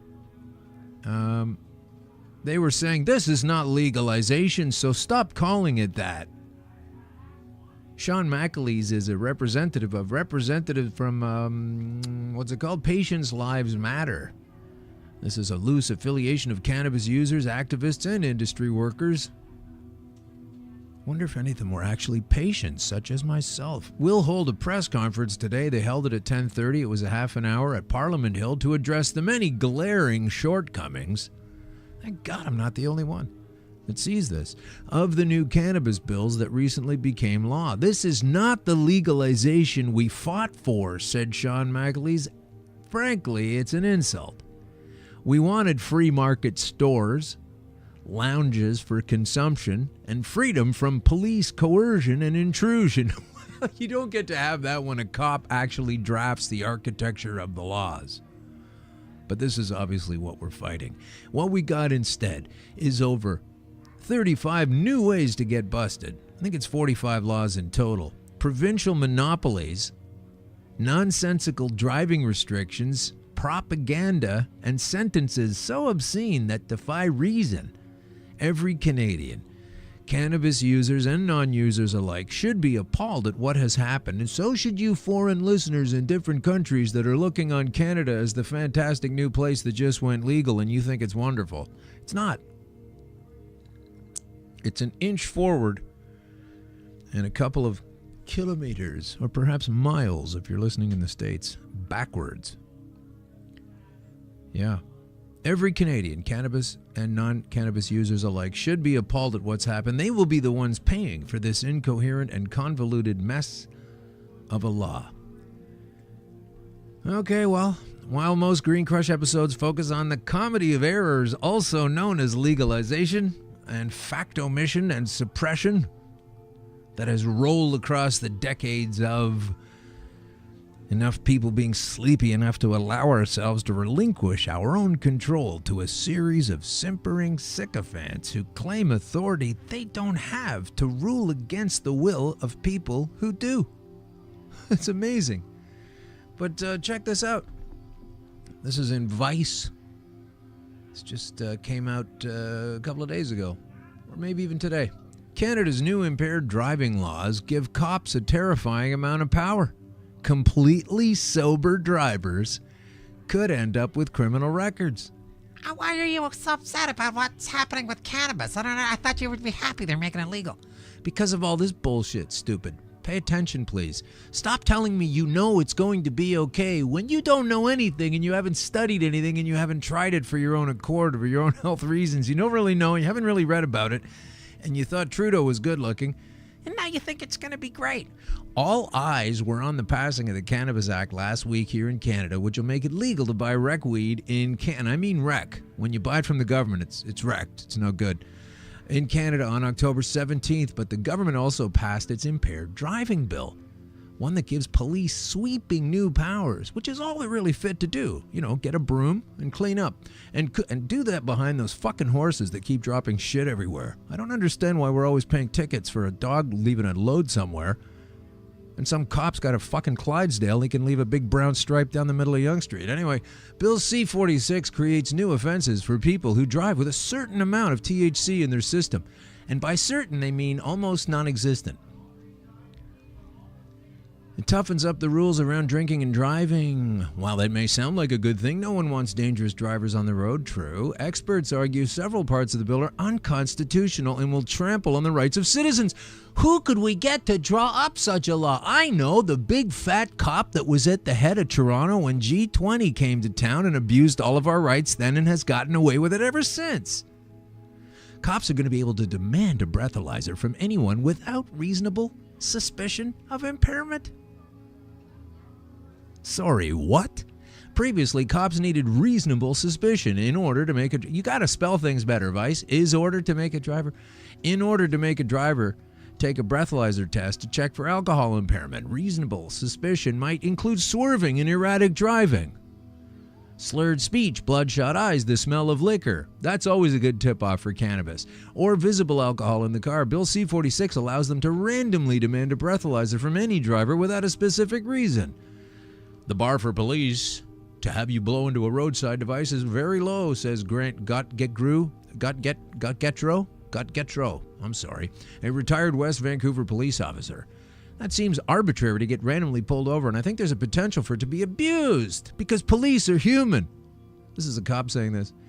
Gotgetro said cops could target someone because of the color of their skin. Oh, they could do that, could they? You mean they'll continue to do that? More so. Or if the person has a nice car. Let's say you went out and got yourself a nice car. All of a sudden, probably you're smoking dope. Probably we can pull you over. Probably I can make you blow into this without any kind of fucking place are we living in now? Oh, I need to go home and rent The Lives of Others. It's a great film, and I think it's happening today, right now at this moment. Look it up, The Lives of Others, Rotten Tomatoes. Cannabis lawyer Jack Lloyd also said people of color will be disproportionately subjected to random stops. He told Vice, you guys need to hire a proofreader, okay? I can't be doing this on the fly. There's like 9 mistakes per paragraph here. He told Vice this aspect of the bill will likely be challenged on the grounds it's unconstitutional. Likely? Fucking arrest me. It could be considered unreasonable search and seizure, he said, and the law itself has no rational connection to effectively curbing the behavior it's purportedly trying to stop. They don't have any proof of this. I've been through this a lot of times. Listen to the show. Go back and listen to it again. I'm getting kind of nuts with this. We're going to get Andy on soon because this is the kind of stuff we're listening to. On the one hand, ridiculous laws. On the other hand, people not paying attention, going, "Oh, I think that's going to be interesting for you." And then actually, it's not interesting. It's more nightmarish than interesting. But we always examine the creative here on the show, and so how many of our Green Crush guests so far and yet to come have taken difficult circumstances and through using cannabis have created a better life for themselves and oftentimes many people around them? This does not include people who say cannabis only makes you lazy. Well, they're lazy, not doing their homework, and just saying that. How ironic. But, people get upset about it. They say, well, it's the law, the law, it can be socialist or fascist, and it can be lazy, and it can be stupid. And if it is any of those, it needs to be gone. Because it's the law means everything politicians do or create. If you say because it's the law, that means that everything politicians do or create is always good and virtuous. How's that for jokes? Hey, we always examine the creative. We always do that on this show. And sometimes it has to do with taking a bad rap and turning it into something better, whether for the community or yourself or your parents or someone you care about. But on this show, this is comedy, folks. I came from a comedy background. I've been a comic for a long time. I feel like I was wickedly sidelined by this stage 4 disease. It took a little while to shake it off. And not without much resistance from all kinds of people who care about you. But that's not always the case. But let's talk a little bit about our guest, and then we're going to bring him on in a couple of minutes. This is great. This is the comedy episode featuring comedy. Our guest today may choose to argue against that. Against what? Well, he's a comedian. He may argue against that. I can't hold him to maintaining his position here. He's a stand-up comic, though. He is an actor, and you've seen him in several shows that he will be happy to forget. And to stay on topic, he does use cannabis. And he says he's been using it for quite some time. We'll get into the specifics. Andy Kindler is funny, and he knows a few things about weed and comedy. So that's Andy. Andy's going to be coming out very, very, very shortly. Andy Kindler, thanks for coming on. Quick shot here. Russia says Canada's weed legalization is a breach. And we heard this before. bunch of nonsense. Even if it is, I mean, we don't care. I think it's a breach of decency and civil decency when I say that. But these folks, here they say here in the Newsweek, this is a big mainstream article here. This is Russia coming out strongly against Canada's decision to legalize rec marijuana, calling it a breach of international legal obligations. The Russian Foreign Ministry said a number of international conventions to which Canada is a signatory require privy nations to restrict the use of cannabis and other drugs to only medical and scientific purposes. Well, guess what, Vladimir Putin? You can only have medical and scientific purposes for cannabis if you bother to get it out there and use it and actually, test it and monitor it and check it. And we're all done waiting for results that have been unavailable due to the fact that people signed on to some treaty of bullshit, aren't able to get that work done and into their lives. So, sorry about that, Vlad. Yeah, so we expect Canada's partners in the G7 to respond to its high-handedness because this alliance has repeatedly declared its adherence to the domination of international law in relations between states. The ministry said in an official statement, my goodness, Russia doesn't like us having cannabis here in Canada. What will that do? There's always a reason why they don't want us to have it. Everybody involved with it and preventing it does have some kind of reason for having it. But anyway, we are going to we're going to ding up Andy now and get him on here. And he's been a good sport waiting him around. And so now let's give him a ding. Let's give him a call. We're going to call him up. Here we go. Are we doing that? Is it going? Start the call. Gee whiz. What's happening here? There we go. Sometimes things take a while. Got a quick shout out to do just before we get going. Oh, it's ringing now.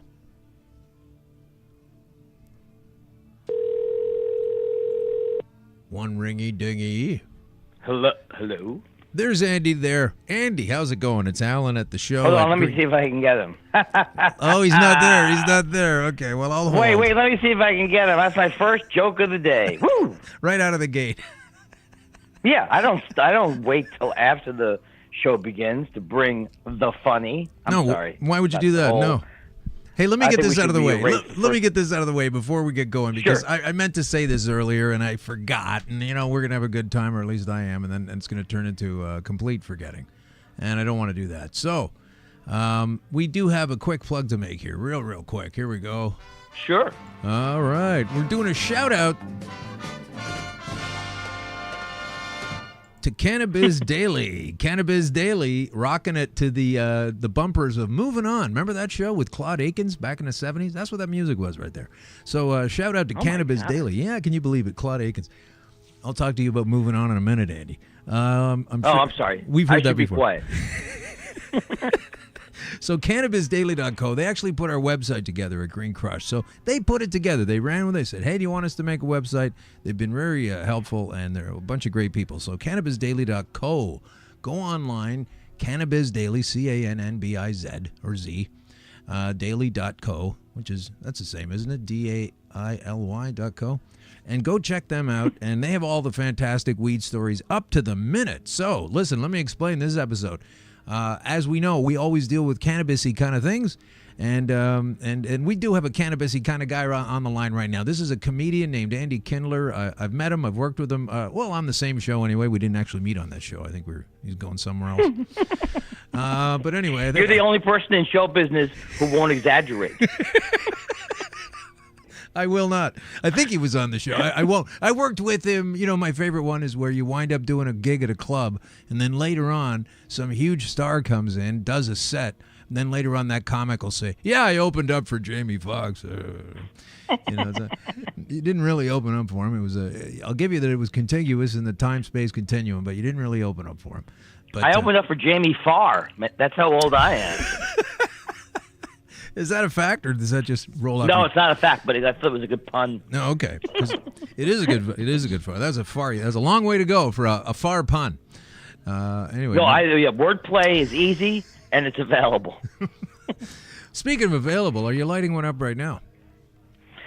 No, I was going to decide. I said the problem is I hope my therapist isn't listening. Why would my therapist be listening? She's got things to do. I have to see her. I guess I could. I was thinking maybe of vaping. Oh, okay. You're thinking of vaping right now, like secretly, you mean? Well, I have it right in my hand. It's easy. Mm-hmm. If I started to get my bong out, which I gave away in 1978, take too long. You'd have to find it and clean it out. It would take much too long. Yeah, that would be. Well, that's the thing. This is one thing I cannot get used to on the new world. Is I'm from the generation where I smoked every single thing I could until you wasted nothing. I probably tried to smoke seeds and stems for a couple of years before realizing it wasn't going to happen. So I don't. This whole thing where where I see people dump out of their pipe what looks like good resin. I'm not used to that because it's only been legal here for since January 1st. So I always figure I got to eat it, smoke it because it's going to go away. You're just scraping out everybody's bong because you don't want to lose out. I used to think everybody did that. Yeah, but they don't. No, they're pretty dirty. And I'm Jewish, so now it's a stereotype. So you're throwing money away, is what you're saying? No, the stereotype would be the Jewish guy. Oh, look at the Jewish guy; he's got to get all the resin out of the pipe. Is that the stereotype? I don't know. I guess the stereotype probably fell apart there a little bit. It's like Jews. The stereotype is that we're stingy or something. I overtip because I'm afraid of the Jewish stereotype of tipping. Yeah. So you overtip. What does that mean? Say you had a $40 situation. At least $1 or $2 over 20%. Because then the other thing is, if someone's very old and they saw me on Everybody Loves Raymond, they think I'm a celebrity, and then you can't be under tipping as a celebrity. Did everybody really love Raymond? They actually did. But not real. I don't know about that because a lot of people call it Everyone Loves Raymond. So you have to say to yourself, if everyone can't get the name right, maybe they should. Well, maybe they shouldn't change it now. But yeah, it's a bit late now. Hey, Raymond's popular, like that, something like that. I always wanted to. Hi, Raymond. Hey, Raymond. Nice to see you, Raymond. Nice to see you, Raymond. Period. Now, are you smoking now? No. I do have I have access, but I'm not there yet. No. I'm just curious. So this thing is some of these things. Now, maybe you can help me with. Let's not turn this whole thing into answering my questions about cannabis. But I notice a lot of the vape. I don't feel a thing from the vape. Oh, you might be doing it wrong. You might be doing it wrong. Really? Well, I mean, I know there's things like dabs. I don't mean dabs. We'll get into dabs later. There's all kinds of things dabs. You're just talking about vaping actual flower out of some kind of a machine? No, I have that. That I have too. I have a dry vape, a dry powder. First of all, they used to never call flower before. Is this a new thing? Is this a marketing tool? Would you like to see? Every time I go in the pot shop, and by the way, I'm the only person who goes in the pot shop who is nervous that the people who work there think I'm going there too much. I'm worried they're judgmental. Weren't you here earlier this week? I swear to God, I have spent, my wife doesn't know this, but I spent $200 a week since January 1st, since it was legal here, on everything in everything in the pot shop. Yeah, since January 1st for non-medicinal, or not for just recreational. It's legal, and I'm so afraid it's going to be legal because of Jeff Sessions. I was spending $200 a week. Don't tell my wife, because that's the good thing about it. They're not allowing the banks to get involved. So she can't look at your... I'm laundering my money. Well, I'm sure your wife's glad you're doing some kind of cleaning around the house. Anyway, that's good for you. Well, my wife does not like all of the paraphernalia that goes along with the weed. I love it all. Okay. Well, before we get into how much you love things, you were just talking about, regretting not cleaning out a 40-year-old bong. But I want to understand, when you are Wait, you can just refer to me as a 40-year-old bong? That is not nice at all. How can I treat you But like that? I have been cleaned out. All right, sorry. You've been scraped out. The goo has been removed. No, you were mentioning your. Did you say the Jew has been removed? The Jew This is is now. unbelievable. What kind of is this like a right-wing alt-right cannabis show? I knew these existed. I was just trying to ask you. Okay, I'm ready now. Yo, I'm prepared. And you're not even high now. No, I'm not even high either. This is. I may not go there because wow. I just wanted to know. Not just wanted to know. I want to know a lot of things. But at the beginning of this, I wouldn't just settle for this fact, is what I mean to say.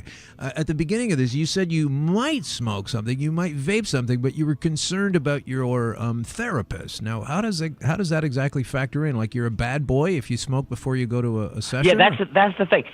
My therapist has told me she doesn't care what I well, she doesn't say that. She doesn't care how much pot I smoke. Okay. She wants to know how I feel about how much pot I smoke. Oh no, that's not my fair. whole thing is I'm judgmental about everything. So I assume everything I'm doing is bad because I had a very low opinion of myself growing up, and so I would give over my expertise of what I would always be thinking that somebody's going to come in from another room and say you're smoking too much, and so I never really said to myself, what do I think about it? Yeah, so you're just always getting away with it. You feel like you're involved in a crime all the time, and then this is a guilt trip? Well, the other thing is that the short-term memory thing has been getting. Now I am getting older. People are lying about it online. I'm not. Okay, indeed. this No. is Alan Park. You're on Green Crush. This is a live show. What? Yeah. Well, My short-term memory. A lot of people get confused because when they go, "Oh, pot affects your short-term memory." No, that's what it does. It's taking away your short-term memory so you can enjoy yourself for 3 minutes. Right? Isn't that what it is? Just wiping the slate Oh, clean. I got to pay these bills. And then, maybe I don't have to pay these bills. Right? That's basically it, yeah. So, Andy, as a comic, I mean, when did you start? How old were you? A young guy? Or you must have been... Oh, okay. Let me just say one more thing. The thing that I'm most worried with my therapist actually about being focused. Oh. That's the only thing I worry about. You when worry I'm in about- therapy. About you being focused? Yeah. Okay. Yeah, me being focused to talk about to get my problems out sure. in a linear fashion. Because the clock's running. Right? I mean, you want to get you don't want to come out of there. I'm all high. That's true. I don't know. I think what you're saying is go there today, blitzed in a lift. Take a lift over there, blitzed. Stagger in. That's what I said. Like it's Cheech and Chong 3. Yeah, that's. What I started when I was. Like I think 14. Oh my God, that's around when I started. And then this is before comedy, or what happened? How did the two cross over and become inextricably linked? Did you think that every Jewish person is a working stand-up comic at 13? Is that what it is? Is that not the case? No, that is not the case. Oh, shit. I was not. Believe it or not, at 13, I was just a complete fuck-up. I was not a stand-up comic. I thought I was funny, but there was no formal presentation of it. At 13 years old, so you were. Yeah. It must be tough though if you're going to be expected at that age and on that day to deliver jokes at your own bris. Oh, but the thing is, I'm trying to think. I'm trying to think if it was like 14 or 15 or 16 because I used to exaggerate. I don't know if you did this. I said I had sex many years before I had sex. Oh yeah. I said I slept with more women than than men. Boom! Yo! When really the opposite is Bada true. boom! Zing! Okay, I'm 2 puffs in. I'm 2 puffs. What am I, 90,000 years old? I'd like a puff. Give me a puff. Give me a pass a puff, will you? Oh God! So I've done. This thing is called. Oh, I can't say the name of this, right? Don't do that, right? yeah, you can say whatever you want. It's called Bloom 1. Bloom 1. That's the name of the machine? No, it's a disposable thing that you just suck on, and it looks like a cigarette at the end. Oh, okay. Yeah, I've had one of those. Yeah, it's there's different kinds. Bloom 1, huh? This All right. one I enjoy. This one is working for me. Because it's in your hand right now? Is that the reason? You see, now, maybe I can get...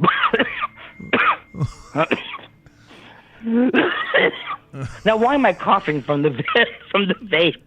Well, I don't know. Maybe you're... This is... Are you telling me you don't get high ever from using a vape? Is that what you're saying? Because that's No. Here's the deal. I don't get... Some of them I don't get high from. And then the ones I do get high, I feel it very much in my body. So it feels like an all-body thing. So maybe in that sense, it's curing my OCD. So you're probably getting some kind of indica weed at that point, then. Indica's more... No, I mean, this even says sativa. This is a sativa vape. I think it's because I smoked pot for so many years. Yeah. That is the one thing I think is people say, well, you should quit for a week or a couple of weeks and see, yeah, you should. You try it. See how easy it is. You tried stopping. So I remember the first time I got high. I don't know about you, but it was like a mushrooms or LSD. It was like it transformed my entire world. Yeah, it did, yeah. And I was laughing like a maniac and eating like an idiot. Yeah, I was hanging out with some guys who were they were musicians, after school, high school kids, and we had equipment. We had real equipment. And I didn't know how to play yet. I was just hanging out with these guys, and I was leaning up against a bass amp. Really loud bass amp, just thumping away. And I remember melting into it. This was on my probably first or second time smoking dope, and I just thought I was merging and melding into the actual amplifier. It was so powerful. Yeah, my friend Bill said the first time he got high, it was he was listening to the Doors break on through the other side in a car, and it's like I could really, I could see that, I could feel that pulsation.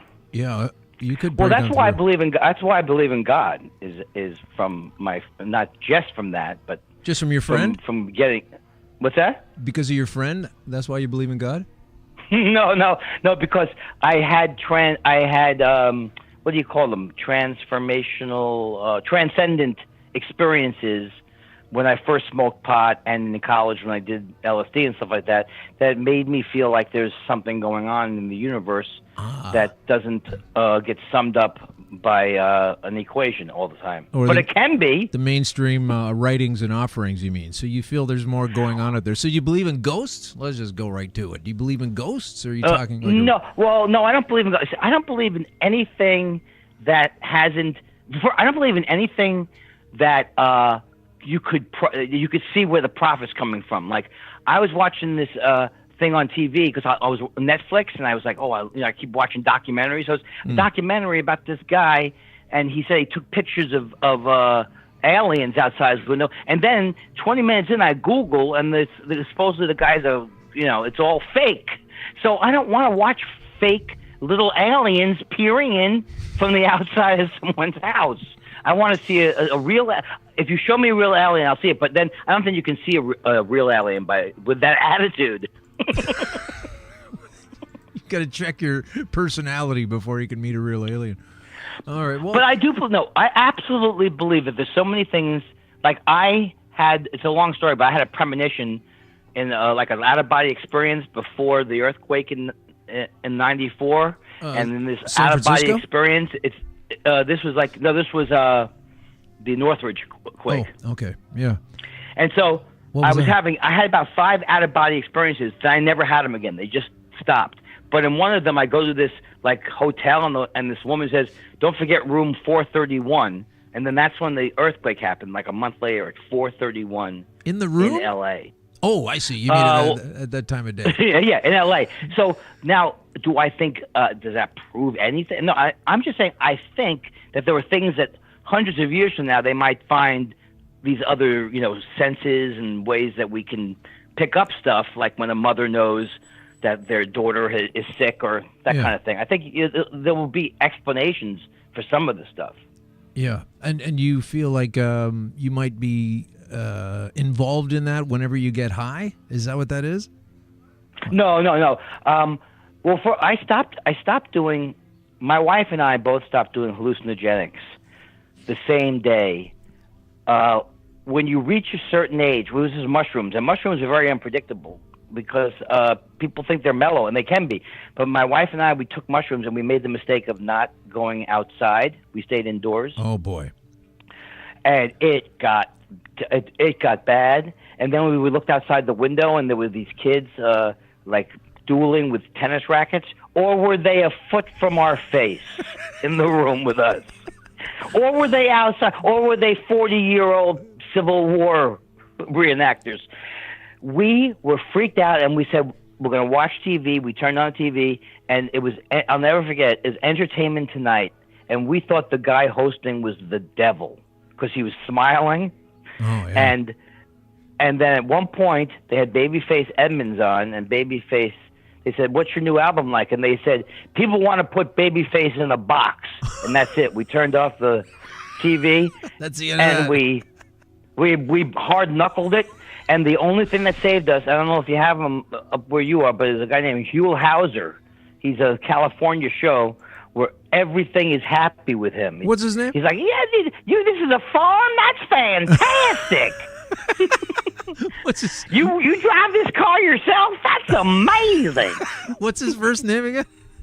Huell Hauser. How do you and spell he used it? to have a show called California Gold. Huell? Is that like Huell or something? Yeah, and Hauser is Howser. Of course it is. And he was born in where? In Texas? I mean, you know. I don't know. He did have a southern accent. That's interesting. Yeah, he did, because he was like, that's absolutely amazing. How is Hauser a southern? Now I think the vape's getting to me. Is Hauser a southern name? Well, I don't know. It just sounded like, Huell Hauser. It just sounded like something. Huell. That's Yeah, right. yeah. Huell. I think it's Huell more than Hauser. So that's what happened. So your wife, you say you stopped taking it with your wife on the same day. You both, okay, that's enough of that. But have you ever tried anything that we don't really talk about this too much on the show yet? But have you tried DMT or I tried those other the kinds of greatest drug I ever did, and I'm hoping that my life insurance man is not listening to the show. He's not. He's not listening at all. The best drug I ever had, and honest to God, it was the best drug I ever had. I took ecstasy when it was legal, and it was still legal in Texas because they hadn't made a law about it. So the first ecstasy that they got in the late 80s was, and that I think was the most amazing, like they call it an empathogen. You probably know all this stuff. It's an empathogen. Yeah, ecstasy. Wow, amazing. Yeah, and they're using it again in therapy because it helps you look at traumatic experiences that, like PTSD stuff, that you might not be able to deal with without being traumatized. And now I didn't use it for that because I didn't get it from my therapist. Hey, folks, if you're just Googling or not Googling, maybe you can't. Empathogens, like an empath, is these are it's on the internet, but like everything else. But I'll just tell you to catch up. It's a class of psychoactive drugs that produces experiences of emotional communion, oneness, relatedness, emotional openness. That is empathy or sympathy. So there you go. That's what that is. Oh my God, this is like. I did not know that you would have. I knew you'd have more. Who doesn't have more information than me?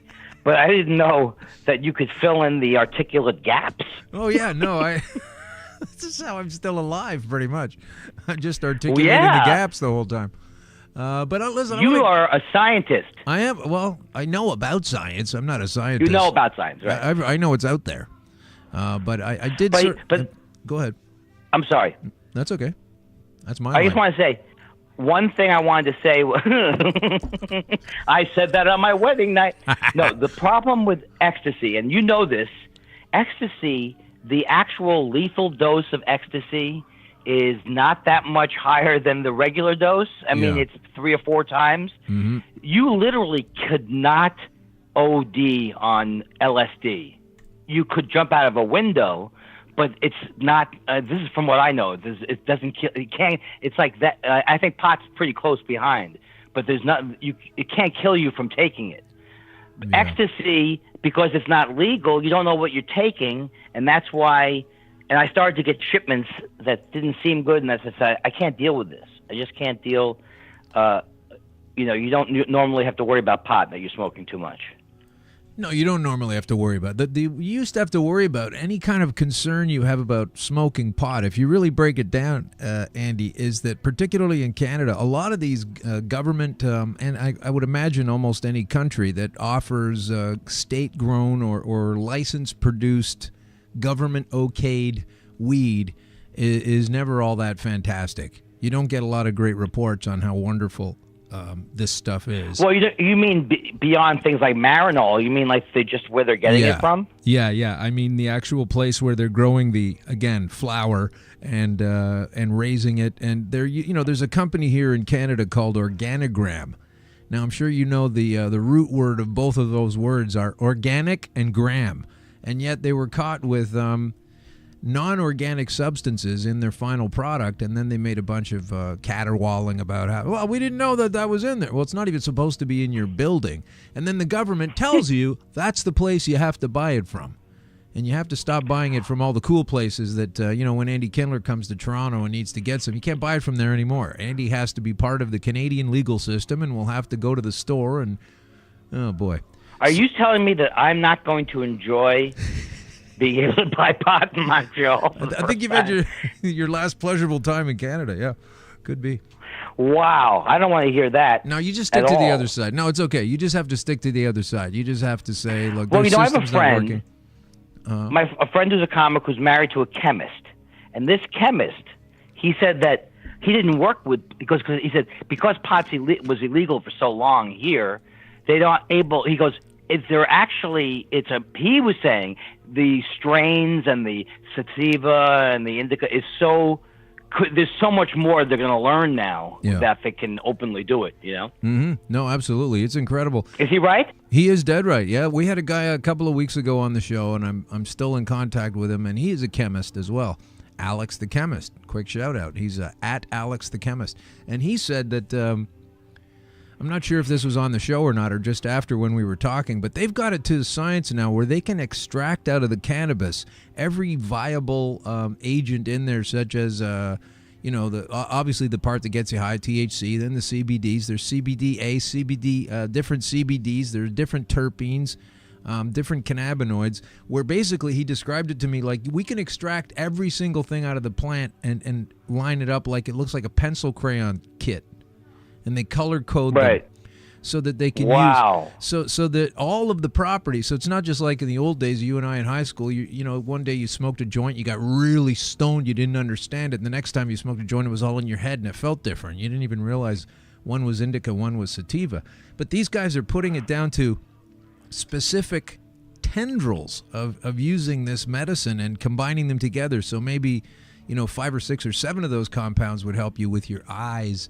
Say like glaucoma or whatever, better than just taking the whole thing in on its own. So they're getting it down to like a painfully accurate science, and those are the best kinds of science. Well, let's say my mom, who has Parkinson's. Oh wow. She would never. She has Parkinson's syndrome. My mom is 88, and she's doing good, but she would never smoke. She doesn't. I don't remember her pulling out a joint when we were younger. It didn't happen for your mama. No, not from her generation. But there's a lot of folks that do, Andy. A lot of folks, older folks do. I know. I've met a lot of people. You get over that stigma. But what was so? I would be able to find something for her to do, right? Yeah. That because I heard it. They are. Wait a second. Is that coffee that's helping Parkinson's, or is it pot? Right. Right now? Yeah, I heard coffee. Coffee is very good for could Parkinson's. Be, yeah. Could be. Let me just get a cup, and then I'll be able to think about it better. Coffee, I think there's a very, my life was changed, not just from this conversation, but my life was changed. No, I'm serious. I can't speak to anybody who knows anything, and I know from the words you're using that there's information contained in your words. I do have lots of information. And this happened to me when I went to an interview at High Times, and the guy there started, I'd never heard about any of this thing of the cannabinoids and I'd never heard of it before, and then it all started to make sense to me because, the general the fact that it across the board can generally make you feel better, then obviously then you can see how it could be applied to different conditions for different reasons. I'm not speaking from knowledge now. You can tell I'm riffing. No, that's okay. I love it when you riff, but you're dead right about it. Absolutely, it's 100%. Here's a lot of facts that people don't know. This is a nutritive. You might not know this. At the very beginning of everything, if you want to go back to the Bible or whoever wrote those ancient pages, they speak about God creating the planet, and in Genesis 1:11 and 12. And this isn't like a hyper Christian show or anything, but it's written down there by whoever wrote that stuff in the Bible that God brought it forth. It's in Genesis 1:11, 12, and 29. And it explains there how that stuff was put on the earth. Now, if you don't believe in the Bible, I understand. That's fair enough. If you do believe in the Bible, you've got a really big problem being a purified or so Christian and looking down on cannabis when there it is in your owner's manual for your use. This is a food. It's a vitamin. There's a book on that you should get, Andy, by Dr. Michelle Ross. She was on the show. Vitamin Weed. And basically, the whole premise is this. Since 1937 or whenever the Americans struck it out of, used to be called cannabis, then they called it marijuana by associating it with the Mexicans, the ancient, that whole thing, That was why they called it marijuana, to trade on the America's already existing racism and call it marijuana. Wait, Americans are racist? Yeah. I can't. You wouldn't know that these days. This is just coming off the telex in 1937. Apparently it says they are I'm racist. so pleasantly surprised by Trump's kindness. He's got his foot right on the pulse. Hey, who doesn't he hate? Let's start with that. Okay, so keep going. That's okay. What was the name of that book? It's called Vitamin Weed by Dr. Michelle Ross. There's another great one called The Great Cannabis Conspiracy, which is by Dr. Sam Malachi, Mellace. Anyway, they both explain in their books, and the kind of thing that trips me out about it is I kind of intuited this before I read the books from going down the road I went. But basically, this is a food, and so it was, just think of it as any other kind of food that is important, such as a vitamin. Imagine if in the late 30s they decided that citrus in any of its forms was a bad idea for you to have. And so since 1937, no one has had this nutrient called vitamin C. And then if you got caught with an orange tree or a lime tree, you could go to jail. And it's not that hard to spin it around to that. And basically, you haven't had this nutritive compound in your body Can I say one thing? Yeah. In the country of scurvy, I don't know if you're aware of this, in the country of scurvy, they hate weed there. The country of scurvy banned citrus. You can't get anything? The year 1000. Not even a kumquat? No, not in scurvy. Okay. Well, that's too bad. That's really unfortunate. I'm going to have to maybe cancel my visa to go there. But okay, I'm sorry about that. That's joke. okay. No, I'm okay. It's perfect. Have you had scurvy? Is that why it bothers you? Personally touches me, yes.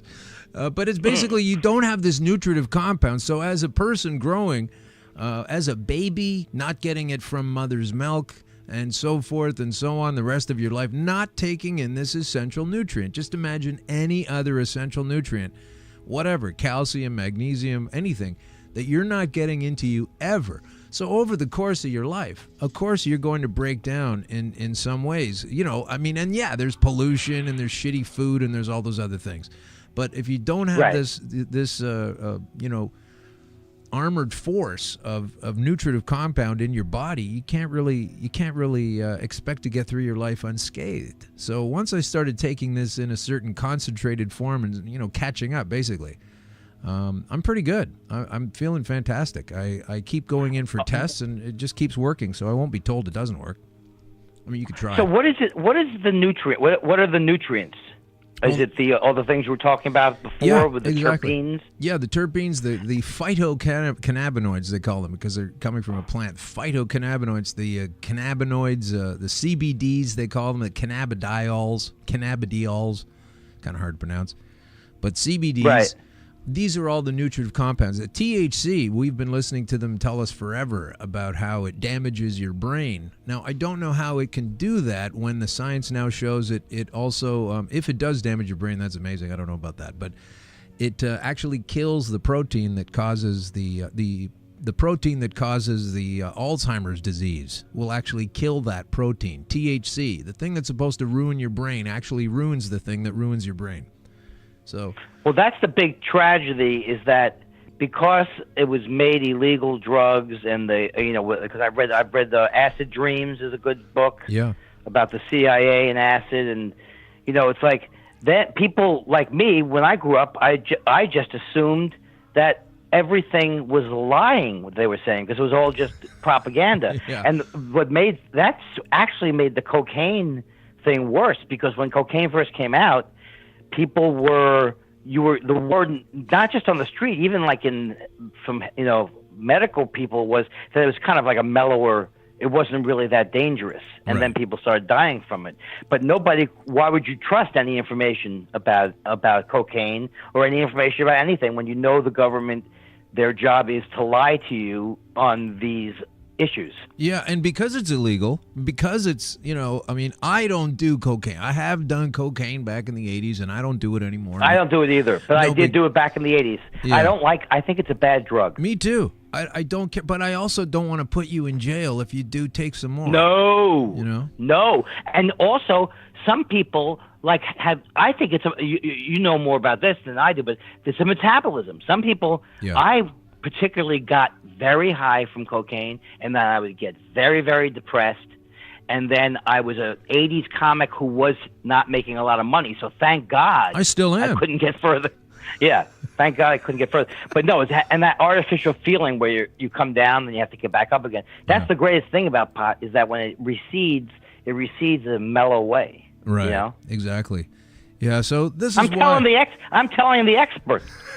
I'm telling Mr. Wizard things that Mr. Wizard knows. All right. I know I know how I got me out of trouble. All I'm trying I have to remind people that I'm not any kind of wizard or any kind of thing. I know you're joking, but I do hear stuff like this from people. And the only reason is because I personally was presented with a series of circumstances which suck, and I was able to get out of it. And a lot of people can't, so or haven't been able to, or don't know these things. And if you don't know these things, that's okay right now. But if somebody else, maybe dying, doesn't know these things, and he's only a couple of weeks away from knowing them, that's why I do this show. That's why. But I do want to. Do you want to? Can you catch me up with because I should have looked online, but I didn't look on. Can you catch me up with what you went through a little bit, or have you gone on through it too much? I always assume that some people have never heard the show before, so I would assume most people haven't heard the show before, just because we have 50 of them in the bank or whatever. But well, if I'm on the show, no one's heard of it. Yeah, no one's heard. We don't know who this guy is. So okay, here's real quick. So there I was, living my life, and then at the beginning of 2013. I'm in this showbiz game, and I hadn't worked for a little while on television or what have you, and I decided to work out so that I could get a little bit bigger and stronger and kind of change my look and try this whole thing again, And during that time, I was pretty much the largest I'd ever been for myself, about 190 pounds, pretty good shape, and I pulled a rib in the gym, and I blame that on maybe not working out properly or just a bad arc on the bending of the weight, or maybe I didn't warm up enough. But it turns out that the reason that my rib popped is because my bones were metastasizing. That's kind of like your smooth surface bone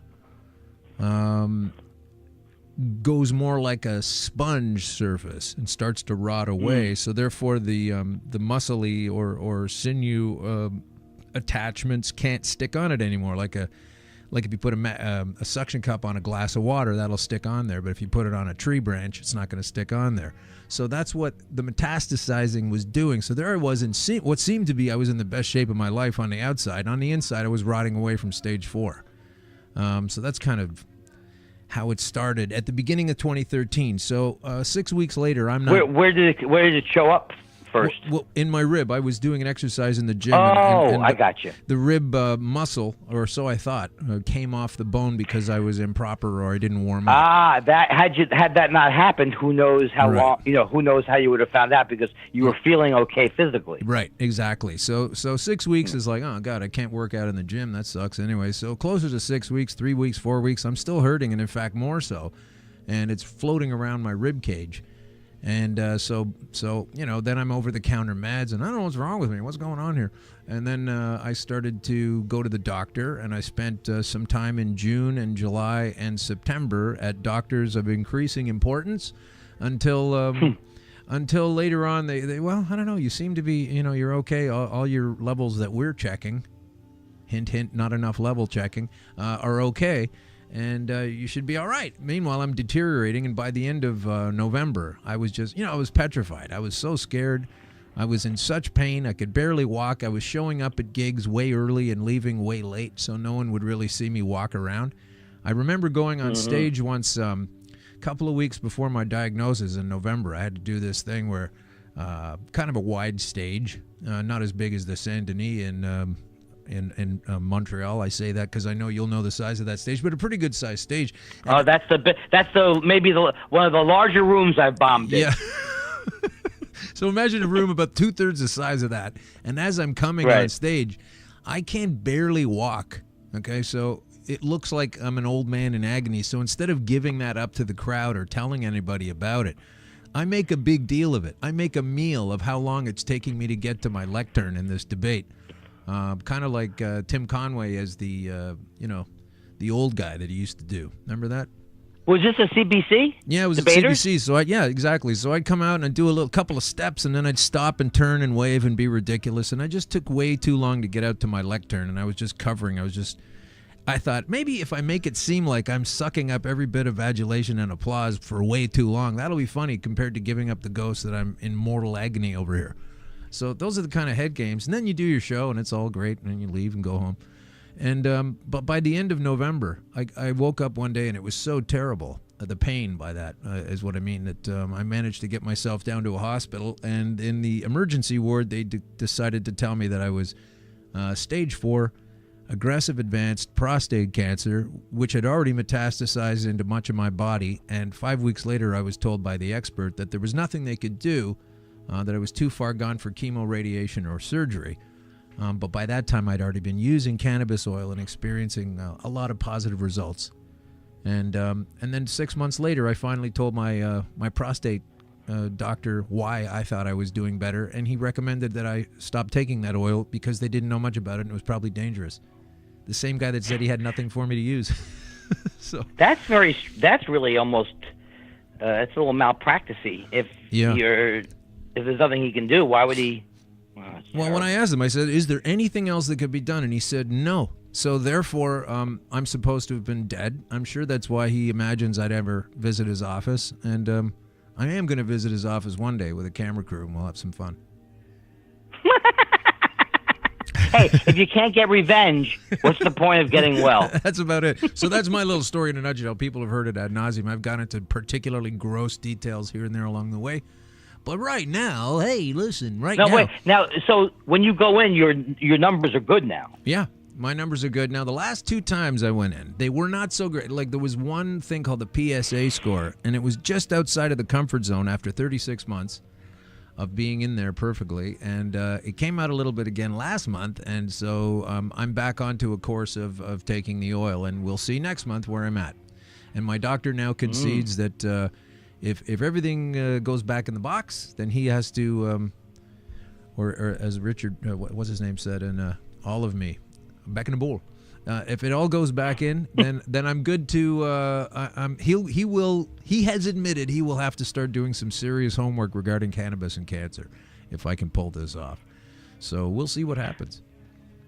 Well, and it's been since 2014. Yeah, that you've been feeling. Yeah. That you were feeling better, or? Well, in 2014, I had a great. 13 was my down year. 14 was my up year. But at the end of 14, 15 started again, and it got real bad again, and it was a terrible year. 15, and then I managed to get out of it again, and it's all because I had a crummy batch of weed that time, and the oil I was using was relatively inert. So I crashed pretty badly while the cancer was coming back. And anyway, it's okay now, and I'm using this oil. I can tell that I feel great. I can, you get a sense of how you're doing better than ever before once you go through something like this. So yeah. Anyway, it's something that I found because I was told there was nothing else at all. So sorry, I'm an expert. I'm a surgeon. You can't really get past me. I'm one of the most sought after people in Canada, this doctor kind of guy. And I didn't feel like he was on top of things, and I found something else that works. So, well, the thing about it is, it's clearly the problem to me is that there's clearly only certain areas. I mean, they knew about they still don't quite know what makes Chinese medicine work, but they knew for many, many years that it did work. So it's like, there's so many things that regular doctors they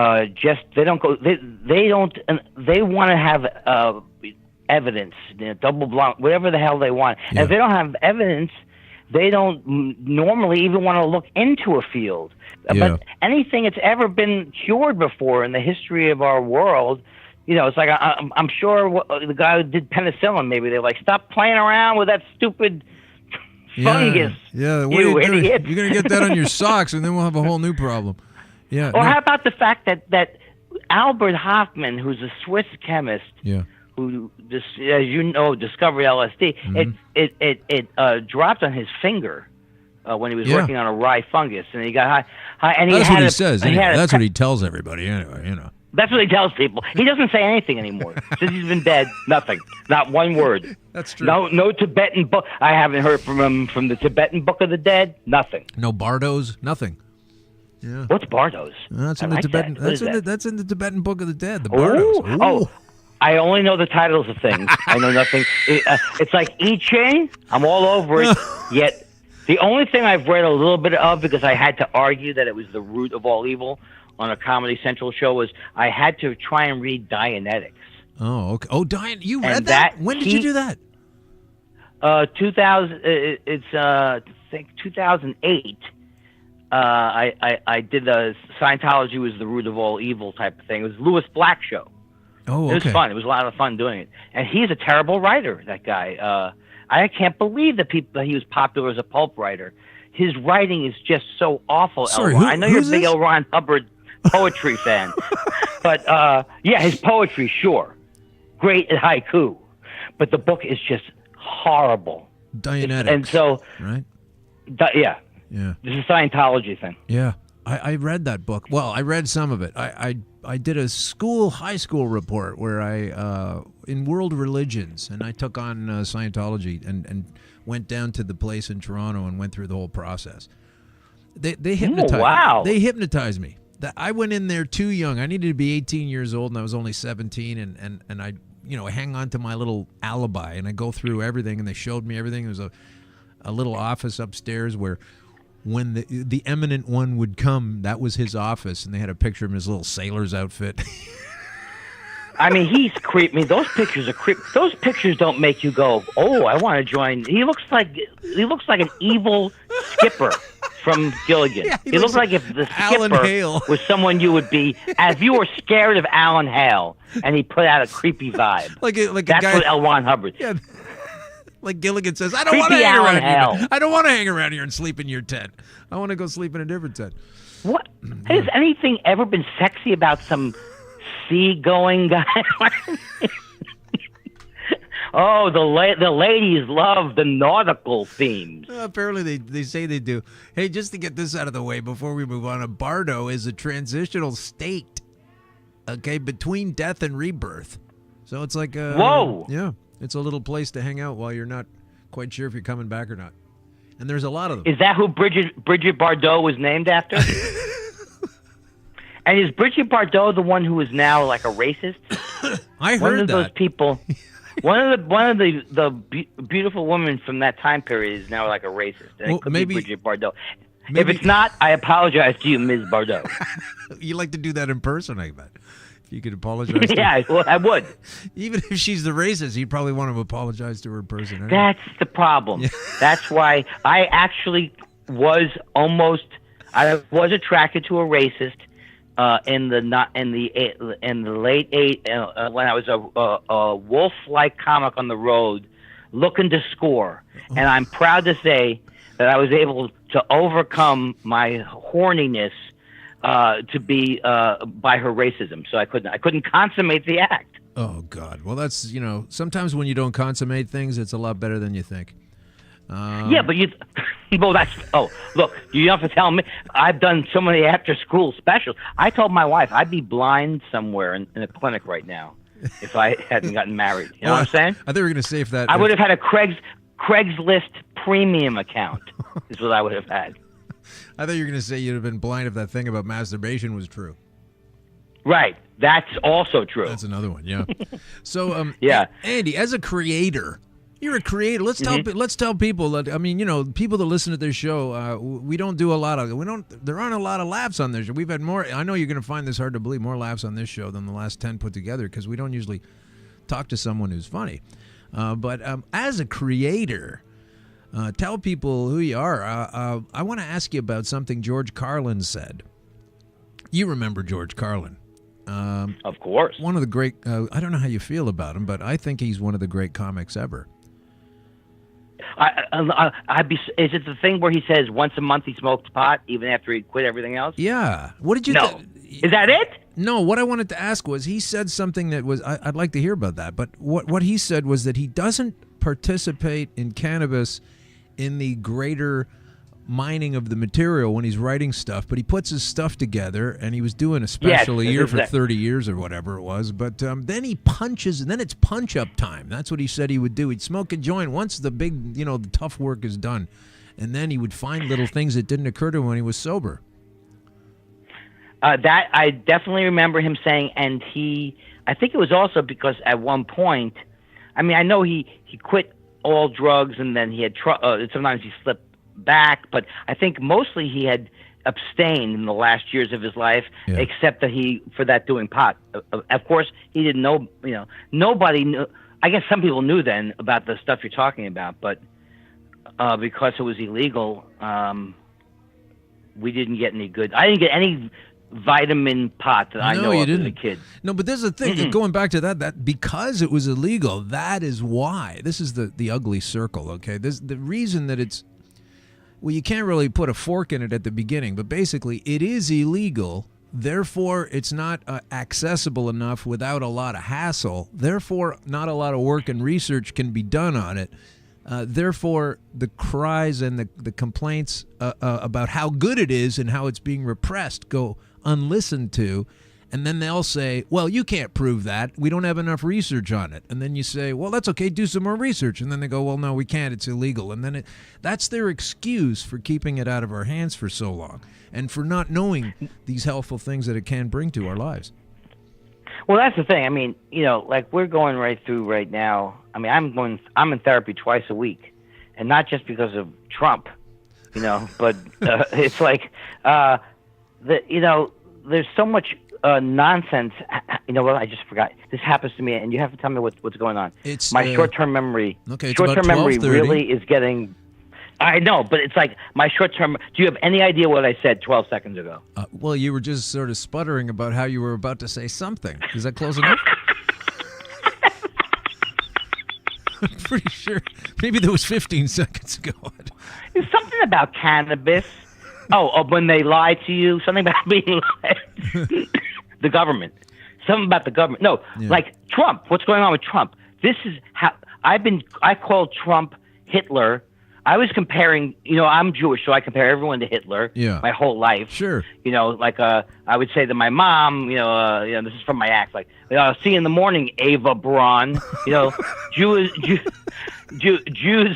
So I compare everyone to Hitler, and I was the first person to say Bill Maher is like Hitler, except at least Hitler was likable. And then Dane Cook was the Dane Cook phenomenon. The Dane Cook phenomenon reminded me of Hitler because when Dane Cook got popular, it reminded me of Germany in the 30s. There's a guy yelling, "You don't get it." All your friends are laughing for some reason, but you still don't get it. Except Dane Cook is worse than Hitler because at least Hitler had a point of view, ladies and gentlemen. And so I've updated that material to say that Trump is just like Hitler, except at least Hitler was a veteran. This is absolutely true, Alan. Hitler served in World War I, and he got poison gassed. So I was trying to get a little empathy going for Hitler. But the point is, I've been saying Trump was like Hitler from the beginning, and this is what governments can do. I don't want to get people depressed because I ultimately, spiritually, I'm like spiritually optimistic all the time. Spiritual optimism. Which I'm sure you are. You have to be. I am. I certainly am. Yeah. I'm not humanistically positive about things based on what I see. We're into the Kali Yuga at this point, but I think that... What's that? What's that one? That sounds like Dennis Miller. Oh. Kali Yuga, cha-cha.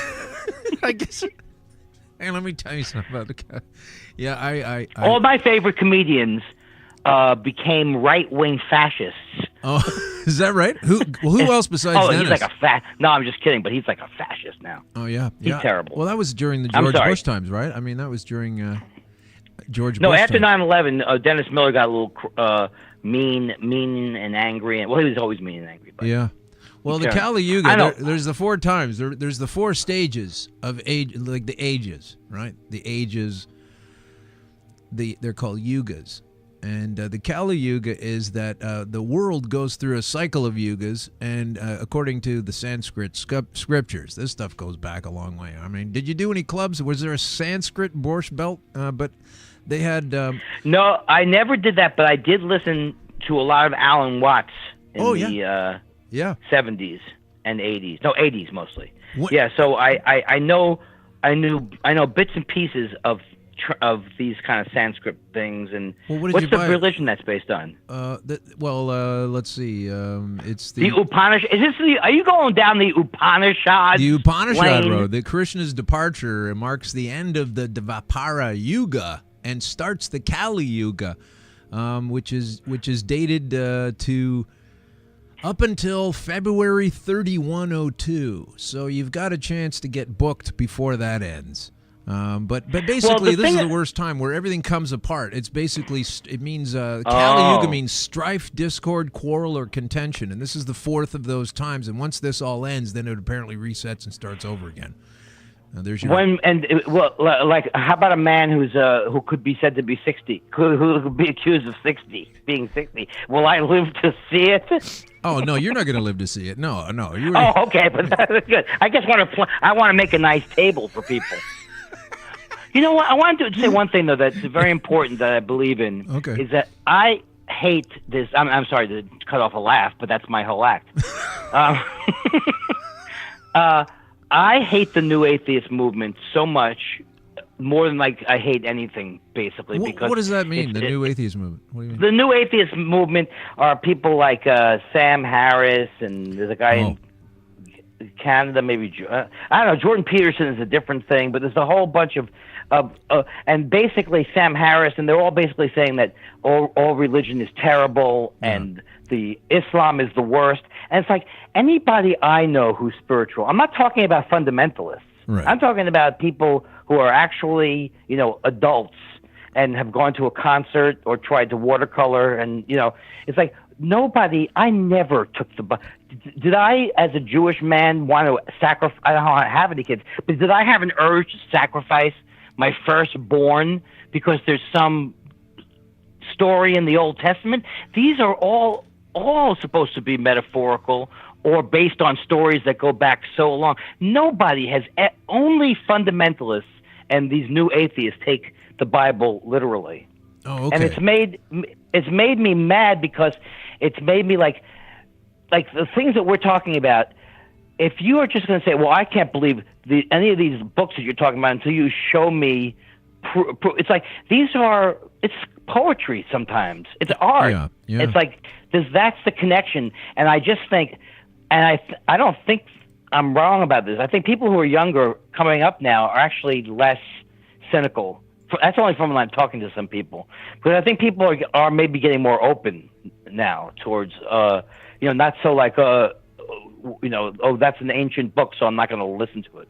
Right. Well, I talk about this is a good juncture to spend a little bit of time on, because I do talk about it on the show, and I don't know what people think about. I don't know necessarily if I need to care about what they think, but I do reference the Bible specifically for this. So let me get it out of the way, and I'll tell you why I do it. And I say it all the time because whether or not you believe in the Bible, if you go to jail or go to court, there's a very good chance you'll be taken into a courtroom where the Bible is sitting, and then you'll be asked to put your hand on it and tell the truth. And of course, you can say, no, that's okay. I'm a Muslim. I'm not going to swear on the Bible or whatever you are. Or I'm just going to tell the truth. But they do provide that Bible for you to swear on. So let me just refresh you. You probably remember, if you're a Christian from Sunday school, Genesis. So this is basically page 1 of the Bible. Page 1, chapter 1, and God said. So here's what I would do. If I was in court and there was some kind of possession charge, if that was going to be a thing, and they'd say, you swear to tell the truth, the whole truth, and nothing but the truth, so help you God? I'd say, well, I do, but I just need to check this Bible first. Let's make sure it's an accurate one. Flip it open here. And God said, let the earth bring forth grass. Ding, ding, ding. The herb yielding seed. There it is again. And the fruit tree yielding fruit after his kind, whose seed is in itself upon the earth. And it was so. So that's 1:11. And then on 12 says, and then the earth brought forth grass, and the herb yielding seed after his kind, and the tree yielding fruit whose seed was in itself, and after his kind. And God saw that it was good. So God thinks it's good. What's this charge you've got here, Your Honor, about I was holding on to something that God says is good? So basically, that's kind of where I'm at. And then on 29, it says, and God said, behold, I have given you every herb-bearing seed, which is upon the face of all the earth. This would explain cannabis being in just about every country. And every tree in which the fruit of a tree yielding seed, to you it shall be for meat. And then you get into the whole vegetarian kind of argument. But basically, I say, like, if you believe in the Bible, great. You have to now accept that these things are relating to this stuff is a food, it's a vitamin, it's a nutrient. I mean, Andy, you just want to juice this stuff. You want to juice it. You want to eat it. You want to make ice cubes out of it and put it in smoothies. You want to make little pastes and hummuses out of the seeds. I mean, this is the manna from heaven, as they say. And the more of it you take in, the better health. And it doesn't even have to be the kind that has THC in it. You can use the male plants. Think of all those stoner No, friends. I want all of it.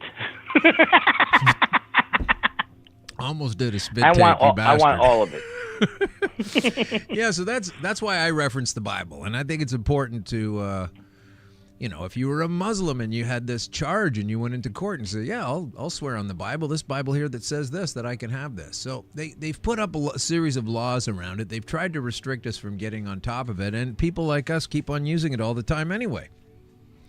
It's never going to stop. Right. No, and it's never going to. I mean, like, for example, they know so little, and this I only know from, reading stuff, but they know so little about nutrition. So, like, there's so much, in all the cultures, like, where they make, it's like, how in comedy, as people get less bigoted, there's less area. It's like people get cheap laughs in the old days from whatever it was, Polish people. Yeah. But, like, I lost my place again. You know why? Because I said something about Polish prejudice. People. Oh, sorry. Polish people. If you learn nothing more from this session. Now, what can I take to get this memory back? I don't think I have. I hope I don't have early onset dementia. What do you recommend? Well, I think, I don't want you to get onset dementia either, but more importantly, I don't want you to find out that you were already told that. But what I want to find out is... Oh, I get you. So what I wanted to find out, though, was what you were saying, to answer your question, was that, folks who have been using this stuff for a long... I say we're going to be using it anyway, even though they're telling us not to use it and setting up... Right. And that's where you jumped off. So I don't know what you were going to say. I know, but can you imagine if you had the power to know where I was going with it? We'd be like the Smothers Brothers. That's how the Smothers Brothers got started. I'd have you on every week if that were the case. If that was the case. Yeah. But I think, though, I'm learning through therapy that I think what's happening with the short term... here's what's happening.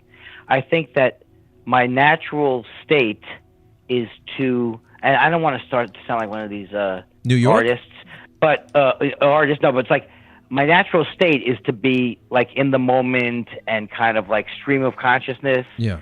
And so I think pot affects that in a way that if I get freaked out when I'm talking to you and I know I'm on a podcast, I know we're not home, people are listening to it. Yeah. So it's a little bit more anxiety producing. So as soon as I forget what I just said, I get completely, it's like on stage, my mind goes blank. all the time.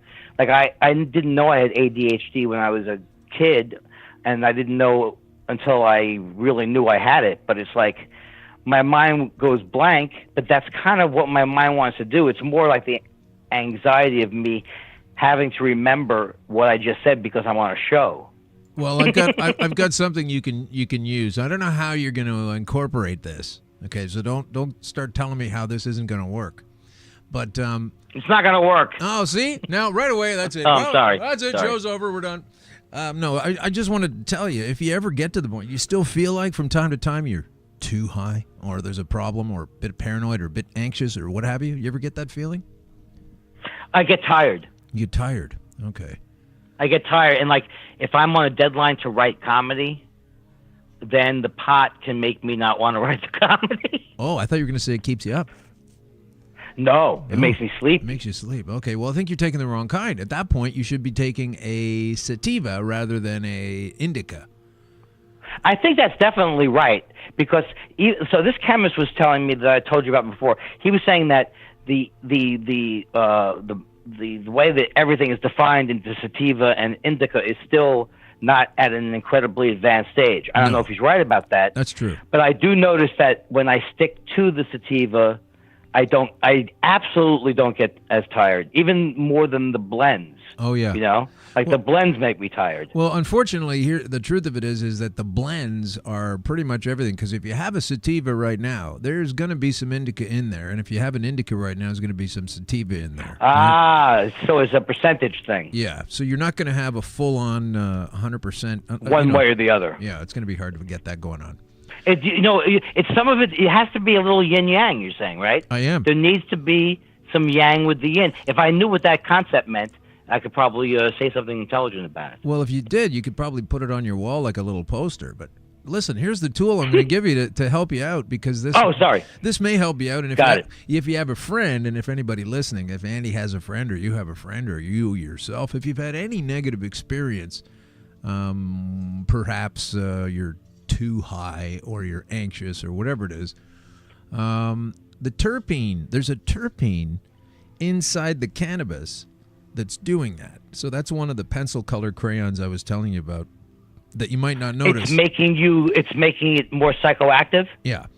Or it's making the psychoactivity, not more psychoactive, but it's making the psychoactivity going into a certain direction. Like you said, like you're more writing or more stream of consciousness with this one, and maybe more athletically inclined with that one, and like athletes use it to train and what have you. But all I'm trying to say is, if you get too high or you're a little bit not thrilled with the way the results of your most recent toke has gone, you can reverse a lot of that anxiety and or stress and or negative feeling within using the terpene in reverse. And you would do that by sniffing freshly ground black pepper. Are you serious? Yep. Wow. So that's why I said don't ask me how to do it, because ideally what you would do is you'd have a little container, a little grinder, a little pepper mill, the size of your vape. Right, I do have that. You got one the size of your vape? No, but you know how they have these days with the like it's the Jetsons. They have a small thing. It's like the size of a regular spice container, but it has a grinder on the top. Hang on, it's unbelievable. Are you telling me it's like a small pot grinder? Gee, is it going clockwise when you crank it? I don't know. I don't know any of that righty, loosey, lefty. But the thing is, what you're telling me is because I had a couple of experiences on pot that were like really bad acid trips. Oh yeah, that's what I mean. This would help you out there. Really, really paranoid. Okay, so and I didn't realize the terpenes did that. Yeah, the terpenes. So I'm not exactly even sure if it's the terpene that's causing it. I really do think it is, though. And then you're using the old vaccination. The what am I trying to say here? The structure of vaccinations is a little bit of something of what you're supposed to be allergic to or whatever it is. That's gonna clean it up for you. But with freshly ground pepper, if you had a little container with you, threw it in your backpack or something, in case you get too messed up or something like that happens to you, and now this is why I say be careful. You got to crank some in the palm of your hand and just lean over and sniff it without snorting it up your nostrils, and that's a whole other problem. I don't want to get anything to get in the way of my chewing tobacco. You're a chaw man, are you? No, I'm not. But it's just like I actually think of myself. That's one thing I think I could definitely avoid. Chaw? Yeah, you don't feel an addictive tug in that direction. I don't have a hankering for it. I really don't. You've been able to abstain the drug. So the thing about me getting tired, well, here's the thing. It's not from playing baseball. Sometimes everything is how you feel about it. Yeah. So what I'm trying to learn through therapy is like when I smoke, I know that sometimes I get tired, but because I'm so trained to think I'm doing something wrong, I just let it go to that don't smoke when you're tired. But what I'm not doing is actually recording how I feel as I'm feeling it, because a lot of times I'll feel something and it'll make me think I'm depressed. Right. But I'm not.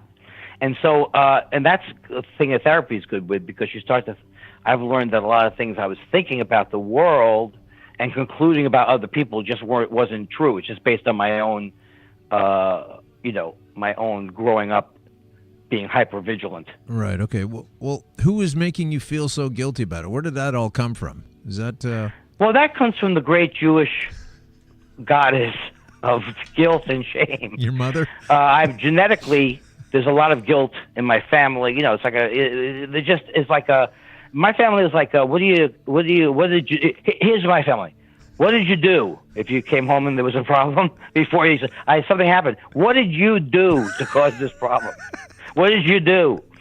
So that's why when I first took acid in college, I just had the horrible thought of what if my parents really did show up at the door, that story? Hey, we're coming to visit. So I come from a long line of panicky people. Okay, I can imagine that.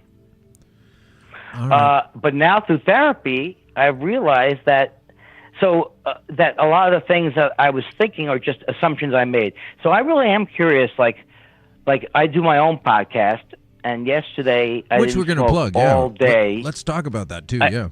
Before we close. Yeah, I do it now. It's called Thought Spiral. Now, Thought Spiral. Partner, it's called Thought Spiral. Okay. Thought Spiral, and the fact that I never promote it is a bad sign.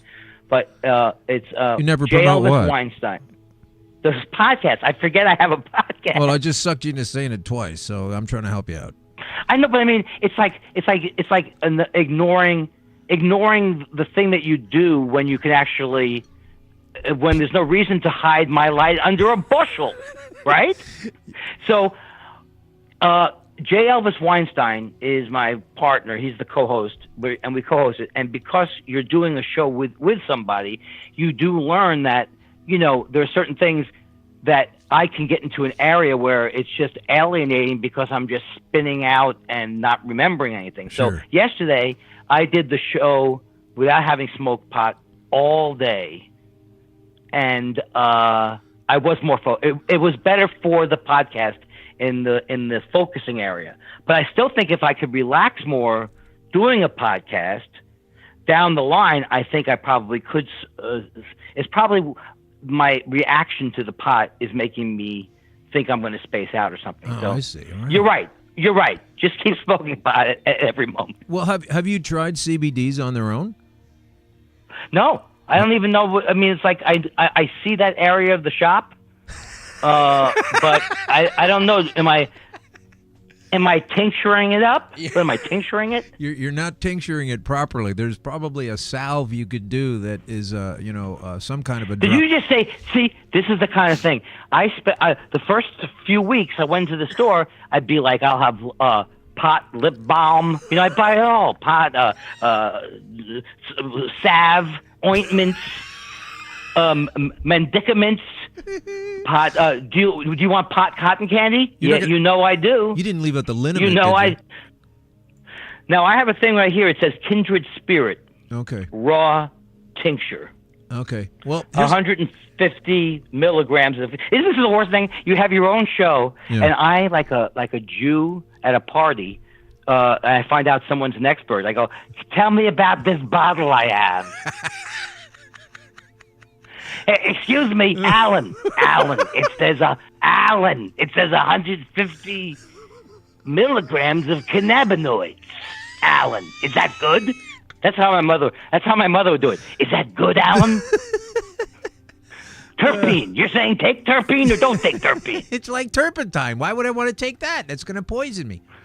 10 drops equals 5 milligrams total cannabinoids. Well, is what it says. See, the thing about cannabinoids that you don't need to worry, the CBDs. You sound like Jerry Lewis. Cannabinoids. Cannabinoids. Lady, how many of these you want, cannabinoids? So the thing is, you want to take it because it doesn't get you high, and it will very much lead to you dropping that anxiety level. And I think you're right. It will very much lead to you getting a better rested sleep, which also, its face, contributes to a lesser anxiety level. So you really want to try CBDs. Right. Now, here I am promoting this thing. I'm promoting cannabis. It would seem as though I'm promoting cannabis, and we have a law now in Canada. I just have to take a second. We're going to let Andy go in a second after we get some plugs, because he's been generous with his time, but he also has to leave. But I do want to offer a couple of plugs. While Andy's on the line, we have to get this done. This is very important. I'm going to do this again with the Moving On bumper because, Claude Akins, I mean, you can't really touch this. He had a big green Kenworth with a white stripe down the side that looked like Starsky and Hutch. Every vehicle in that era had a big white stripe going down the side. I think that was the clue right there that it was for white people. But anyway, let's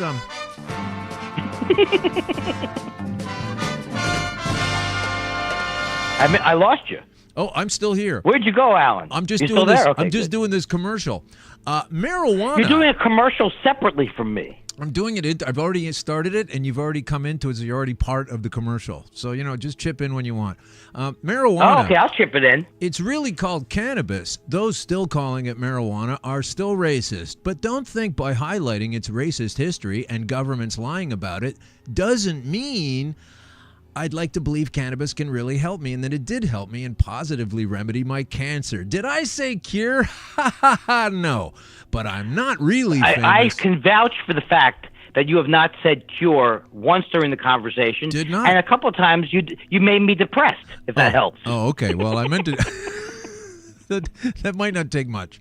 I just that's going the other way. That's really covering your bases. Well, the reason I had you on the show, Andy, is that because we have this law in Canada where we're not allowed to be a famous person and put your name to it. So the way the What's the Beef lady, and then we have Snoop Dogg here now is involved with some pot growing affair in the country, and we can't have Snoop's face on the package, and he can't really talk about if it helps him, and he's not supposed to promote it in any way, shape, or form. And just in case I might have broken those laws, the good news is that you and I are neither famous enough to be breaking the law of using a famous person to promote consumption.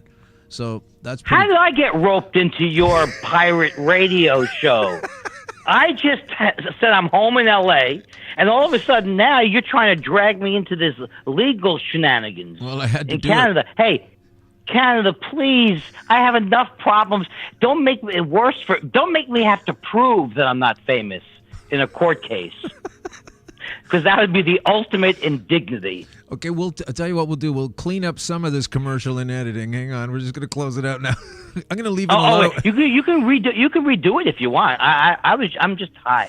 No, it's okay. Here we go. Okay, here we go.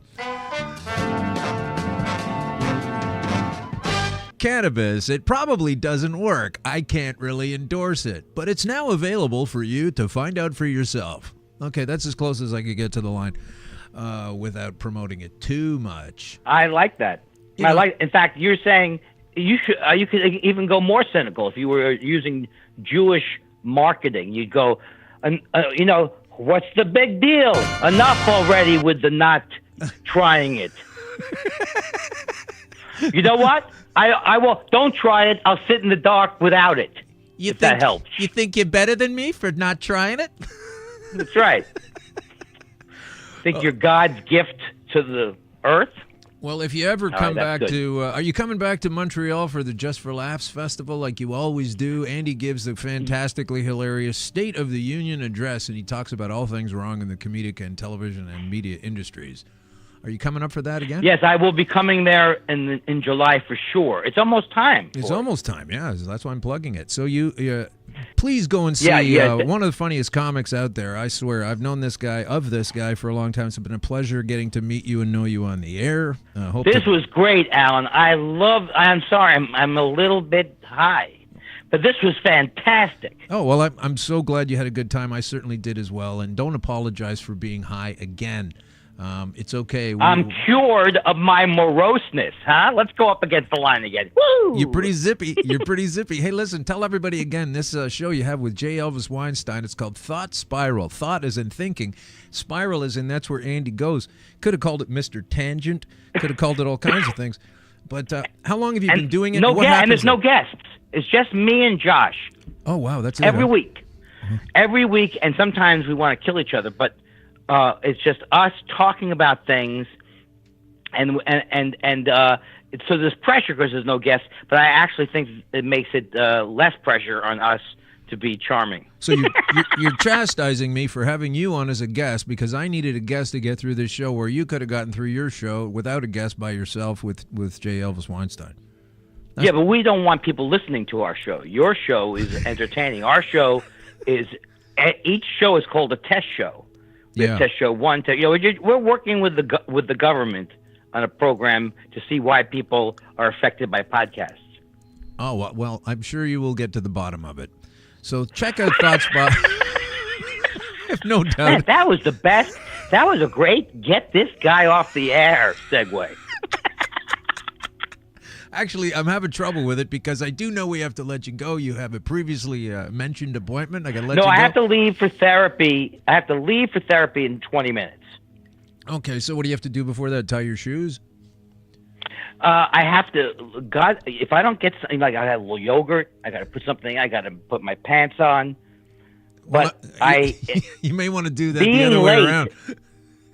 That's true, and I've tried that. But I have OCD. And it's not a joke. I wish it was. Because I could get some material out of it. I sound like the worst guy in the world now, laughing at your OCD. Listen, right, but it's like I say in my act, if they called it terminal worry syndrome, people would have more sympathy for you. But it's like to get out of the house, I have to be in therapy at 2:00 Pacific Coast time. It's a half hour away, but if I don't start walking to the car at 1:15, I'm going to be late because I should wash this dish. What did I check this pilot light? Oh my God, what about my Nest? Is my Nest system working properly? I think the scary thing is that you're going to check the pilot light, but you have an electric stove. That's the problem. Yeah, that's why I went into therapy. That's exactly why I went in. I was confusing energy sources. That's it. This is very bad for a lot of people. You go in there bitching about the moon. Really, it's the sun.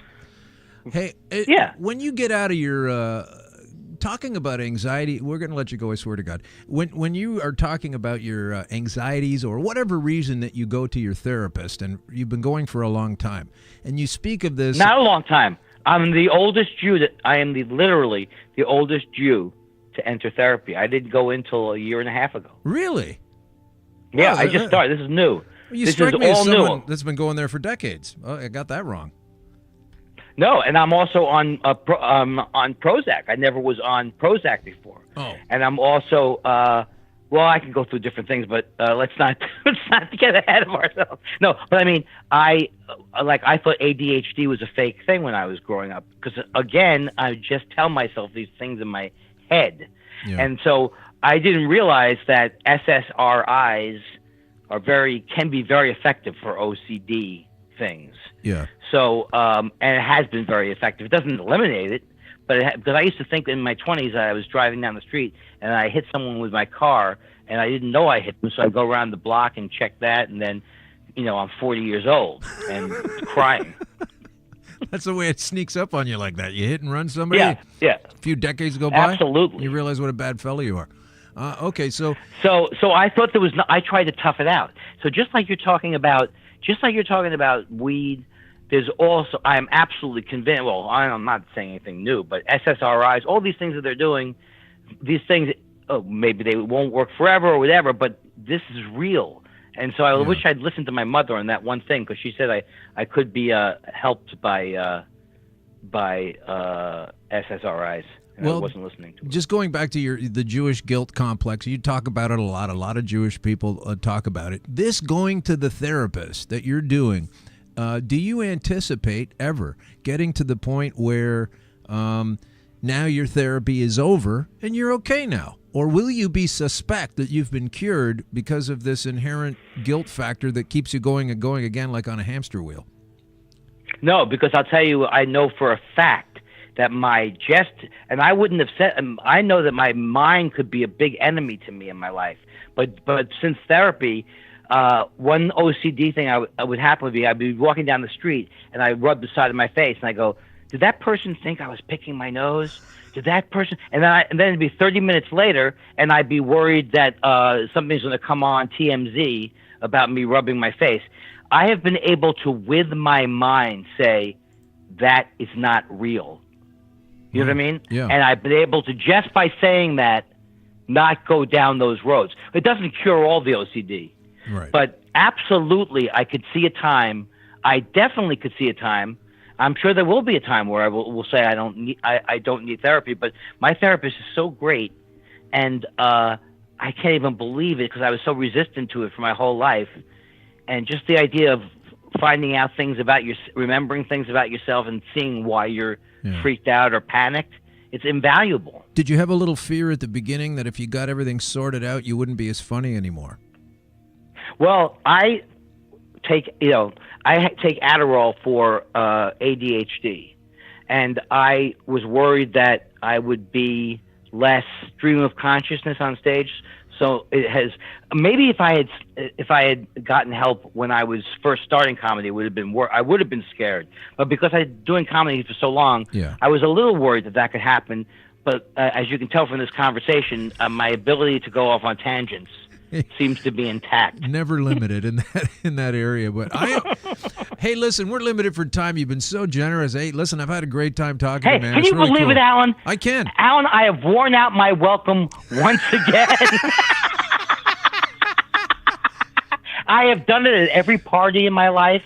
I've done it in social situations. I do it in the airport when I've been recognized, and people go, "Yeah, I like your work, but I have to catch a plane." Listen, this has been great, but listen, I'm kind of hungry, and me too. Hey, listen, I would. No, it has been great, Alan. It's been unbelievable. How long is your show, Thought Spiral? What do you guys have, a set time, or is it an hour? It usually comes out to be an hour and a half.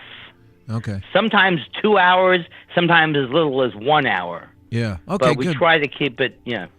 Don't get too stuck on it. We've been speaking for an hour and 25 minutes now. And oh my God! Yeah, the show was a half an hour before that or so. So I honestly. Oh, my wife's giving me the light. Please take it from my heart that it's been great having you on, and that the only reason I'm feel going the same is way. You're off to therapy, and I hope to see you again sometime. Who knows? Maybe we'll bump into you. I'm not headed to Montreal for comedic purposes, but I may be going for cannabis-themed related purposes, and I may be tipping a bit of an announcement ahead of time without really knowing what I'm talking about. But you do that all the time, so that's okay. Well, keep me involved. I know we have to cross paths. We will cross. If it's not Montreal this time, it'll be some other time, perhaps Vancouver or Toronto, or perhaps somewhere down in the States. You never know. Saskatoon! Could be Saskatoon. It could be in there. Saskatoon, lady. Oh, God. Hey, listen. All right, Andy, man. Kindler, you're a great comic, and you're one of my favorites, and I'm so glad you were, you've ruined your life by partaking of cannabis and are therefore eligible to talk on the show. Well, this was a spiritually enhancing experience. I thank you very much. Okay, well, if you only remember to get a pepper mill, that'll help you turn down your crazy high. But it's listen to this again. I know I will. There's all kinds of fun stuff in here. Thanks very much, Andy Kindler. We'll Thanks, let you man. go and have a great Take session. care. Today. All right, take care. That's Andy Kindler, folks. He's funny. Now, the guy was just talking to me for about an hour and a half, and you could have also just listened to him do a show for about that amount of time as well. Could have done that, but what's going on here? We've come to the end of the show pretty much. All right. We've got we've got Andy's recommendation for relaxing. On California Public Television, don't forget Huell Hauser. California's goal lasting. This series is endorsed by the California Teachers Association, the California School Boards Association, and the California Library Association. Hi, I'm Huell Hauser, and right now I'm riding high up over the beach here in Santa Cruz. He sounds like he's riding high. Listen, we've been riding high. I want to thank Andy Kindler again for coming into wherever he had to go. You know, probably his kitchen, maybe a den. Maybe he's got a big place. I don't know. But we will definitely be back next week with a numbered episode. Not that that means anything to you, but it kind of does. My name is Alan Park. This is Green Crush Conspiracy Queries. We've been speaking with Andley Kinder. I just fucked that up at the end there. That's all it is. All right, folks. Have a great one. We'll see you another time. Now we're awakened, and everything's going to be fine.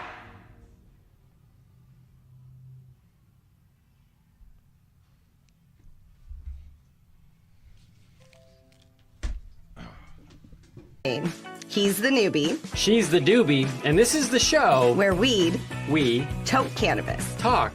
From both sides. Is that even possible?